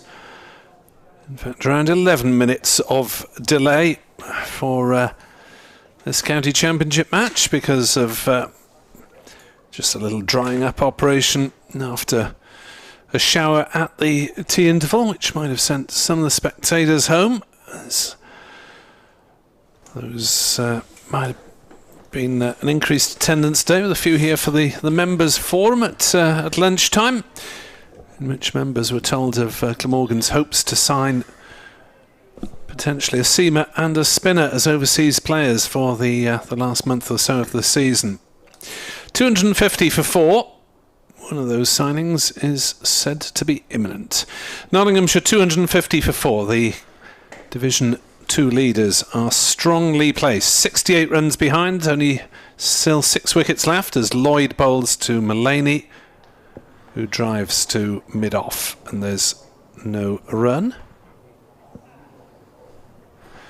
It's a quick over. Oh, I thought there was more deliveries than that left. That was one. I thought it was 4 or 5 left in the over. There we are. Must have written that down wrong. Oh yes, 71.5. I did write it down correctly and then completely misread it. James Harris to bowl from this Cathedral Road end. It is he who has claimed 3 of the 4 wickets to fall, and he'll be bowling to Matt Montgomery on championship debut, who is 68 not out, Edward. Yeah, I think, Nick, 72 overs bowled today, so there are 8 left before the new ball. And James Harris coming on, and presumably Lloyd or Salter will bowl the other 4 at the other end to leave Nisa and Hogan for the new ball. Harris bowls, and this is just opened the face by Montgomery. He takes his score to 69 in this championship debut, and they go through for a single. Passing show, which is absolutely spot on from BBC Wales this morning when I had a look at it. They said mid-afternoon, and it will clear, nothing much, they said, and then it'll brighten up. The shower has indeed passed. Do you intend, Mr. Webb, if it's 38 degrees on Saturday, turning out if selected? Yes. Oh. Mullaney faces Harris.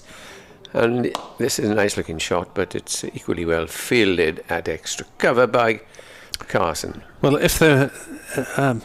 I think Sunday's meant to be the hottest day. I'm sure we'll take proper precautions with frequent drinks breaks and the application of sun cream and whatever, and do our best. Brave Mr. Webb keeping wicket. Diving all over the place in the heat. James Harris from this end comes in again, bowls to Mullaney, and he flicked it down the leg side, or it hit the pad. There'll be a leg by signal, big appeal from the bowler, but the way that Mullaney played that, it looked pretty certain and Cook is on his way down there before really the ball had passed him. So leg by, 252 for 4, and the bonus points read as Glamorgan 4, Nottinghamshire 5. Yeah, well, Nottingham should go all out for the maximum. I think they will. Harris, nice rhythmical action, glides down again. Does Montgomery this time? He moves on to 70, joint equal score, top scorer for his side with Hamid. And James Harris has taken 3, all clean bowled, and the other one falling to Michael Hogan.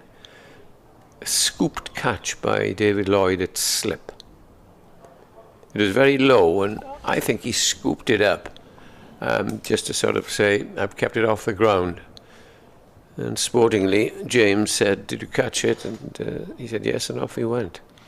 Next ball is driven firmly, but it is fielded at mid-on by Michael Nisa.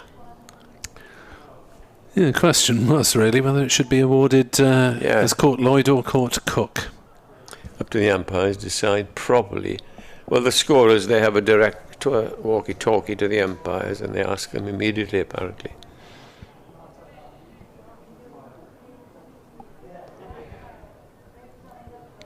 Harris in last ball of the over. That's a good delivery, which is pushed away to mid-off. 2 runs since the interval, and the score is 253 for 4. The deficit now just 65, and there remain 32 overs this evening. Yeah, it won't be too late a finish. Should think around about 6:30, which, given that we've had break of around 11 minutes extra. Glamorgan's over 8 is +2. 253 for 4. But Nottinghamshire well placed to get into the lead tonight as Lloyd bowls and Montgomery jogs through for a single after steering it past the inner fielder at cover. Fielded by the man sweeping on the boundary. And they take the single, 254 for 4. Montgomery at a 71 not out. This is his first class best. His previous best was 50 not out back in Natal. So plenty of runs for the young man as Mullaney is forward defending Lloyd on the offside, fielded by northeast cover. And nothing much in the pitch now as the ball. Which ball? I don't know, is it the second or third ball used? Is getting soft and not much movement. We've got to the stage this season where I just talk off and turn off and talk about something else. We did. Yeah, Dave and I were rattling on about where Glamorgan have played apart from Trent Bridge as he was throwing one ball to another. As that one squares up Mullaney slightly, he wants a single. There isn't one there as the ball squirts down to backward points. There's a throw at the stumps from Solder. Misses, backed up by Carlson. An action-packed dot ball, 254 for 4. The only outground that I've worked at in Nottinghamshire is Welbeck Colliery, where we only played for about 90 minutes of a one-day game before it was rained off. It was a terrible commentary position. I was quite relieved, really, when the rain came, and they served very nice pizza. That's all I can remember about that day. I went twice to Worksop, which is more or less up in Yorkshire on the boundary.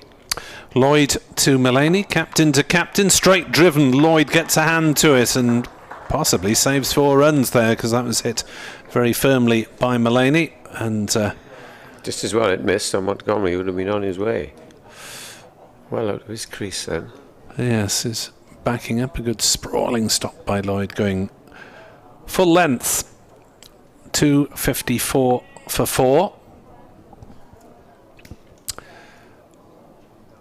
64 runs in arrears, 6 wickets in hand. Glamorgan could desperately do with taking a couple of them before Notts move into the lead. Lloyd bowls, Mullaney drives to mid-on, no run. For the moment though, they're just trying to dry things up with the old ball and have a go with the new ball. I have your permission very kindly, sir, to leave at 5:30. I had wasn't on the rota for today, but we've changed. I have a family engagement and I've been let off for the last, hopefully, only half an hour for you. Lloyd into bowl, driven through the covers by Mullaney. Byram is sweeping in front of the grandstand and it's a single. Mullaney to 11, 255 for 4, 63 runs behind. But Nottinghamshire ominously poised from the Welsh point of view. Or well poised from the visitors' point of view. And we're back to fine weather from tomorrow on, so I gather. So yeah, it might be a bit of cloud around again. So there'll be no problem, one would have thought, with the weather. I didn't think I'd be saying that yesterday, if you know what I mean. But then it hots up For next week, apparently, is all right, isn't it? Yeah, next week's going to be pretty hot. Start of the week. James Harrison is to continue, and he's to bowl to the Notts captain. Steve Mullaney's on 11, bowls to him, and that's hit out and caught. Is he? Yes, he is caught on the mid-wicket boundary. A very good catch indeed. It was a half volley. Harris picks up his 4th. Mullaney has gone for 11. Was that Eddie Byram out there? Beautiful catch, and dived forward, scooped it more or less off the turf, Nick. It was very well done. Good work by our camera. And yeah, he dived down. And Glamorgan needed that one. So the captain departs for 11, 255 for 5, Nick. Yes, he'll feel aggrieved really at missing out in this match in which so many batters have scored respectable scores. Just the 11 runs, 22 added for the 5th wicket. And a bit of a bonus for Glamorgan because that wasn't a great ball from Harris. It probably should have gone into the stand, shouldn't it? Oh, wide on leg side. You are a critic, Nick Webb. Yeah. Well, no, we should have hit it harder, shouldn't he? Well, we've given. It wasn't like it was a trap that worked, I don't think. We've given Harris credit for bowling the 3 where he did defeat the batsman. I know, it was but that good shot actually. That was outside leg stump, flicked away, but not flicked hard enough by. It was very well caught. We give credit there, but yes, possibly nobody else within 50 yards of him. So Patterson-White ahead of Evers in the batting order. He's averaging 21. There's a chance here for James Harris to get a season's best. He's got 4 out of the 5. 4 for 51, his season's best 4 for 68 against his previous county Middlesex. Since then, just the 1 wicket against Derbyshire, where he didn't perform to his own standards. 1 wicket in the victory over Leicestershire and 4 in the win at Worcestershire, so played his part there.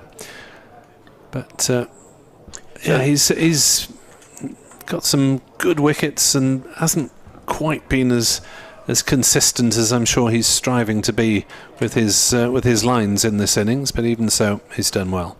Yeah, and I think Glamorgan can pick up another wicket or so before the second new ball.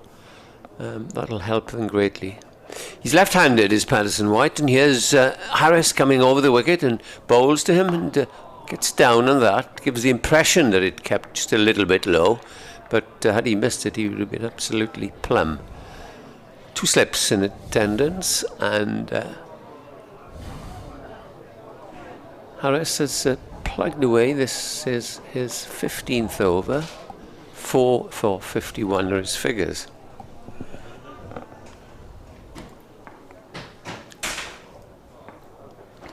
Here now turns past umpire Newell and bowls, and that's a good looking shot, but straight to Neeser at mid-off, and there's no run.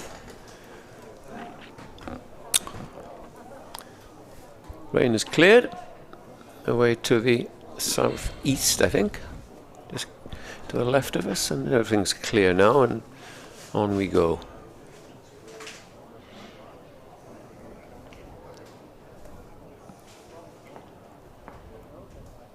Midway through this over, as James Harris comes in and bowls, and that's a lovely looking shot. That's 4 runs. Beautiful shot, pitched up, half volley, and hit through cover and extra cover for 4. A couple of batsmen have got on the off the mark here with boundaries. We think of Montgomery. I think James did as well. And now Patterson-White. You couldn't wish to see a better shot than that. Yeah, there have been some nice cover drives played today, notably by Hasib Hamid at the top of the innings. Yes, he did hit some beautiful shots. At Merchant Taylor's, Middlesex 110 for 4, leading Worcestershire by 107. Battle of 2nd and 5th in the table. In comes Harris, bowls, and Patterson-White gets the ball that he just nudges away into the cover region, and there's no run. Could be one of the shorter one-day internationals on record. England bowled out in 25.2 overs for 110, with Jasprit Bumrah taking 6 wickets. India battering on, 71 for no wicket in the 15th. Last ball of the over for Harris, and he comes, bowled, and Patterson White plays a confident looking shot into the covers, and that ends an over. 259 for 5. Now the deficit is 59, and Montgomery is on 70. If these windows will allow me, 71. Patterson White is on 4. You think I exaggerate, but I'll be backed up by Dave. Yeah, well, we've put the request in for a bit of George Formby window cleaning. And cleaning windows, yeah. So I'll do one more over, and then Dave Bracegirdle to accompany Ed on commentary for the next few overs. As Lloyd into bowl, forward pushes Montgomery, defends. He's now the top scorer in the innings, 71, having overtaken Hamid 70. At Hove, Leicestershire 42 for 1 in reply to Sussex's 588. And that's at tea. Glamorgan will certainly need to win at Leicester if they're to hope for promotion this season. As Lloyd is in on the walk, Montgomery drives to mid-on, no run. Talking about Sussex, they were very much in the doldrums here because they hadn't won a game since the first game of last season. Like, that was the game that they beat Glamorgan. And credit to them, they've had injuries, absentees, overseas players coming and going. But this very young side, I said at the time, I think they will become a good side, and they do. They have won a couple of games. Lloyd bowls on leg stump, clipped away by Montgomery for a single, down to Harris at fine leg, 260 for 5. And if you've got a certain Mr. Pujara on your side on a flat wicket at Hove, then you're looking all right. Reasonably even game up at Chester Street. Durham at 229 for 8 in reply to Derbyshire's 283 all out. Derbyshire were in 4th place behind Glamorgan at the start of this round of matches on day 2 of the 4. 260 for 5 as Lloyd sorting out his field to the left-handed Patterson White. Essex look to be heading for victory over Gloucestershire in Division 1. Lloyd bowls and turned away on the leg side by Patterson White off bat and or pad. Just pad. Leg by taken. Chelmsford Gloucestershire 26 for 1 in their second innings, still 148 runs in arrears. And Harmer came on to bowl the 6th over of that innings, having taken 5 in the first innings. Any in the second? Well, yeah, he's taken the 1 to fall in the second. As Lloyd sees that one steered away by Montgomery for a single. Well, he'll be saying bye-bye, won't he, now in the next week or so when the South Africans start their tour. Oh, he's involved in that, is he? Yeah, he's an overseas player now. Just looking at the Essex card, 5 wickets to the man listed as Khan, which is Zafar Goa, as he's better known. Took quite a few wickets here at the tail end of last season. Last ball of the 76th over. New ball on the way in quarter of an hour or so. Lloyd bowls. Patterson White plays it wide of mid-on. Goes through for a single. He moves to 5. 263 for 5 then are the visitors. Just 55 runs in arrears. Edward Bevan will be joined by Dave Bracegirdle.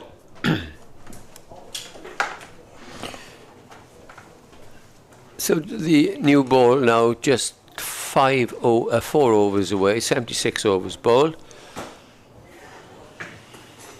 And Nottinghamshire are in the ascendancy, well placed. The deficit is 55, 5 wickets left. But Glamorgan have stuck to their task, Dave, and both sides are doing their level best out there. Well, James Harris starts a new over. Bowls to Patterson White, and this is driven nicely, 4 runs. He's played 2 lovely shots since he came in, albeit off 2 rather juicy half volleys. And he moves quickly on to 9. Yeah, he's no mug with the bat. He's another one of the young breed that are making their way into the Nottinghamshire first team. Joey Everson and Lyndon James and Matthew Montgomery, as we can see at the other end of the others that are really starting to blossom. Has a first class to see that. Has a first class 100 already. Liam Patterson White usually bats at 8. Tom Moore should be in now, but wish him well. Is missing this one through illness. Harris again bowls down the leg side, and stifled appeal there as they come back for a second run. Not entirely sure. There should have been 2 there. It just seemed as if... Hogan was just ambling up. Probably a rather he got there as quickly as he could. 269 for 5 now, and just 49 runs away. Batsman to come, not in this order. Hutton, Fletcher. Yeah, Joey Everson will be next. And Everson, yeah. Just sort of snuck on the bottom of the scorecard there, didn't he? Joey Everson, but he'll be next. But it's Harris now. Bowls to Patterson White, who drives powerfully up towards Ingram, who feels it mid-on. And to have him coming in at 8 when he's had 100 this season, a very decent player. But beyond that, Hutton, Fletcher, Patterson, occasionally the tail will wag, but as we all know, on other occasions it can go 9-10 jack and job done. They are better than they were in the old days. Yeah, I still think this is an important partnership. You just said Notts are in the ascendancy. I'd just hold fire on that for a... Here's the next ball, and you like Nick and I, when people say, Glamorgan, they're doing well. Yeah, but we've watched them all season, we know. Yeah, but we've all seen enough cricket, Ed. This is the 77th over, a wicket's just gone down, that new ball just around the corner. They might get one before the new ball, and then they might get 1 or 2 more, and then suddenly, of course, yeah, Glamorgan have a 20-run lead, and they're batting again this evening. But I do think that, shall we put it, strongly placed. The day's following a similar course to yesterday, isn't it, really? Harris round the wicket now to the left-hander, bowls to him. Cut away, but not timed properly. Salter will field quite comfortably at cover. And the score remains at 269 for 5. 1 ball left of this, the 16th over. Harris. Mullaney will feel is missed out a little bit. A yard either side. He's got... if it didn't go for 6, he'd have gone for 4. But the one fielder out there, and he took a good catch as well. Struck it well.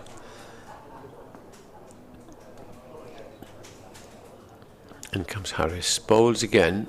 That's pitched up, and that'll be 4 again. That's the 3rd 4 now. And Harris has been... OK, he's taken 4 wickets out of 5, but he's been rather expensive and has yielded 63 runs in his 16 overs. Will we see him bowl again, because there's only 3 overs left? And they might give Nisa or Hogan one with the old ball just to get into Nick. Yeah, good start this from LPW. On to 13. Montgomery, the highest scorer in the match with 73. I think if you'd offered the debutant that yesterday morning, he'd have snapped your hand off. But you know what it's like, Ed. 73 suddenly, well, not suddenly, but it can morph into the 80s, and then suddenly you know what's around the corner, and then everything will hit you all at once. I'm on debut here, and there's a really big opportunity. Here is the start of the 78th over. David Lloyd bowls, and he's worked this away nicely. Run the first one quickly, and they thought about it and then realised it wasn't Michael Hogan, it was James Harris on the ball, so they respected his arm and the ability for him to get there to it quickly, so they only settled for 1. Talking about debuts, I'll never forget, just after I'd started, Matthew Maynard's debut at Swansea against Yorkshire as an 18-year-old. And he was on, whatever, 18 runs is away from 100, 88 or 82 or 84. Remember Phil Carrick, the left-arm spinner? Yeah, Yorkshire, yeah. He hit him into the members' enclosure for 666 and got his 100 as an 18-year-old. That's the way to do it, make a mark. Around the wicket comes Lloyd, and Liam Patterson White Just goes for the expansive drive. Not an expensive drive, an expansive drive, and mistimes it up to mid-off. Straight to Hogan, and there's no run. Wickets today: Slater for 31, Hamid for 70, Clark 14, Lyndon James a very attractive 50, and Stephen Mullaney 11. As with Glamorgan, everybody getting into double figures and then feeling they've missed out a little bit, and Liam Patterson-White's missed out on that one. Just had a little fish outside the off stump but got nothing on it. Lloyd, the only dismissed batsman in the game to not reach double figures. Quite a strange old stat. Yes. It won't stay like that, of course. 274 for 5. Next delivery on its way, and that one kept a whisker low, didn't it? And just grazed the paint on the off stump as it scuttled along the ground and through to Cook. And from the reaction out there, it was even closer than it looked from here, because they all had their hands on their head for a second. Very close indeed. There wasn't an awful lot.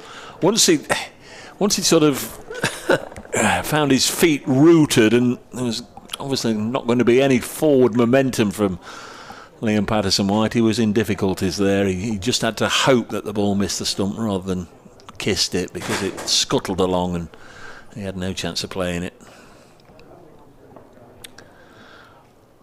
Lloyd will be eager to try and find the same sort of area with this next delivery past umpire Adnan, and down the track comes Patterson-White, and he's clipped it straight to short mid-wicket and falls. So Lloyd amongst the wicket takers. Glamorgan get their 6th wicket, a second batting bonus point, and just before that second new ball, as I feared it might happen, a wicket has gone down, and 274 for 6 now. Not so still 44 behind, with work to do, as Liam Patterson-White clips David Lloyd to short mid-wicket and has to depart. Yes, it was rather a surprise, because that again was sort of half volleyish, and I think it was Northeast, the catcher there, clipped it straight at him. And he'd be disappointed, because he looked at fairly good, Nick. 3-4, beautifully struck to him. White was caught by Sam Northeast off the bowling of David Lloyd for 13. So another man in double figures. Yeah, and another man seen off. Just wonder if the previous delivery had something to do with it, Ed, because he stayed rooted in the crease to the previous ball that scuttled along. So he deliberately tried to get forward. He put a good couple of strides in there. Yeah, there we are, 2 strides, clipped it away nice and firmly, but well pouched by Northeast. And the bonus points now are equal. Yeah, the sight of a left-hander out there was very, very brief indeed, because Liam Patterson-White in and out quickly. Here comes Joey Everson in at number 8. Yes, I suppose Glamorgan can say that they've fought back a little bit in the last, because the afternoon was dominated by Montgomery, really, and James, but they plugged away. First wicket for Lloyd. 274 for 6. Deficit is 44. And Lloyd has how many balls left? 1 ball left of this over, and then there will be 2 to be bowled before the new one, which I suspect Glamorgan will take immediately. Yeah, you'd imagine so. No reason why they shouldn't. And there's only 1 wicket between them for Hogan and Nisa. Although Hogan has been very economical. Montgomery still low there on 74. So Joey Everson has had the best and worst of times at the start of this season. A century in the first match down at Hove against Sussex. Second match against Glamorgan at Trent Bridge, got a duck, and we've not seen him since in the championship side, because he picked up an injury then. I remember, in that game. Yeah. So welcome back. He had a run out for Leicestershire against the Indian Tourists, and played last Sunday at New Road in the Blast game. This one down the leg side, claiming a catch. The fielder's on the offside. I think you can pretty much ignore everything that they've got to say. That have heard a noise, but They'll have had no idea what Probably it was. the shirt or something. Yeah. Didn't think it was... You look anywhere near it. No, nowhere near it with anything. End of the over, 274 for 6. Be one of those in the huddle. Let's all go up first ball, whatever. He's new on the circuit. Yeah. End of the over, 274 for 6. Matthew Montgomery holding the innings together on 74. And if there's much more damage, he'll have to start farming the strike down towards the bottom if he wants to get a maiden first last 100. But that's a little way off yet, or at least he'll hope it's a little way off. Yeah, 78 overs gone. He came in at number 3 and he's been there ever since. Played extremely well. Here's James Harris to start another over and bowls to Montgomery. Bowls him a bouncer and just same flies aimlessly over his head into the keeper's gloves. The keeper has not taken the catch. And Clark took 2. We had one or two correspondents who actually believe he should have had Lloyd's catch, and I don't think you were on commentary at the time. The Lyndon James one that Lloyd caught at slip that he flicked up and caught it. Next ball is left outside the off stump by Montgomery. Nick was queer in that. Yeah, I watched it, and it's fairly long. That's all I saw was, and as I said, in fairness to James, he turned to Lloyd and said, "Do you catch it?" And Lloyd said yes, and off he went. And it went to Cook, but the umpire must have thought he'd had control. Well, it certainly must have done, because it was up on the scoreboards as. And they do have a walkie-talkie. Yeah. Yes, Harris again comes in, bowls to Montgomery. Plays it away down towards the third man. There's 2 there, surely. 2. Hogan, despite his 41 years, is an extremely good fielder. Good arm, good catcher. But that was hit some 25 yards away from him.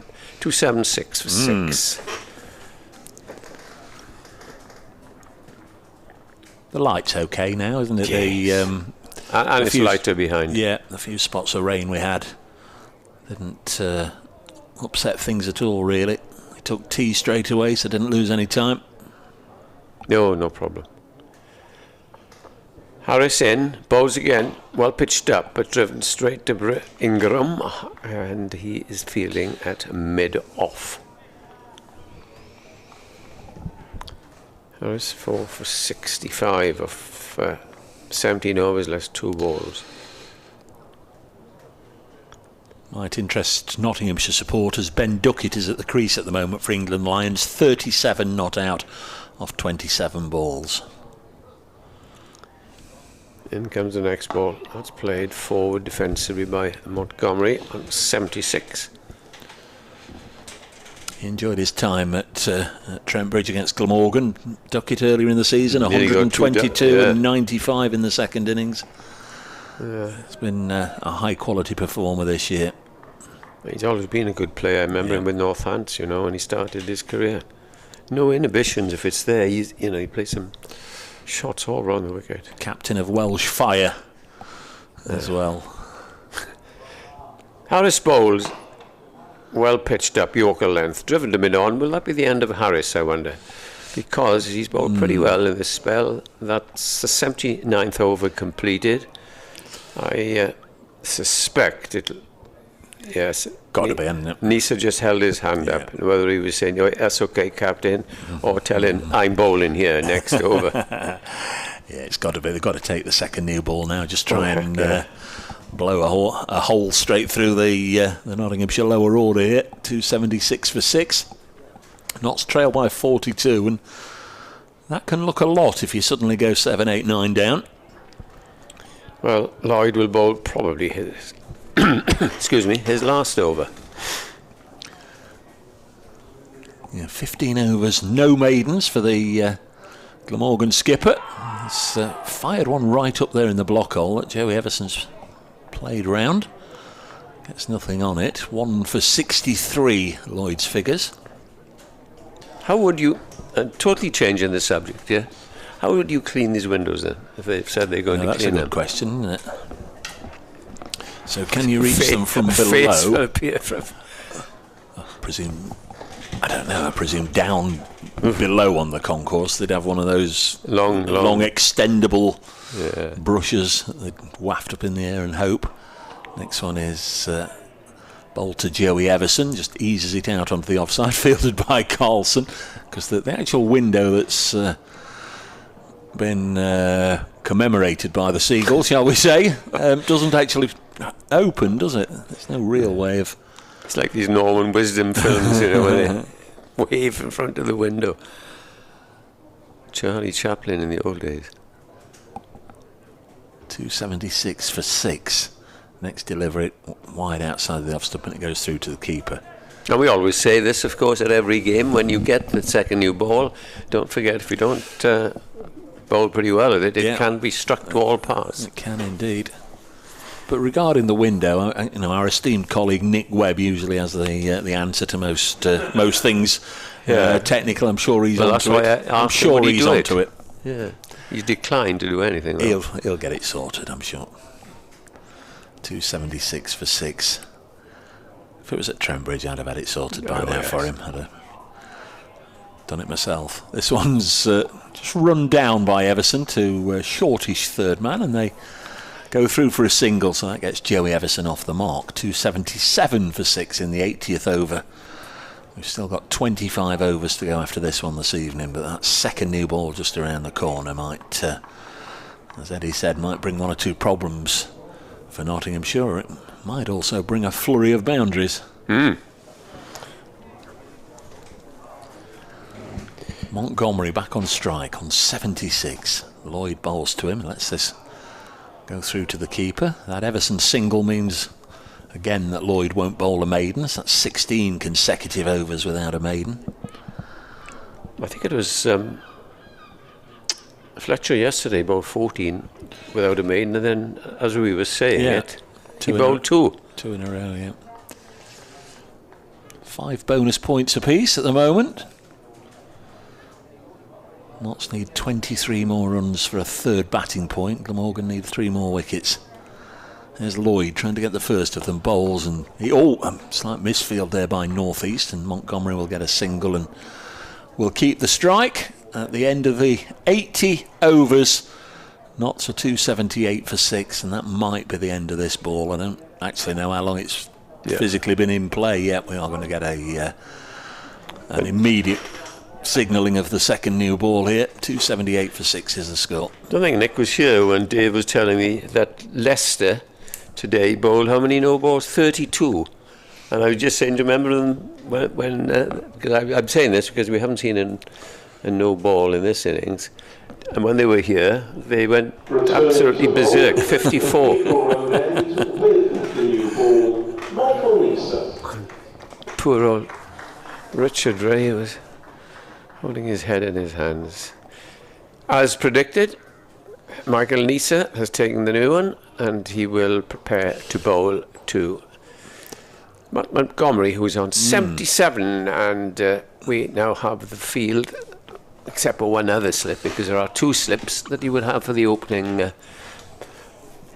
bowler bowling the early stages of any game. And here he is, Nisa running away from us, bowls to Montgomery, and that just moves a little bit off the seam and is guided to cover. There's no run. You didn't come to Trentbridge for the game earlier in the season, Ed, but Nick was there. He may remember it was James Pattinson's first game.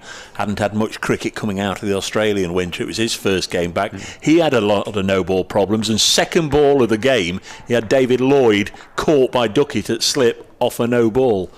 I remember that now. It's cost you. It's been, second ball of the match. Here's Nisa over the wicket, bowls again, down the leg side, and again, there's Carlson, who gets very, very excited, asking, catch it, he said to the keeper, who did catch it, but no appeal. 278 for 6, Nisa, 0 for 49 in his 16th over. Don't often see those figures in Michael Nisa. Is he here all the way through to September? No, they go back, don't they, for their Queensland camps. As, he bowls again, and that's deflected by Nisa, and Ingram Fields. No, all the Australians we've had, they always go back for their camps and start playing in their season towards the end of September. Don't make a lot of sense, does it really? They're better off surely playing first-class cricket than...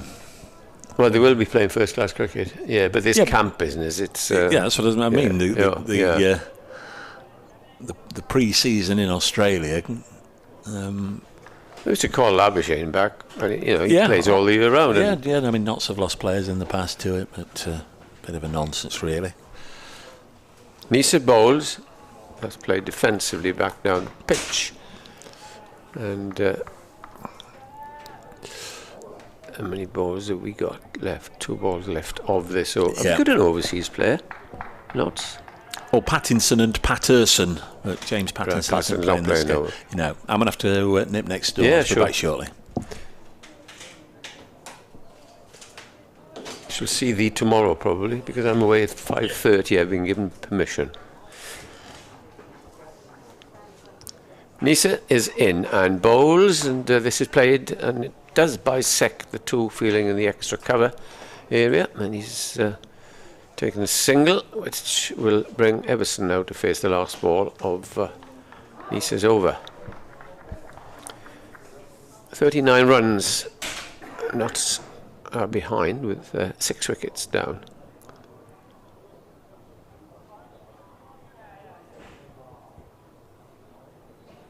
Man is sent back on the mid-wicket boundary, which is rather strange because Everson, who is on 1, I don't think he's going to hook.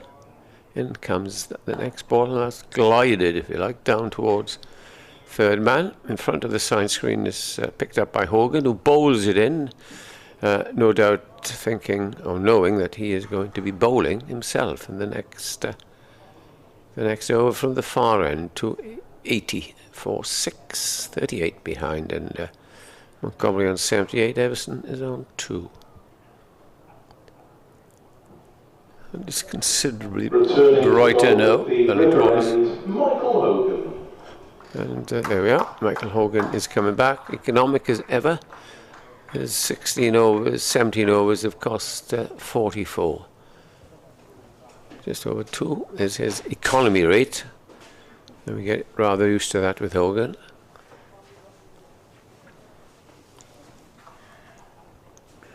Everson takes fresh guard now. And Glamorgan will need to strike now if they want to stay very much in this game.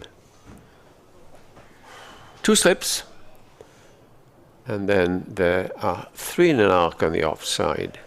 A deep mid-wicket. A fine leg. Oceans of room on the onside. As in comes Hogan and bowls the first ball to Everson, who caught at the wicket down the leg side with the first ball of Hogan's over. And that was flicked down by Everson. He departs for 2. And Nottinghamshire are now 280 for 7 as they welcome Nick back alongside me. And Glamorgan fought back. Yeah, that was a soft dismissal for young Everson, wasn't it? Just an indeterminate sort of shot. Didn't really go at it. Looked to help it on its way down to a fine leg or thereabouts, and just got a feather on it through to Chris Cook. Caught down the leg side, strangled, as they say, and all of a sudden a position that at 233 for 3 looked really dominant for Nottinghamshire. 280 for 7, and it's a different game, and I might have to rewrite my report for tomorrow, which is how Nottinghamshire were into a powerful position. Well, there's some batting to come. They're no mugs, as Dave was saying, but Dave was spot on when he said about 10 minutes ago, hang on now, a few wickets could fall, new ball, and all of a sudden all out. Glamorgan 20 for no wicket. Well, I wouldn't mind seeing 20 for no wicket, but you never know. A lot of cricket left in this game. But we've seen, how many strangulations have we seen this season? Yeah, it seems to be happening more often than it used to. Blame the balls. Yeah. So that was Hogan's first delivery, was it? The spell? Yes, and his second wicket. Second wicket. He's got 2 for 44. 280 for 7. For Nottinghamshire is Brett Hutton. Obviously, Montgomery is relatively inexperienced in first-class cricket and new to this Nottinghamshire Championship side, so it'll be interesting to see whether he tries in any way to protect these lower order. You would have thought not with Hutton. Play properly. Hutton can bat, so can the other two. Fletcher, maybe not. Patterson quite so much. Fletcher's got 250s this season. Fletcher has, yeah. He's averaging 30, so... yeah, no mug with a bat, certainly not. Hutton did well with the ball, 4 wickets. Not's leading performer on day 1, and they could do with him hanging around a little bit on day 2. Yeah, from 233 for 3, you would have thought, well, here's going to be a lead. But the wise man, Dave, said it exactly some 10 minutes ago. You could get a few wickets, all of a sudden you're behind. Yeah, much depends on Montgomery now. Yeah, and the three with him. Hogan, in he comes again for the second ball and bowls to Hutton. Hutton gets off the mark with a little push down to third man, which brings the deficit down to 37. 281 for 7. Glamorgan want another 2 points, another 2 wickets for their 3 maximum, while Notts need 19 for their next point. Which well, we were talking about one stage that they look well set for the maximum at 400 in 110 overs. Hogan from that far end coming in again and bowls to Montgomery, and he plays it gently, circumspectly out to cover where Salter fields. And Montgomery's 50 came off. Where are we? 108 balls. He slowed down a little bit, or has he just not had much of the strike? 53 balls faced since then for a further 28 runs, so just slowed down a touch and not much of the strike as well either. Hogan in and bowls to him. He got him. I thought when Hogan gives that sort of run and hand in the air, he thought that possibly he'd caught him. Everybody out there went up, but let's have a little look at this. He must have heard something. Yeah, that was a convinced appeal. Inside edge was the thought from the Glamorgan bowler and fielders, as that one jagged back from Hogan. No, it's touched the thigh pad on the way through. Very good decision by the umpire. Well done, Mr. Adnan. Not out. Yeah. Jagged back on him, and in he comes Hogan, bowls again, and that's just pushed down for a gentle single. That's the 5th ball of the over. 282 for 7 now. With Montgomery knows that he's got 100 in his sights, 79. He also knows that his team needs some more runs, and at the moment he doesn't need to shield Brett Hutton at all, because he's capable. Last ball of the over. Hogan in and bowls. That's defended well. Just the 2 runs off it and a wicket, and the score now is 282 for 7. It's looking as though this game at halfway is going to be more closely balanced than has looked likely for most of the day, when, as I say, Notts moved on to 233 before they lost their 4th wicket. Lyndon James had 50, so did Montgomery at that stage, but they haven't quite kicked on, losing James went for 50, then Mullaney for 11, Patterson went for 13, and Everson for 2. The first batsman, round about 5 o'clock on day 2, to fall for single figures since Lloyd around about 20 past 11 on day 1. Yes, that's good call, that. Everyone's got in. But Montgomery has the top score of the match. He's on 79, and Michael Neser is going to bowl to him from the Cathedral Road end on this overcast evening with 2 slips, and it's an easy single for Montgomery as he just turns it away towards the umpire, and it's eventually fielded by Chris Cook, the wicket-keeper, rather than the man coming in from square leg, who remains in the infield for the new man Hutton. Montgomery 80 not out, so uncharted territory for the young South African. His previous first-class best was 50 not out for KwaZulu-Natal. 283 for 7, 35 behind. Nisa in bowls. Hutton defends back down the pitch to Nisa. Lobs it high in the air towards Kieran Carlson for polishing work. Carlson now stationed at mid-off, having been in the covers for most of the day. Cover stroke mid-wicket. Billy Root is now on covers duty. Usually a position reserved for one of the better fielders in the side, as Root is pretty athletic. Down leg side, and they'll scamper through for a single as Hutton is hit, sounded like on the thigh pad. Yeah, it's a leg by. 284 for 7. Nip and tuck, isn't it, yeah? 35, 3 wickets left. Yeah, important little 233 for game. 3, and then it went 255, 274, 280. A little bit of a collapse, if you can call it that. It's the same as Glamorgan really exactly has. The same.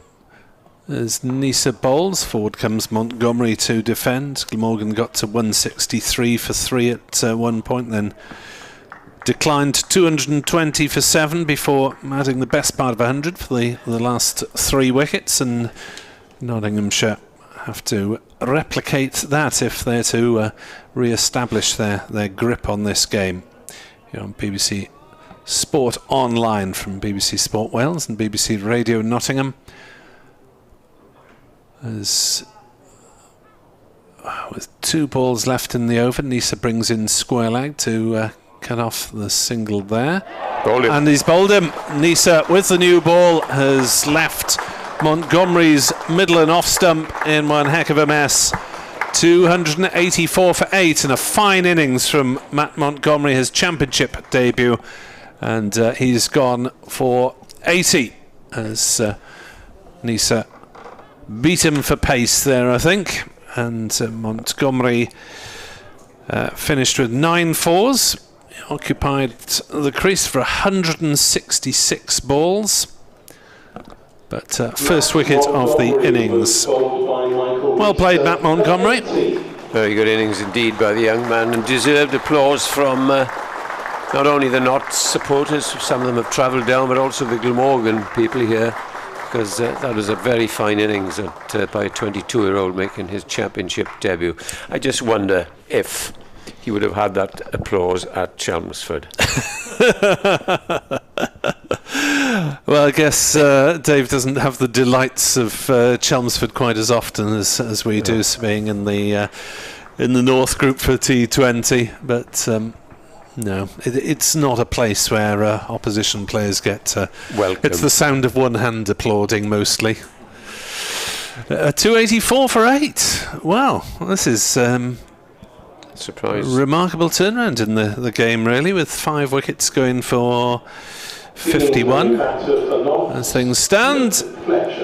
Here comes cool hand Luke. Big Fletch. See, crosses the boundary ropes now,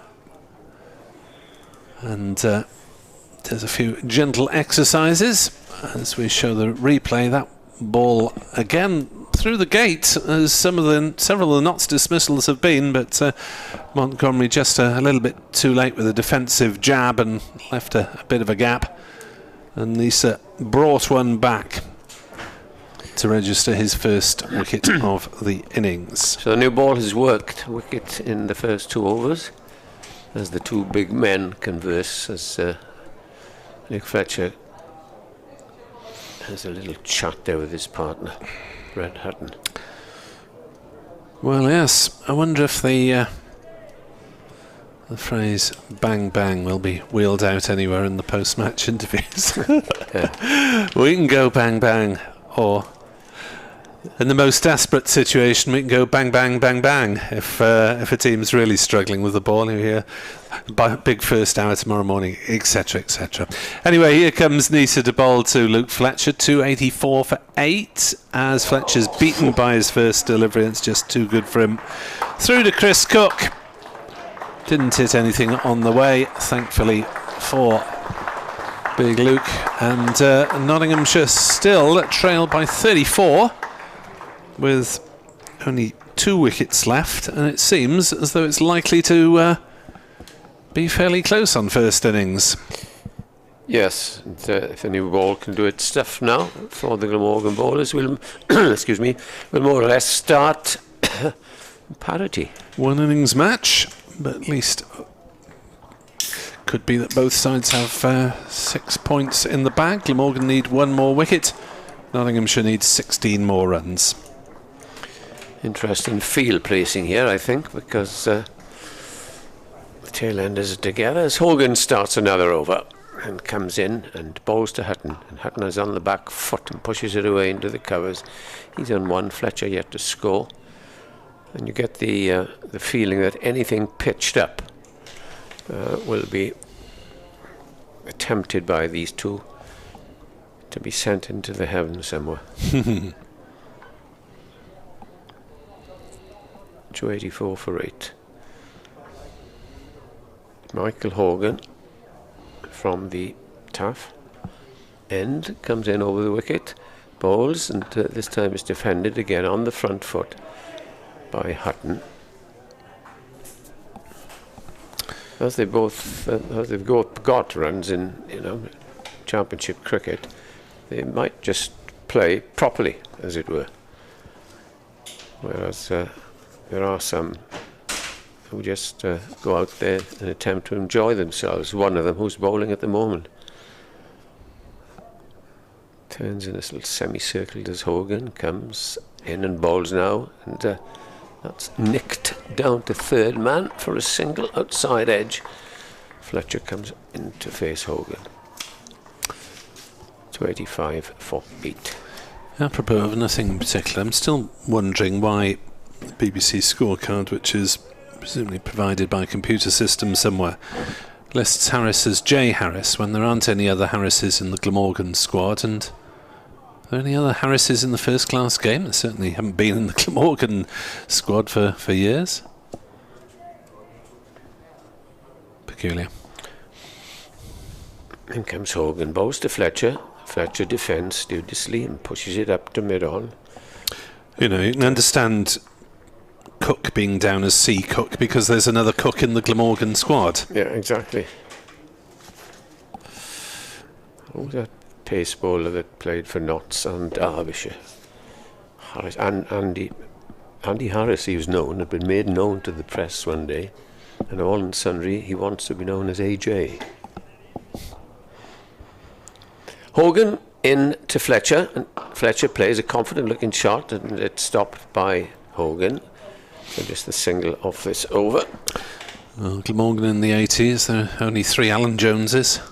Well,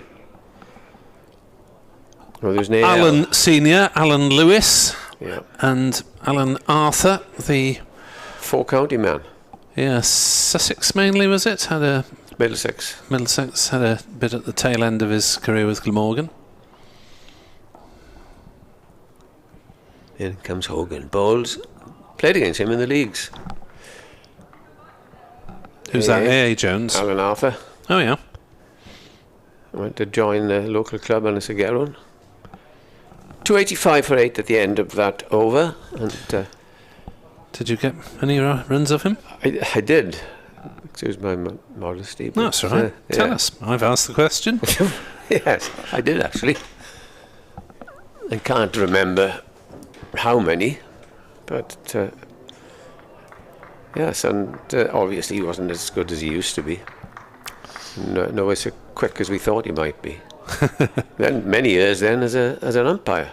Yeah.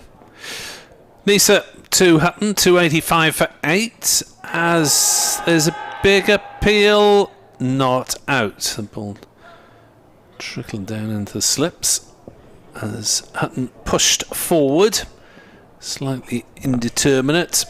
Struck on the pad, going down leg side, I would suggest, from the replay. It's doing a little bit too much. I can see some blue sky above. First time today. As Nisa will run away from us at the Cathedral Road end. Into ball. Forward comes Hutton. Defends on the offside. There's no run. Well, the crowd certainly haven't had to seek shade and shelter today, because although it's been warm, there's been virtually zero sunshine all day. But you've still got to be careful of that very hot day we've had, because it burns through the clouds, as we all know. Indeed. Plenty of sun cream sales over the next few days, I guess. Nisa to Hutton, who's beaten pushing forward. And all of a sudden with the new ball, and Morgan propelling it skillfully through Nisa and Hogan against the lower order. Things are starting to look a lot more murky in terms of the contest to bat and ball, and that one really did a bit from Nisa off the pitch as well. Morgan's openers will be... Oh dear. Up you go again. Nisa steaming in, bowling, hits Hutton on the pads, ball rolls out to gully, no run. Yeah, we really didn't expect Glamorgan to be batting again today when Nottinghamshire were 3 down and 2 batters with 50 next to their names on the board, in the form of Montgomery and James at one point. But they have fallen away in the same manner as Glamorgan did in the middle part of their innings. Cannot find any final flourish as Hutton drives to Carlson at mid-off. This looks a completely different contest from an hour or two ago mid-afternoon. Afraid that I must leave you at the end of the over, Nick. Apologies, by the time I'll be going through to my banger. Oh, good luck. Studio up in North Wales for little the BBC in joke. Apologies for language, and I shall look forward to this contest tomorrow, certainly again. As that is defended by Hutton on the offside. Game, was it Agos? Is that a close game? Game Agos dros Ben. Yeah. Diolch yn fawr, Edward. We'll see you at some point tomorrow. We may well see Dav Pritchard if he's finished processing Gareth Bale material for BBC Wales by then. He didn't get to go to LA, unfortunately, for Dav. That's a future requirement. I'm not sure if the budget can run to that at the moment, but I think BBC people have interviewed Gareth Bale, and you can catch up with that on the BBC Sport website. So Michael Hogan from the River Taff end at 285 for 8 to bowl to Luke Fletcher, is yet to score, and defends that one correctly back down the pitch, no run. And the one-day international is done and dusted. India reached 114 for no wicket in 18.4 overs to beat England by 10 wickets. A tricky start to his new gig for former Glamorgan coach Matthew Mott, England's white ball coach. Hogan is in to bowl. Fletcher tries to drive. The ball rolls down off the tail of the bat that Fletcher examines into the gully, fielded by Salter, no run. So the paying punters at the Oval have watched 25.2 plus 18.4. What's that? 44 overs of cricket instead of 100.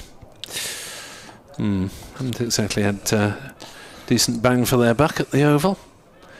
Hogan bowls. Fletcher scoops this one up to cover and is caught. Well taken. Looked to be looping up over Byram's head, but he stretched up and took it. And that is 9 down. It's maximum bonus points with the ball for Glamorgan as Fletcher goes without scoring. A third wicket for Michael Hogan. Caught Byram, bowled Hogan with only Patterson to come, and Nottinghamshire are 33 behind. Knocked me down with a feather, Dave. Yeah, they've been going nowhere, have they not? They've not scored runs. You know, the second new ball and the ability of Hogan and Nice has kept them nice and honest. It very much just looked as if it's going to be survival, and hope that they can somehow stick around for half an hour, but that was never likely against these two bowlers. Wickets going down in the 75th over, the 78th, the 82nd, and now the 86th, and Notts have absolutely capitulated from 255 for 4 to 285 for 9, so 30 for 4 in that time, 30 for 5 in that time, because Matt Montgomery fell as well in the 83rd over. And it was an unfortunate dismissal from Mullaney, really, that started the nonsense. It was against the old ball. It was a poor ball from James Harris that might have gone into the stand on another day, but he managed to find the one fielder within a 40-metre radius, Eddie Byram, who took a good catch on the boundary. Yeah. We're halfway through and over here. So Dane Patterson has 3 deliveries to survive. He's getting a briefing from Brett Hutton. Yes, it's coming down quite fast at us. Yeah. Do your best, mate. So 3 balls for Patterson to survive. Glamorgan with their 6th bonus point of the match. Can Nottinghamshire scramble somehow the 15 runs needed for them to get to 6 as well? Unlikely, I would say. Unlikely. Has had his moments, because he's played Test cricket. You don't get to that level without at least knowing which end of the bat to hold. He hit a 6 to win a Royal London one-day cup. He's now been disturbed by a pigeon. He'll be reported by the RSPCA if he goes across and does what was going through his mind for a second there. A flap and a flitter and off the bird goes. Hogan to last man Patterson, and he is caught and bowled nearly. First ball. Hogan down, holds the pose, didn't quite, I think, carry. I'm glad Sam Northeast isn't umpiring, because he was celebrating and giving it out and all the rest of it. I wasn't certain, I must admit, and looking at the replay there. No, it's just bounced. Hogan would have known. It up, yeah. Hogan would have been absolutely 100% certain. He would have been the only one that would have known absolute certainty, and he didn't make a fuss about it.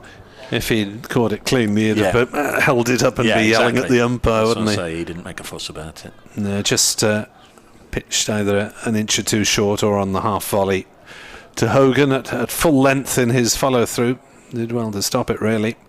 Hogan bowls again to Patterson, who plays on the offside, fielded by Byram, who's taken a couple of important catches today to get rid of Mullaney and now Fletcher, and leave Glamorgan to attack the last wicket. Yeah, it's all gone sour for Notts over the last hour or so. Yeah, Glamorgan have fought back with the ball, really, as Hogan is into bowl, and he's bowled him. There was not much clue there from Dane Patterson. I'm not sure what he was trying to do. He's bowled for naught, and Nottinghamshire somehow are 285 all out. Glamorgan lead by 33 on first innings, and Michael Hogan has taken 4 for 47 to have the best bowling performance of the innings. James Harris probably took more top-end important wickets. He has he's got 4 for 65, his best the season. Hogan 4 for 47, 1 apiece for Nisa and for Lloyd.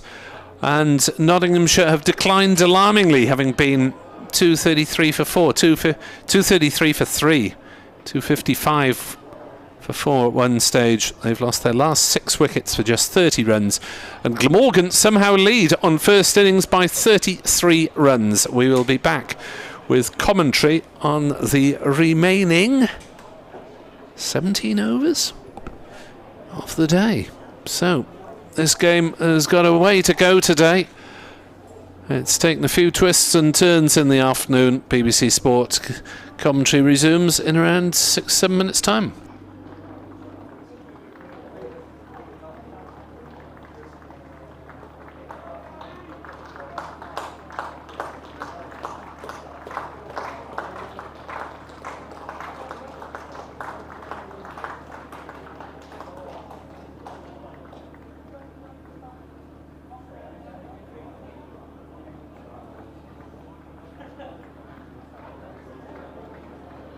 For those of you who would like to keep your score sheets up to date, I'll give you the rest of the bowling figures in just a moment.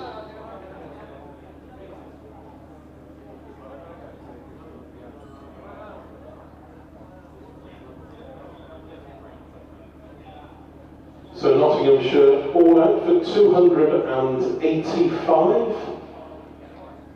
Brett Hutton was 2 not out in that total. There were 12 extras comprising 5 byes and 7 leg byes.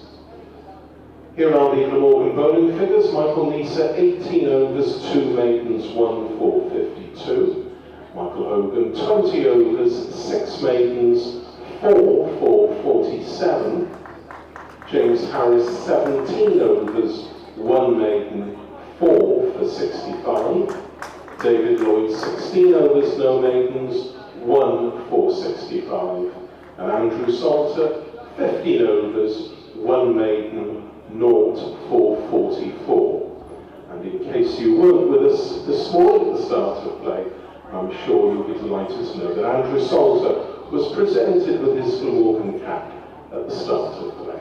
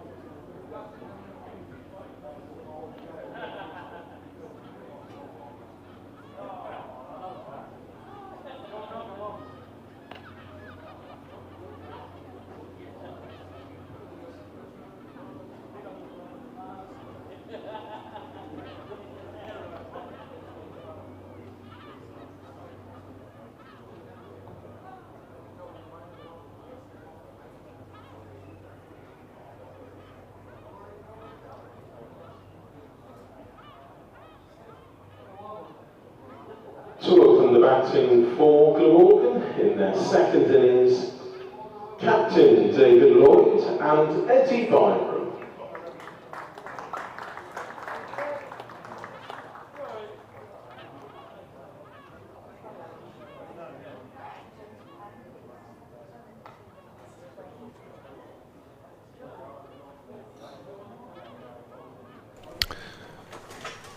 Well, welcome back to Sophia Gardens, where Glamorgan are about to start their second innings with the first innings advantage of 33.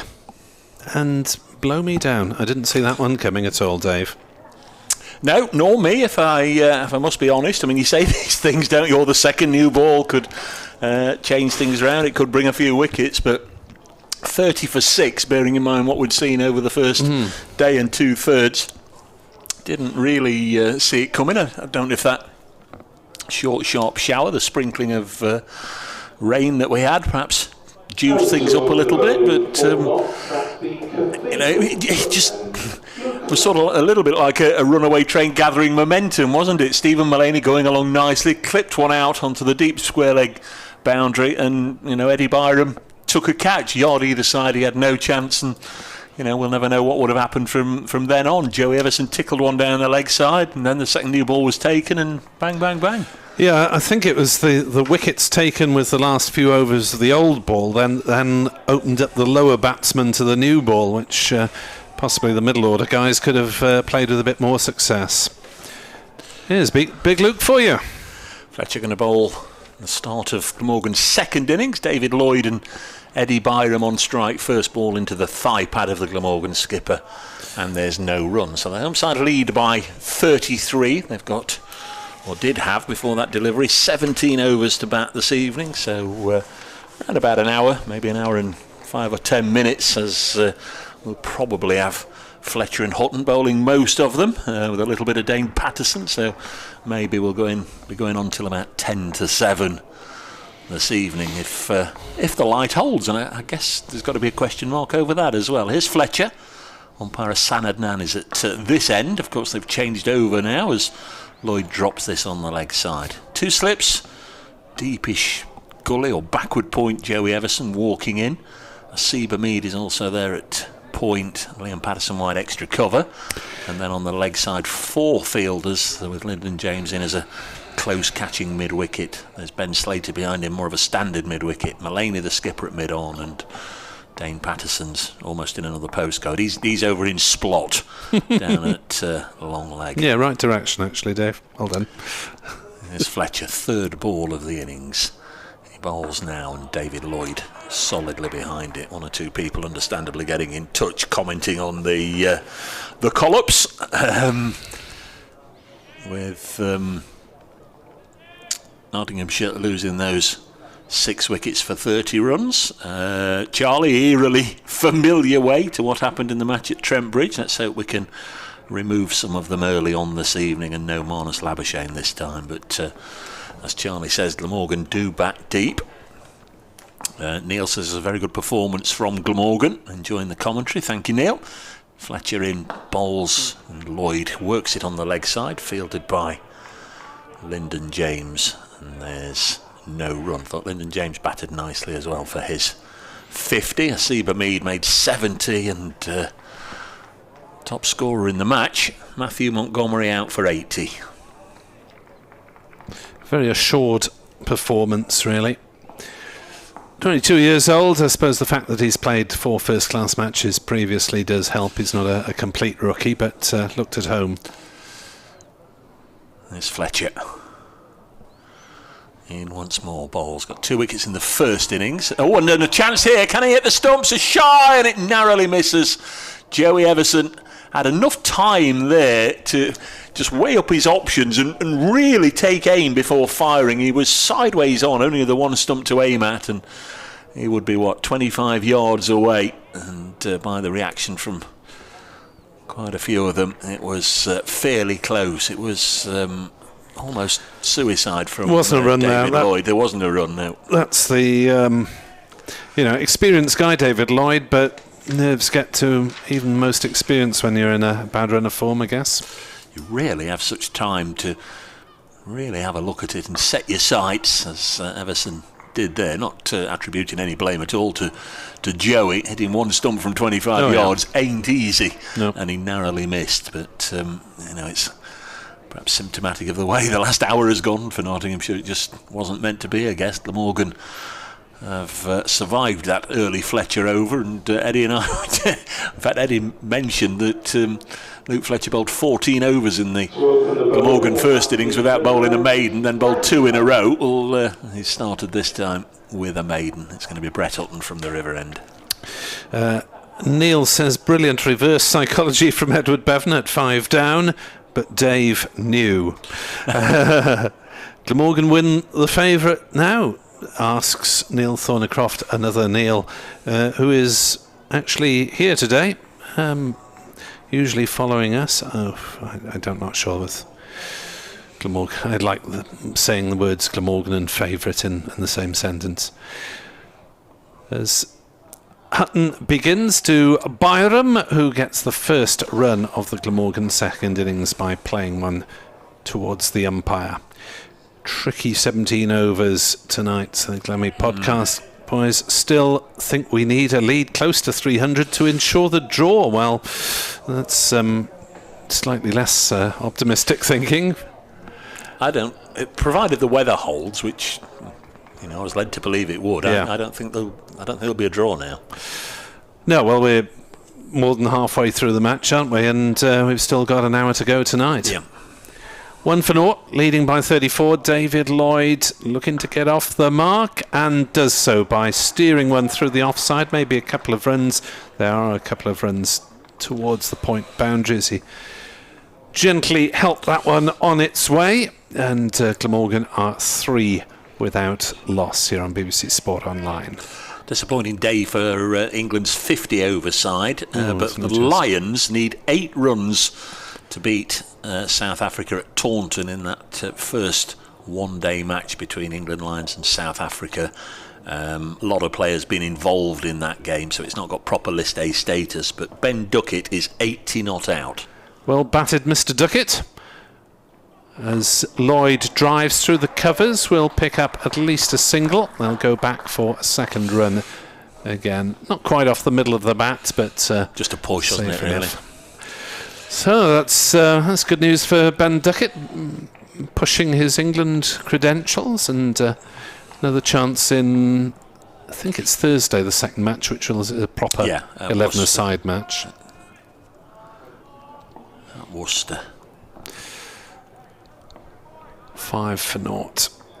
Glamorgan lead by 38. As Hutton bowls and Lloyd pushes forward defensively out to cover, and there's no run. And if you hear the click of computer keys in the background, it's me hitting delete of many of the words that I'd just written when I was last off commentary. But Edward has had to leave us a touch early today, so it is Dave and myself through to the close. The remaining 15 overs. Hopefully to have Pritchard with us tomorrow if he's not off polishing Gareth Bale's boots in LA. As Lloyd drives, but straight at mid-off, no run. Big story for a Welsh audience, and not just the fact that he's rocked up in LA and is about to make his debut there, but the fact that he's talking about playing another couple of years and featuring in the next Welsh Euros campaign, which was somewhat unexpected for a Welsh audience. When does the American season start then? Is it going to be they're mid-season. Oh, right. Yeah. Hutton bowls and Lloyd leaves outside off stump. 5 runs off the over, 5-0. Glamorgan lead by 38. Yeah, they're mid-season, I think, so he's got 2 or 3 months to go, and it ends. This is probably one of the reasons why he went to America, other than why wouldn't you want to go and live in LA? He did have the option of coming to Cardiff to play, but Strangely, he opted for Los Angeles ahead of Cardiff. Can't understand it myself, but there we are. Surprise. But yeah, the American season leads nicely into the World Cup in November, December in Qatar. I think I saw that Rooney's gone back, hasn't he? Has he? To America, coaching. Recently left his job at Derby County, and I think he's picked up a job in the North American League. Here's Fletcher then round the wicket to Eddie Byram. Just a single to the left-hander so far. Lloyd has 4 in the first innings. Eddie Byram fell for 24, one of Dane Patterson's victims. Patterson didn't deter anybody too long with the bat today. Just out third delivery. Both Fletcher and Patterson making noughts, going in that same Hogan over right at the end of the innings. It's a nice looking drive from Byron, but straight to Mulaney at mid-on. Yeah, Fletcher looked as though he was willing to apply himself, and Patterson less so. Hogan sort of rescued his figures late on. Joey Everson just caught tickling down the leg side and then knocked over Fletcher and Patterson to finish with a 4 for 47. Harris 4 for 65. The other wicket takers, Lloyd 1 for 65, Nisa 1 for 52. And Salter, who got his cap before start of play today, 0 for 44. And in just a moment, we're going to have to talk about what's happening on the field. Balls. Yes. Changing of the... We've had 14 deliveries, 2.2 overs have gone.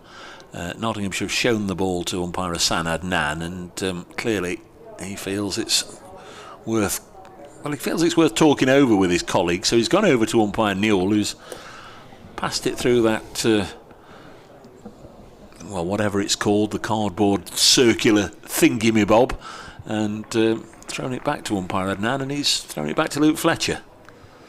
It's all a little bit of a pointless exercise. Fletcher in again to Byram, and he's just going to run this down to third man. Of course, there isn't anybody down there, so an easy 4 runs to the Glamorgan opener.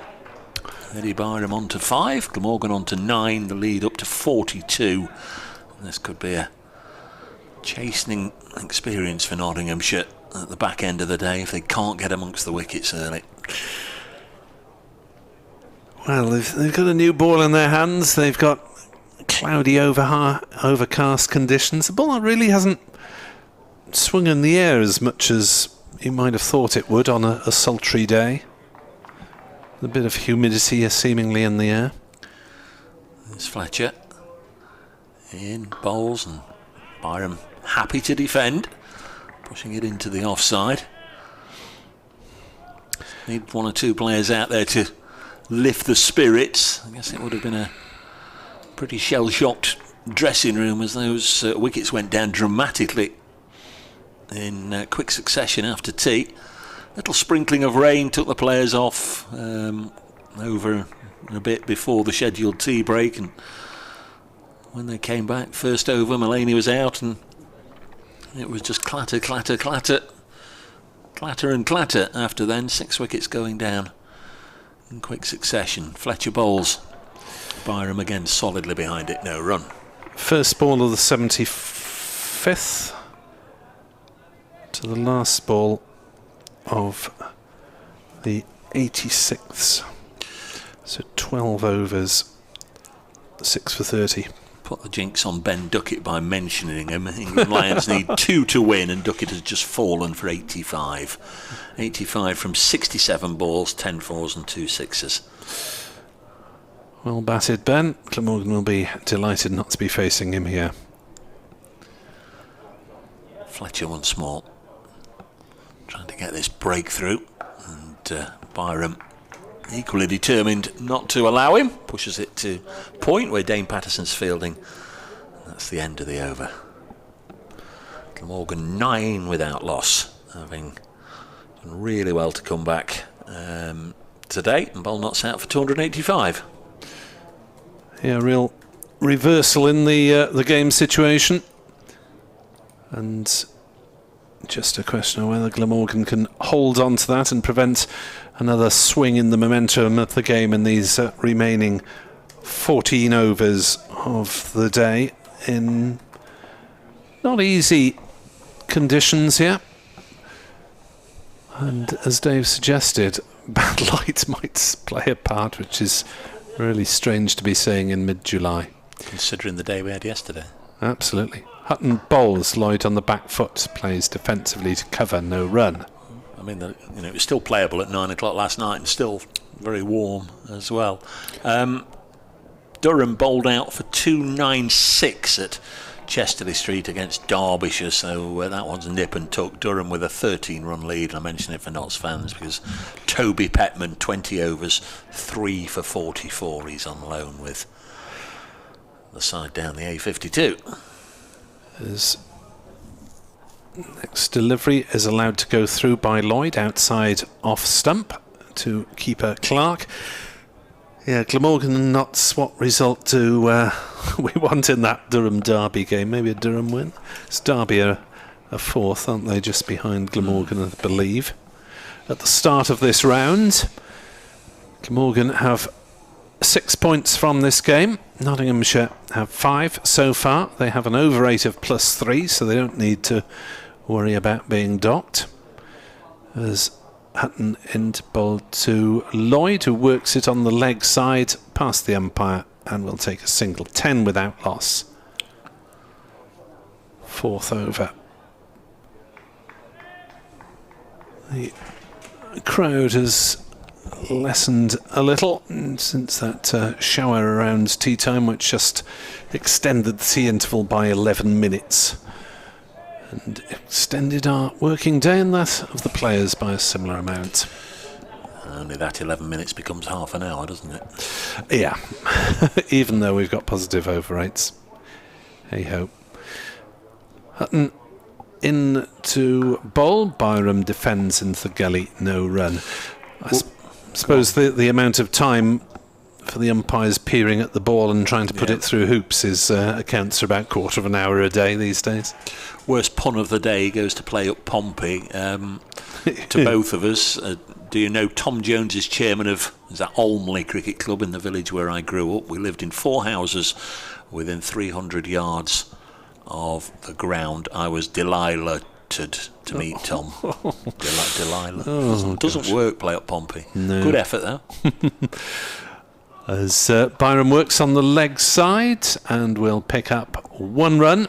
It's a enthusiastic fielding from Ben Slater coming round from square leg. Doesn't get enough airings though, Delilah, I must admit. That is one of my favourites, and much as I admire and like the music of Tom Jones, I do like the sensational Alex Harvey band version of Delilah. All right. Are you familiar with their work? Not particularly, no. 11 for naught, leading by 44 are Glamorgan.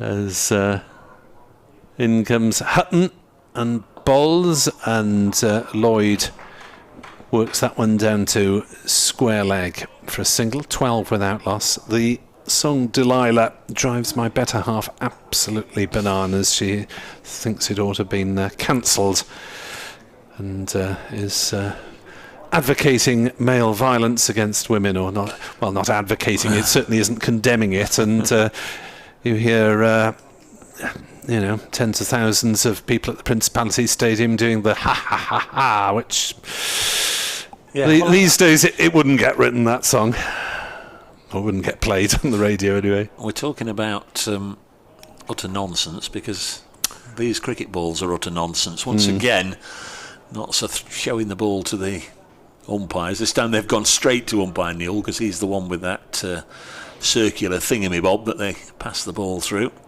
and they're hoping to get it changed. Sarah Gosling says, Dave, what on earth happened?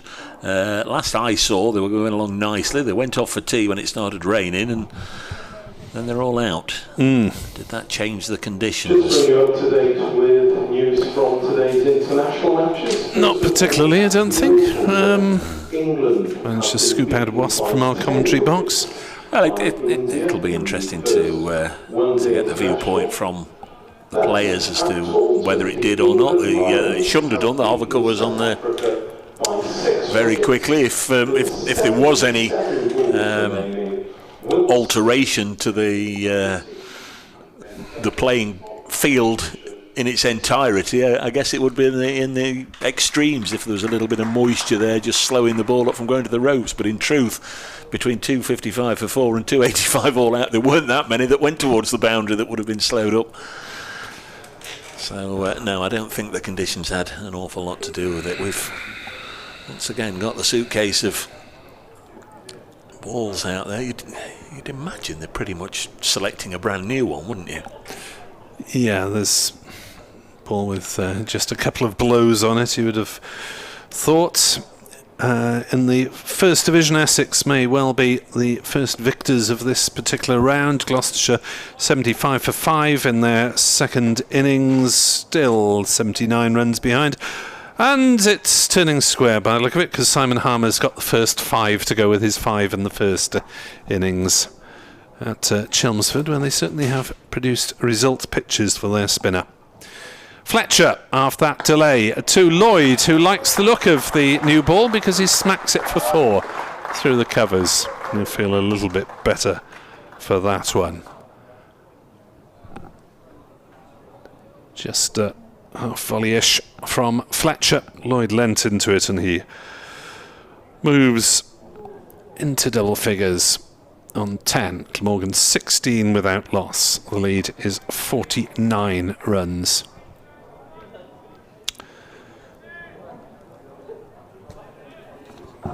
And in terms of the pitch, well, 1 or 2 kept a little bit low.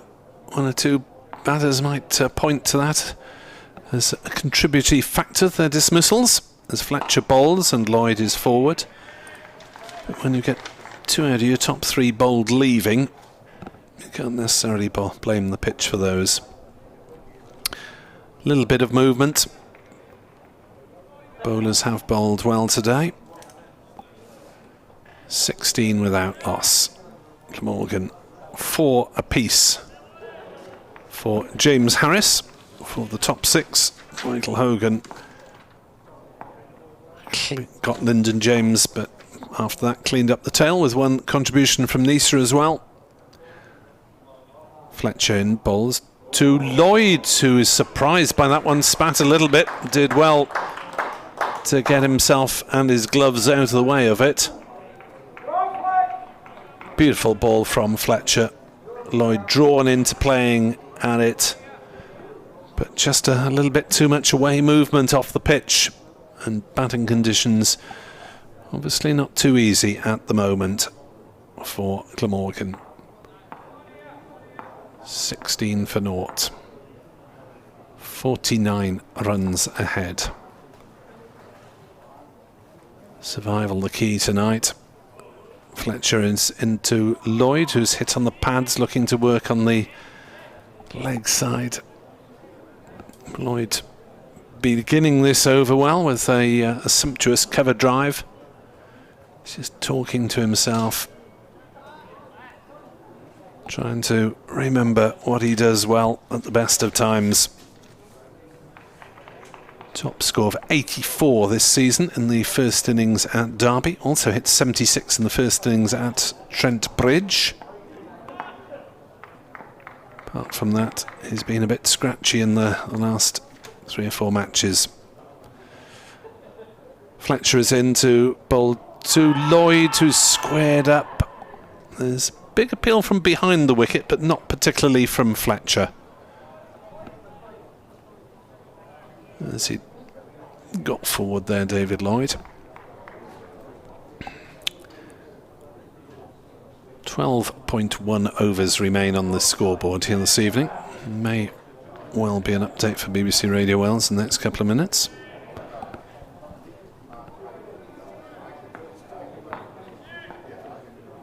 As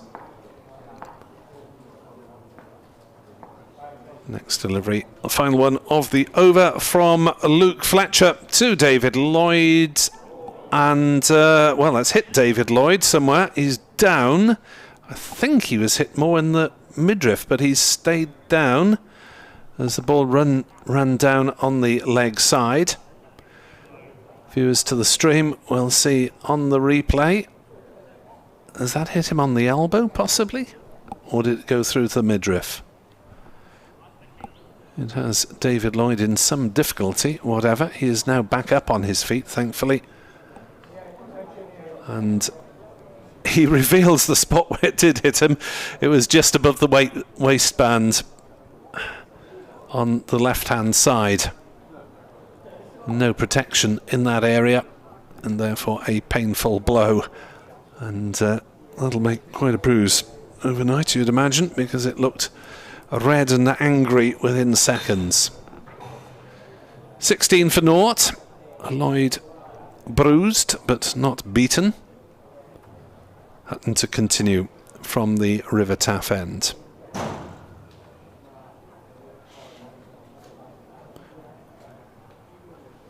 Durham are 13 ahead on first innings at Chester Street against Derbyshire. 296 all out for the home side there. Hutton is in to bowl to Eddie Byram, who defends back down the pitch. Runs all down the order there for Durham, apart from the openers. Everyone else got a few, most of them coming from the tail end. So a bit of a turnaround at Chester Street as well. At Merchant Taylors, Middlesex in their second innings, 172 for 6. That's a lead of 169 over Worcestershire.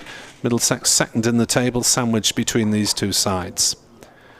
Hutton bowls. Byram drives through the offside. It won't reach the boundary. They should pick up at least a couple of runs. Will they risk the third? Not at this stage of the game, they won't, as it was picked up around about 10 metres inside the cover boundary on the pavilion side of the ground.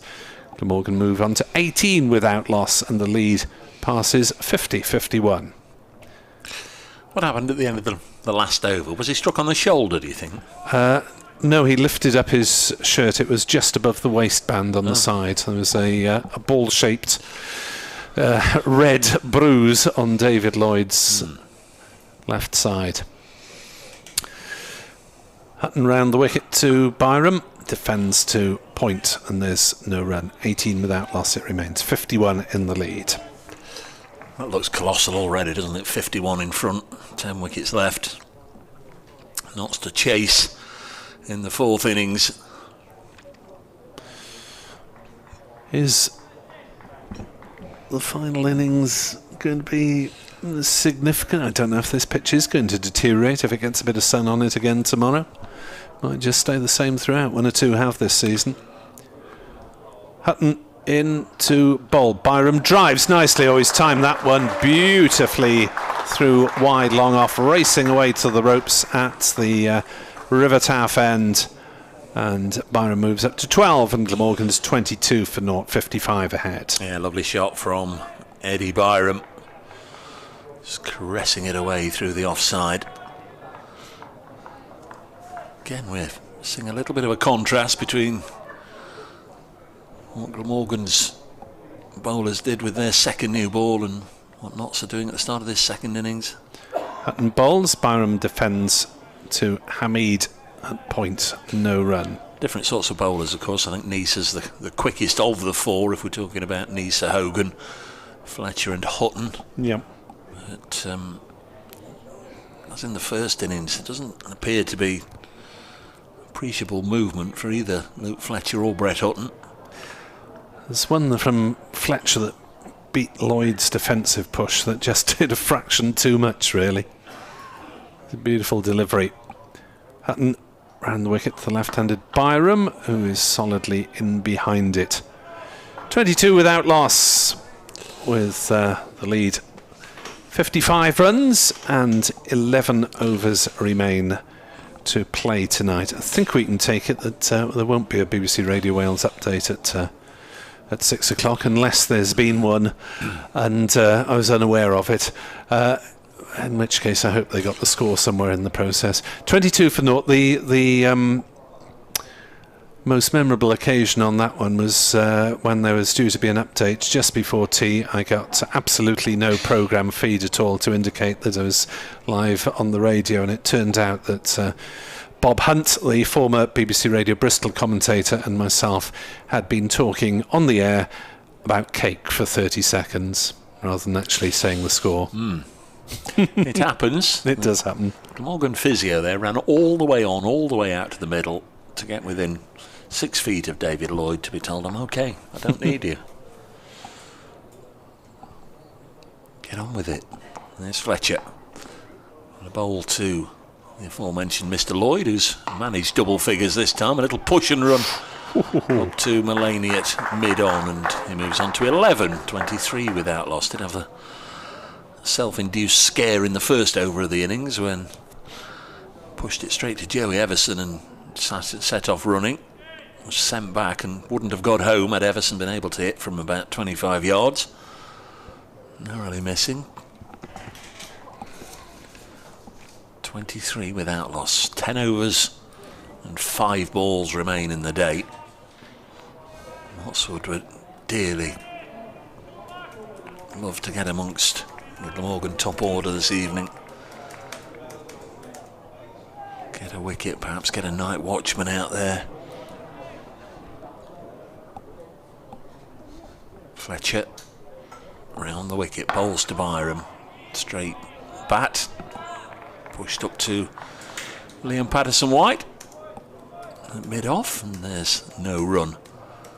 I think we're not set off this morning. Liam Patterson-White's role in this match may well have been seen as an attacking one in this Glamorgan's second innings, with Notts with a healthy advantage. It might all be very different right now.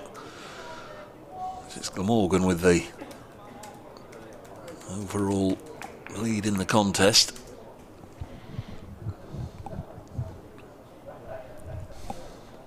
Fletcher in again to Byram. 2 slips.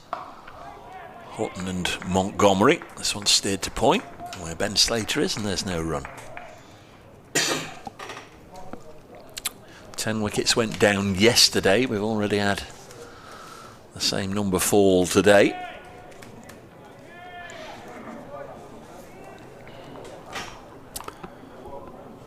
Morgan will be absolutely delighted if it remains the same, even if they only add a few more runs. Somebody's just getting a little bit boisterous down below us. 23 without loss. Eddie Byram on 12. We're in the 7th over of the innings. This is guided to backward point, and there's no run. Dane Patterson doing the fielding.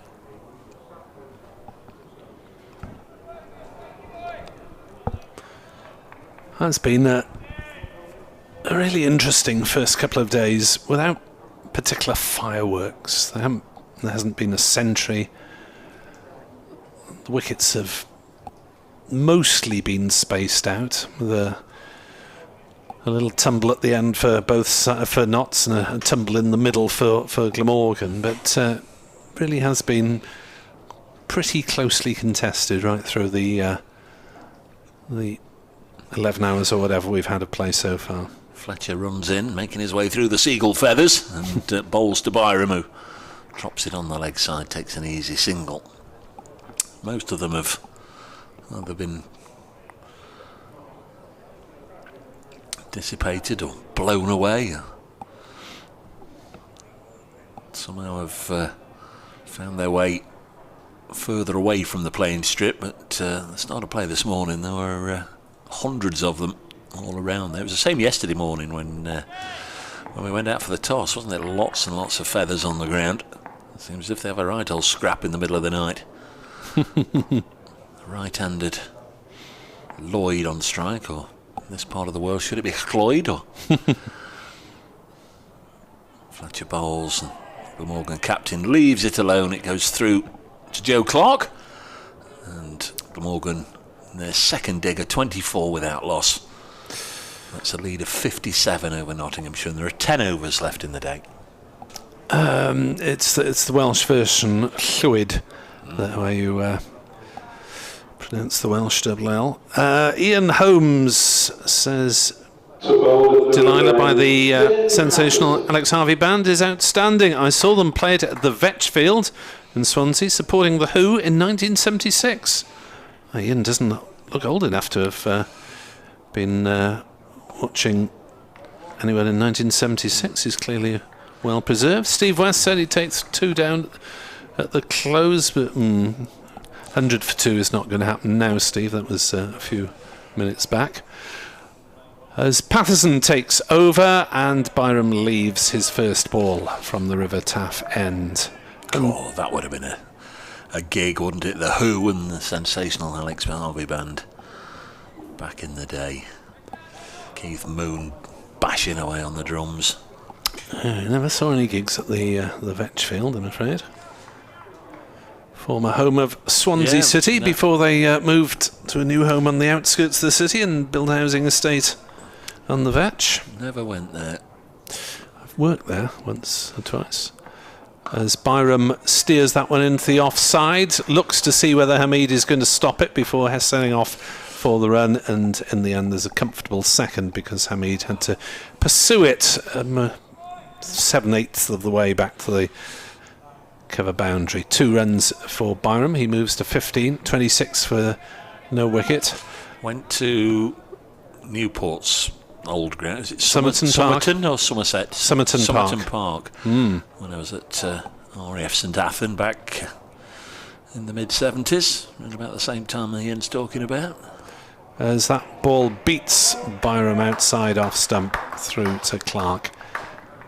Don't know if they staged any gigs at Somerton Park. I wouldn't have thought so. It was somewhat dilapidated when I was working there in the early 80s. Indeed, once I went to interview the then manager Colin Addison, a very fine broadcaster as well, to do a preview of some match.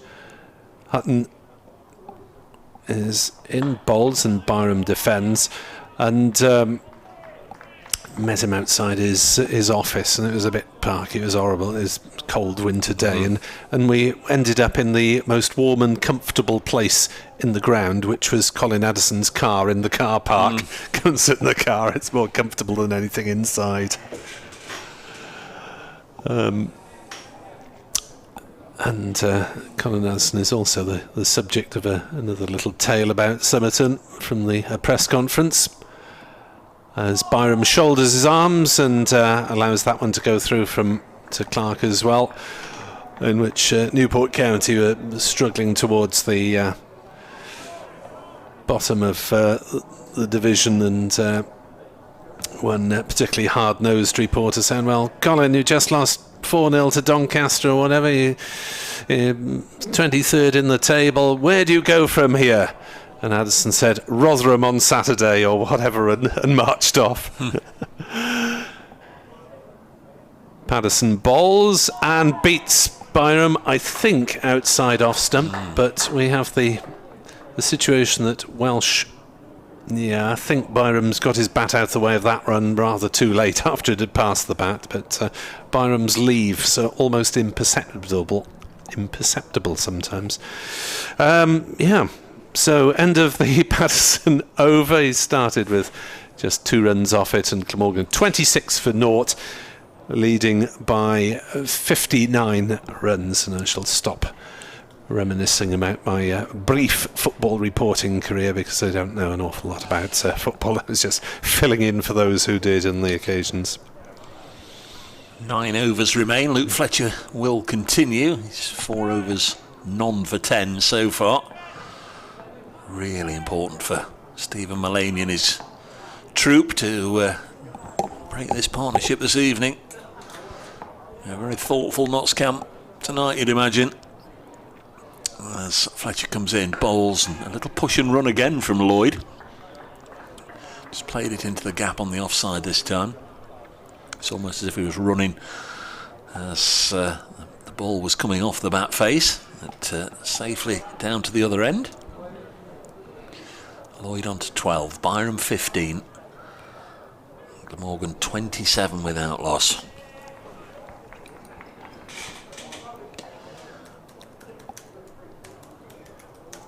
Umpire Neil trudging from square leg for the right-hander to square leg for the left-hander. There's Fletcher. In again. Bowls. Oh, that's a delivery that Byram's played round. It was very adjacent to the off stump. Let's have a look at that one. He's played down the wrong line, and a little fortunate it didn't clip the off stump. It's a loose shot from Eddie Byram. Just give Notts a modicum of hope that he might make a mistake.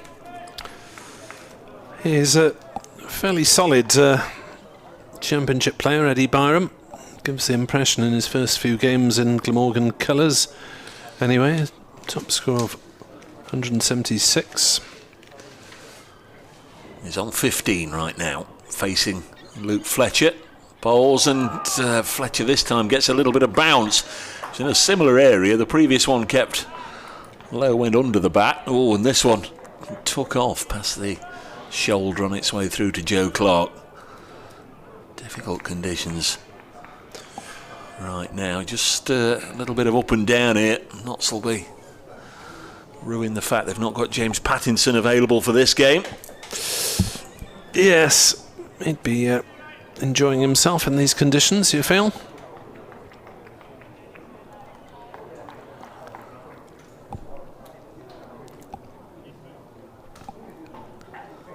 There's Fletcher. Steadies himself, sets off. In bowls, Byram happy to defend. Has any news emerged on the childbirth front? Not as I've been informed. I don't think I'm uppermost in the list of people to be told, but I'm sure news will quickly get around once the happy event has been staged. 27 without loss, Glamorgan. As we let's say enter the last knockings. I'm not even entirely sure we've entered the last half an hour yet. Still more than 8 overs remain in the day. Fletcher in again to Byram, and he'll push this through the offside, and it's the short side over towards the Daffodils and away for 4 runs. And Byram at times has been on the back foot in this over, but in every sense on the front foot there, caressing this away to move on to 19, 31 without loss. On the other side of the ground, in front of the pavilion, there's a what do you call it, a gazebo that's been set up for the kit to get some protection from the elements today, but it's been more in need from those spits and spots of rain that we had round about tea rather than I think heat wave. I think it was to protect the 12th man from the sun originally. Well, they're not even sat underneath it, are they? No. Fletcher again, final ball of the 9th over. Bowls on the pads of Byram, works it off his hip, and he'll keep strike. Seba Mead doing the fielding. 33 without loss. You can, in fact, no, it had already gone on. 32 without loss. The lead is 65. You can look at big moments in the day. I guess a Mead being bowled by Harris for 70. That reduced Notts to 135 for 2, although they were in a fairly healthy position.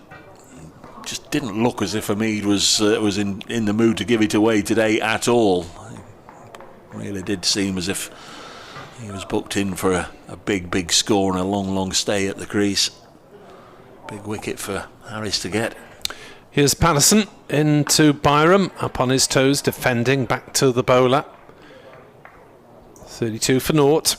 Into the last 8 overs of the day we move here at a gloomy Sapphire Gardens in weather terms. I'm sure it's, at the moment, a reasonably buoyant Glamorgan dressing room, albeit with a touch of apprehension. Play up Pompey says one for Nick. Colin Addison, you were talking about, he did save Newport County from re-election in 76-77. What was odd about their last 2 league games that season?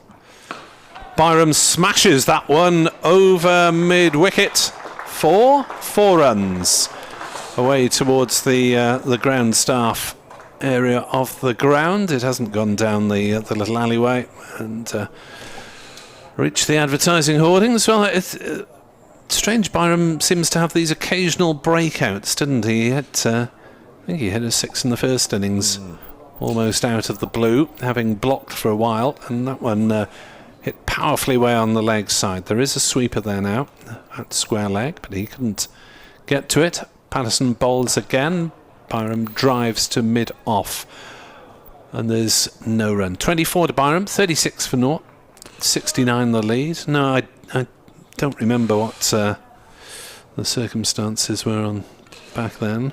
It seems to be perennial that Glamorgan, that Newport County had to apply for re-election under the old system. You didn't go down automatically, did you? You bought relied on your friends. You bought a few pints of lager and cheese and onion crisps for the other chairman, and maybe a prawn cocktail, and hope to get their votes.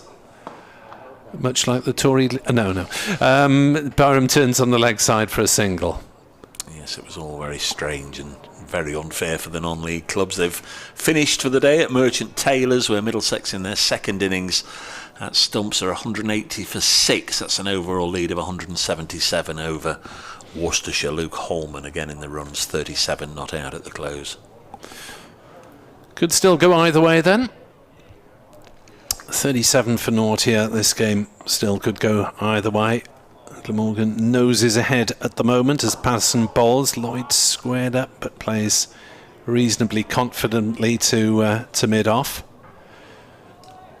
Newport County escaping the big drop around about 5 years ago in dramatic circumstances with a very, very late injury time goal in the last match of the season.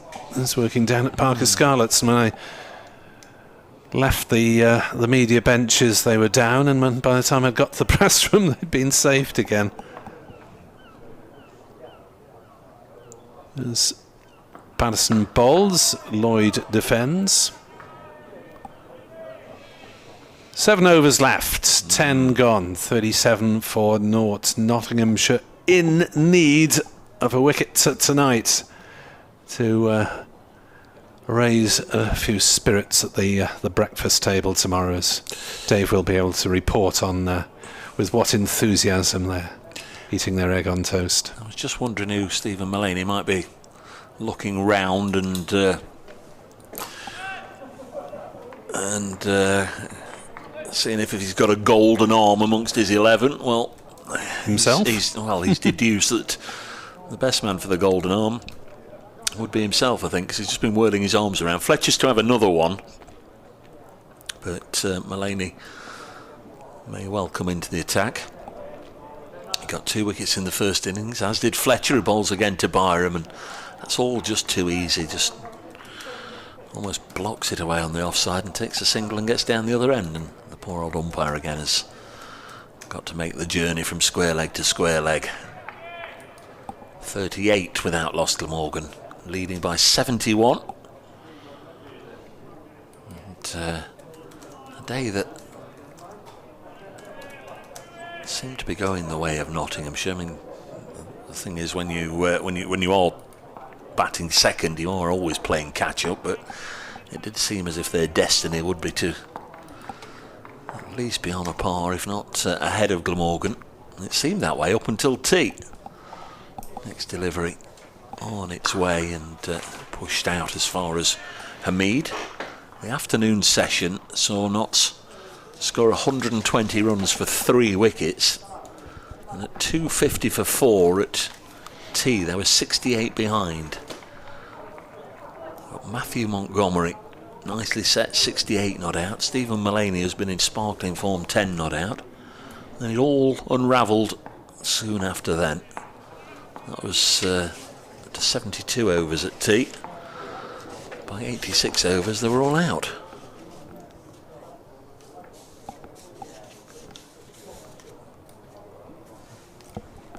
Fletcher into the right-handed Lloyd, who hits it down the ground and it clatters into the stumps and deflected obligingly to Liam Patterson-White at mid-on. I'd be pleased about that. 38 without loss.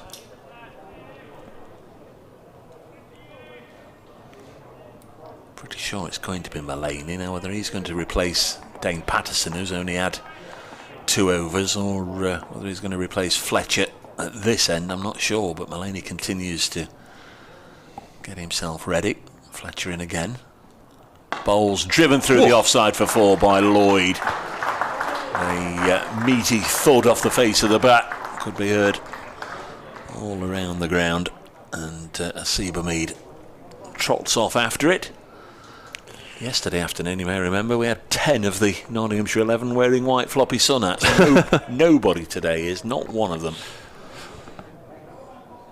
Stuart Broad, would he be wearing one? He usually is. He probably would, yeah. 42 without loss. We see so many players wearing shades on these gloomy days as well. Not sure at what point the headband came in with Stuart either, but that's a permanent feature now. Is a little push and run from Lloyd into the offside, and he moves on to 17, and the bat on the scoreboard moves from Lloyd to Byram, indicating who's on strike. And again, the umpire has got to swap over from side to side. Wasn't it a lockdown thing with Broad?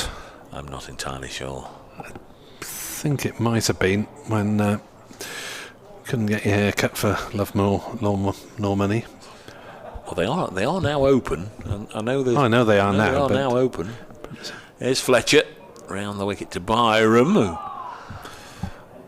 plays it onto the leg side without any fuss. For a second I thought it might have just sneaked through. Lyndon James does the fielding. End of the over, so Luke Fletcher through 6 overs. Just got a little expensive towards the back end. None for 22. Lloyd 17, Byram 26. And Glamorgan's lead is almost getting out of hand. It's 76, and Stephen Mullaney is going to take over at the river end. So Dane Patterson just had the 2 overs. Yeah, got the feeling that Notts probably need a couple tonight to get back to any sort of parity. Glamorgan were effectively 90 for 2 in their second innings, including the lead. Then it'd be a reasonable position for the visitors, but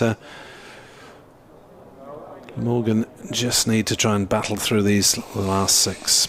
Mullaney then, to try and do the job himself, is in to bowl to Lloyd. First ball on his legs, clipped away to fine leg, but it's well fielded by Everson, moving round to his right, and he keeps them down to a single. Lloyd to 18, total to 44 for naught, 77 ahead. And the +3 on the over 8 shining out in quite brightly from the scoreboard now in these rather murky evening conditions. Byram on strike, Mullaney round the wickets. Byram defends. Made the Glamorgan batsman play yesterday, Mullaney, which I mean, to be fair, he should do, bowling off his fairly gentle medium paces, but he's always attacking the stumps, always making the batsman play or defend or run the risk of getting out if they try and take liberties against them. Next delivery from Mullaney is blocked by Byram, and wishing to curse his fortunes at the wicket, have been impressed by Byram's temperament in championship games. He's always looked happy to play the game at his own pace and take things as they happen. It's on 26, and he defends on the offside. No run. Not a spectacular batter by comparison with someone like Colin Ingram, who will score very quickly given half a chance. Just wrestling with the screen here, by the way, while commentating, as Byram defends another one on the offside, and there's no run. It's one of these screens that requires you to do something every couple of hours to make sure it's still awake. There we are, woken it up. It thinks that you've gone to sleep or wandered off. Just the single off the over so far, as Next delivery is again defended by Byram. 44 for naught at the end of Mulaney's first over. It cost just a single, but it didn't quite get the breakthrough that the Nottinghamshire captain wanted. There are 5 overs left of the day's play. I'm just wondering whether perhaps Andrew Salter or James Harris might be padded up. Cathedral Road end, Dane Patterson. So Patterson switches.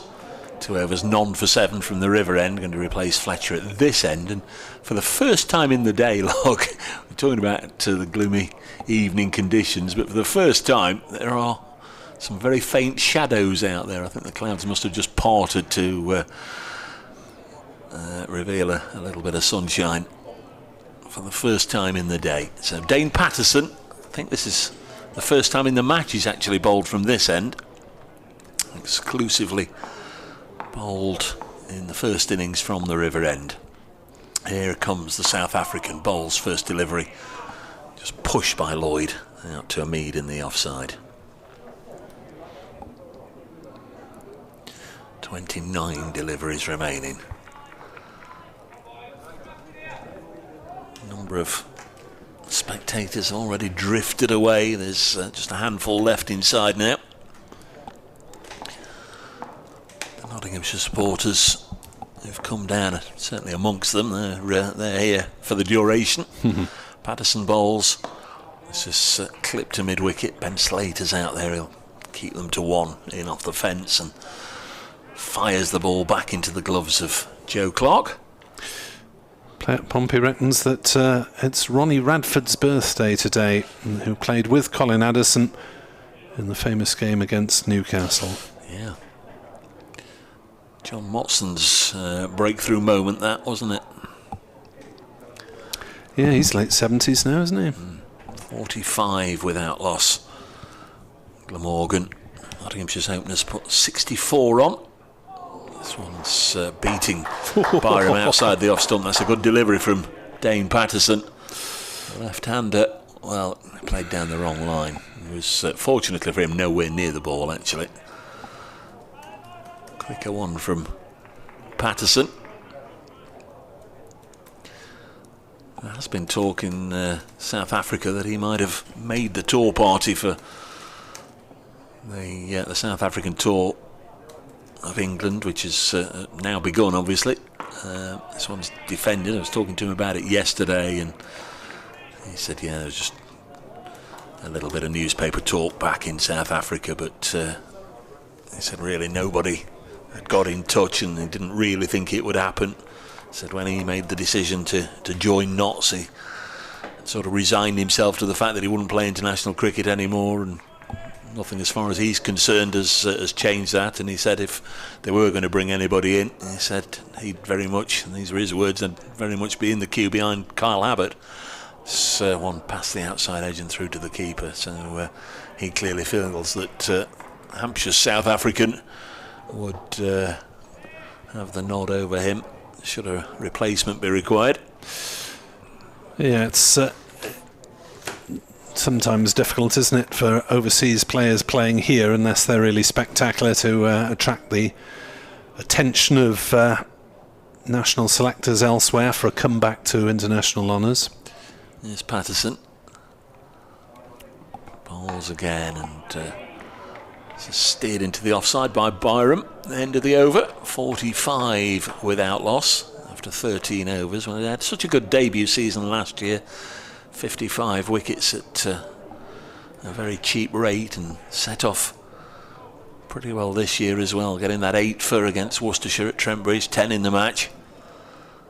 If you're going horses for courses, Dane Patterson is a good bet in these conditions. I mentioned yesterday he's played here before and got a 4 for in a T20 international back in 2017 for South Africa. As Mulaney turns, comes in and bowls, and Lloyd pulls his rival captain for a single down to Hamid at deep square leg. 46 without loss, Lloyd to 20. Lead 79. Not the greatest of conditions still, with the ball doing a little bit, and helped by the overhead conditions. Yeah, sun's disappeared again. Mullaney round the wicket to Byram, who defends to mid-wicket. Mullaney gets very excited, as if he expected that one to either get through the Byram defence or fly somewhere in the air, but neither happened. Stumps in the second division game at Chesterley Street, Derbyshire 19 for 2.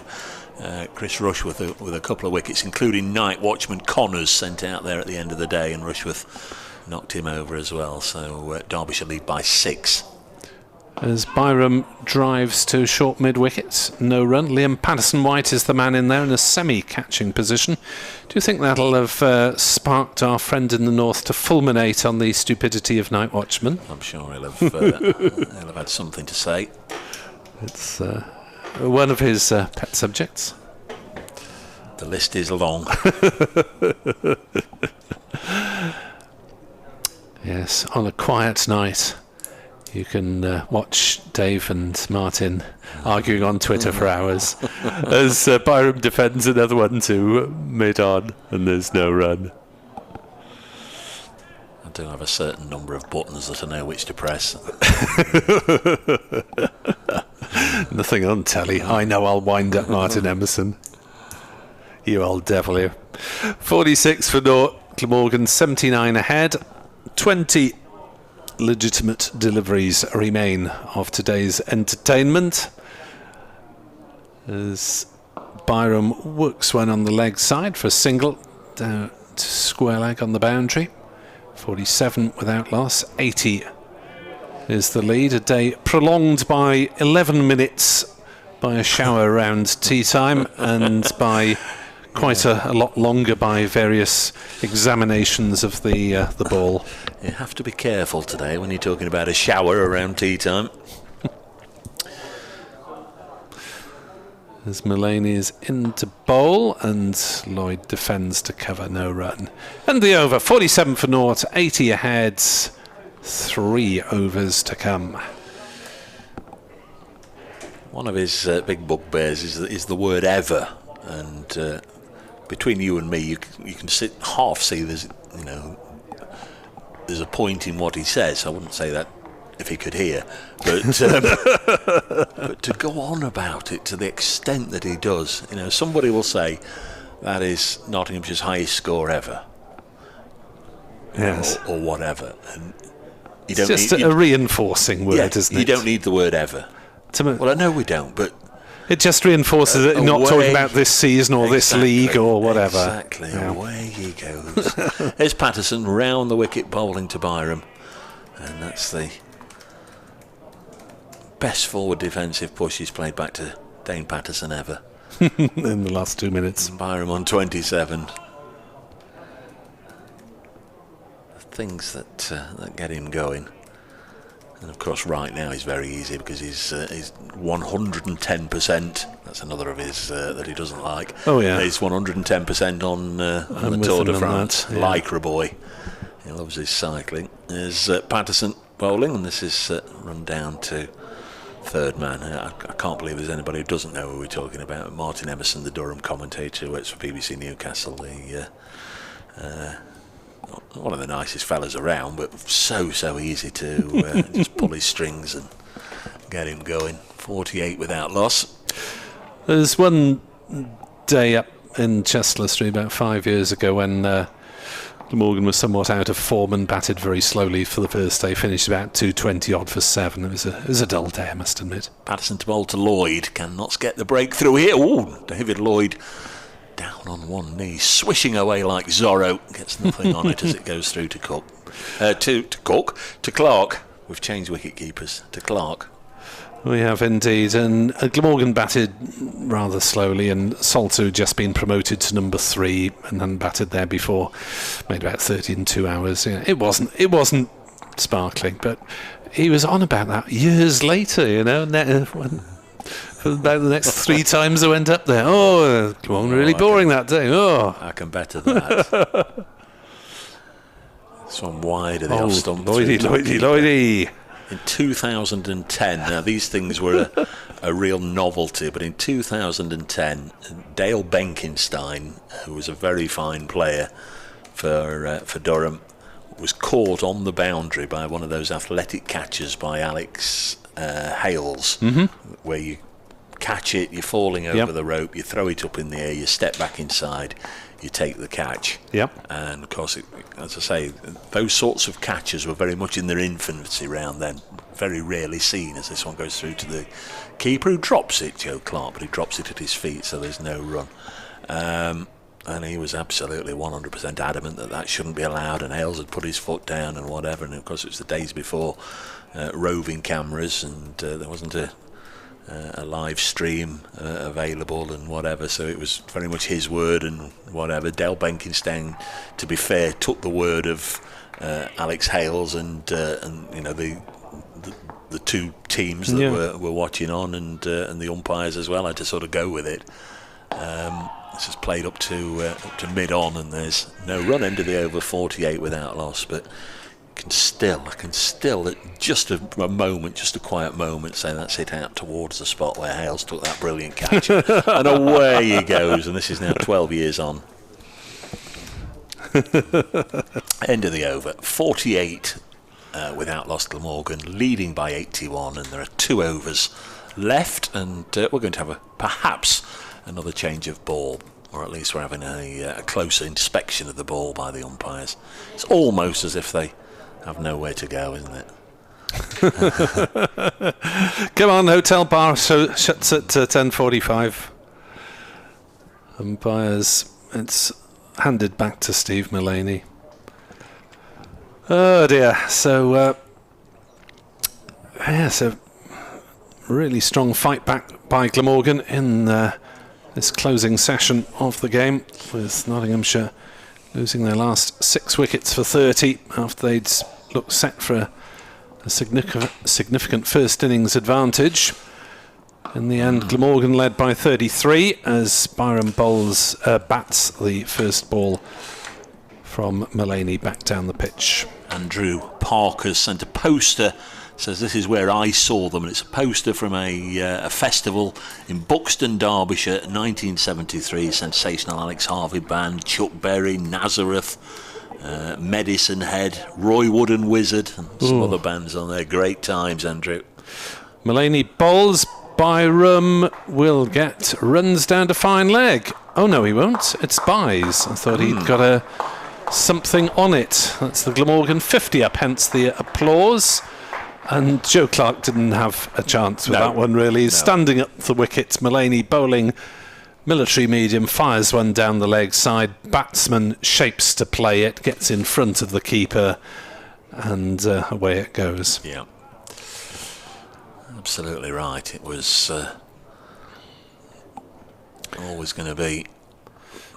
Byram runs the next one off a thick edge, which I'm not sure was entirely deliberate, down to third man Everson Fields. No, it's always going to be out of the reach of Joe Clark. It is a wonder. It has always mystified me why more wicket keepers don't actually get hit by the bat. I've always thought this when I've played the game, and more so watching it. Those down the leg side, and the keepers go to take them, don't they, behind the pads as a batter's swishing away down to fine leg. Mullaney bowls, Byram defends. And in this day and age, when there's they're trying to do the scoop shot over the keeper's head, it really could be quite nasty. Yes, it's a dangerous shot for everyone, really. Well, the scoop, the ramp. Yeah. Mullaney round the wicket, right arm. Byram defends to mid-wicket. There's a howl of anguish from Steve Mullaney. Infamy, they've all got it in for me. Well, we had Carry On at Your Convenience this morning. We'll end the day with, is it Carry On Cleo? Yes, I think it is, isn't it? Amanda Barry, Cleopatra, in having a bath in the ass's milk. Steady on. We've got another 7 balls to describe in some sort of coherence. Mullaney will bowl the first of those 7 and Byram will defend it. 52 for naught. Glamorgan lead by 85 runs and the night watchman can take his pads off.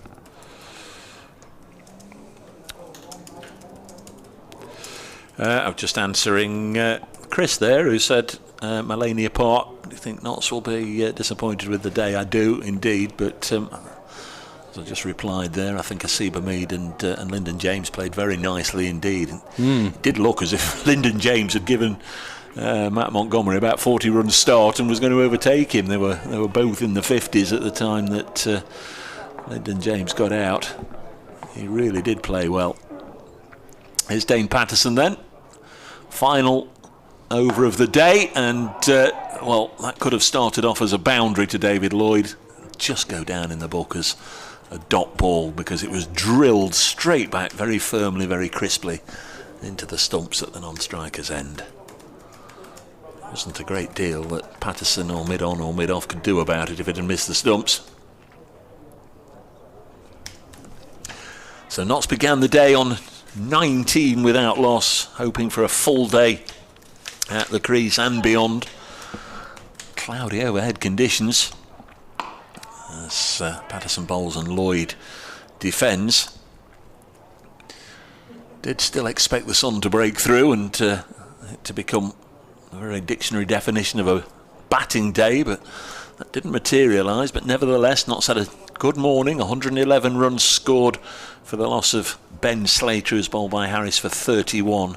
That was in the 21st over. 64 for 1. Notts 130 for 1 then at lunch. In the afternoon session, they lost to Asiba Mead for 70. 135 for 2.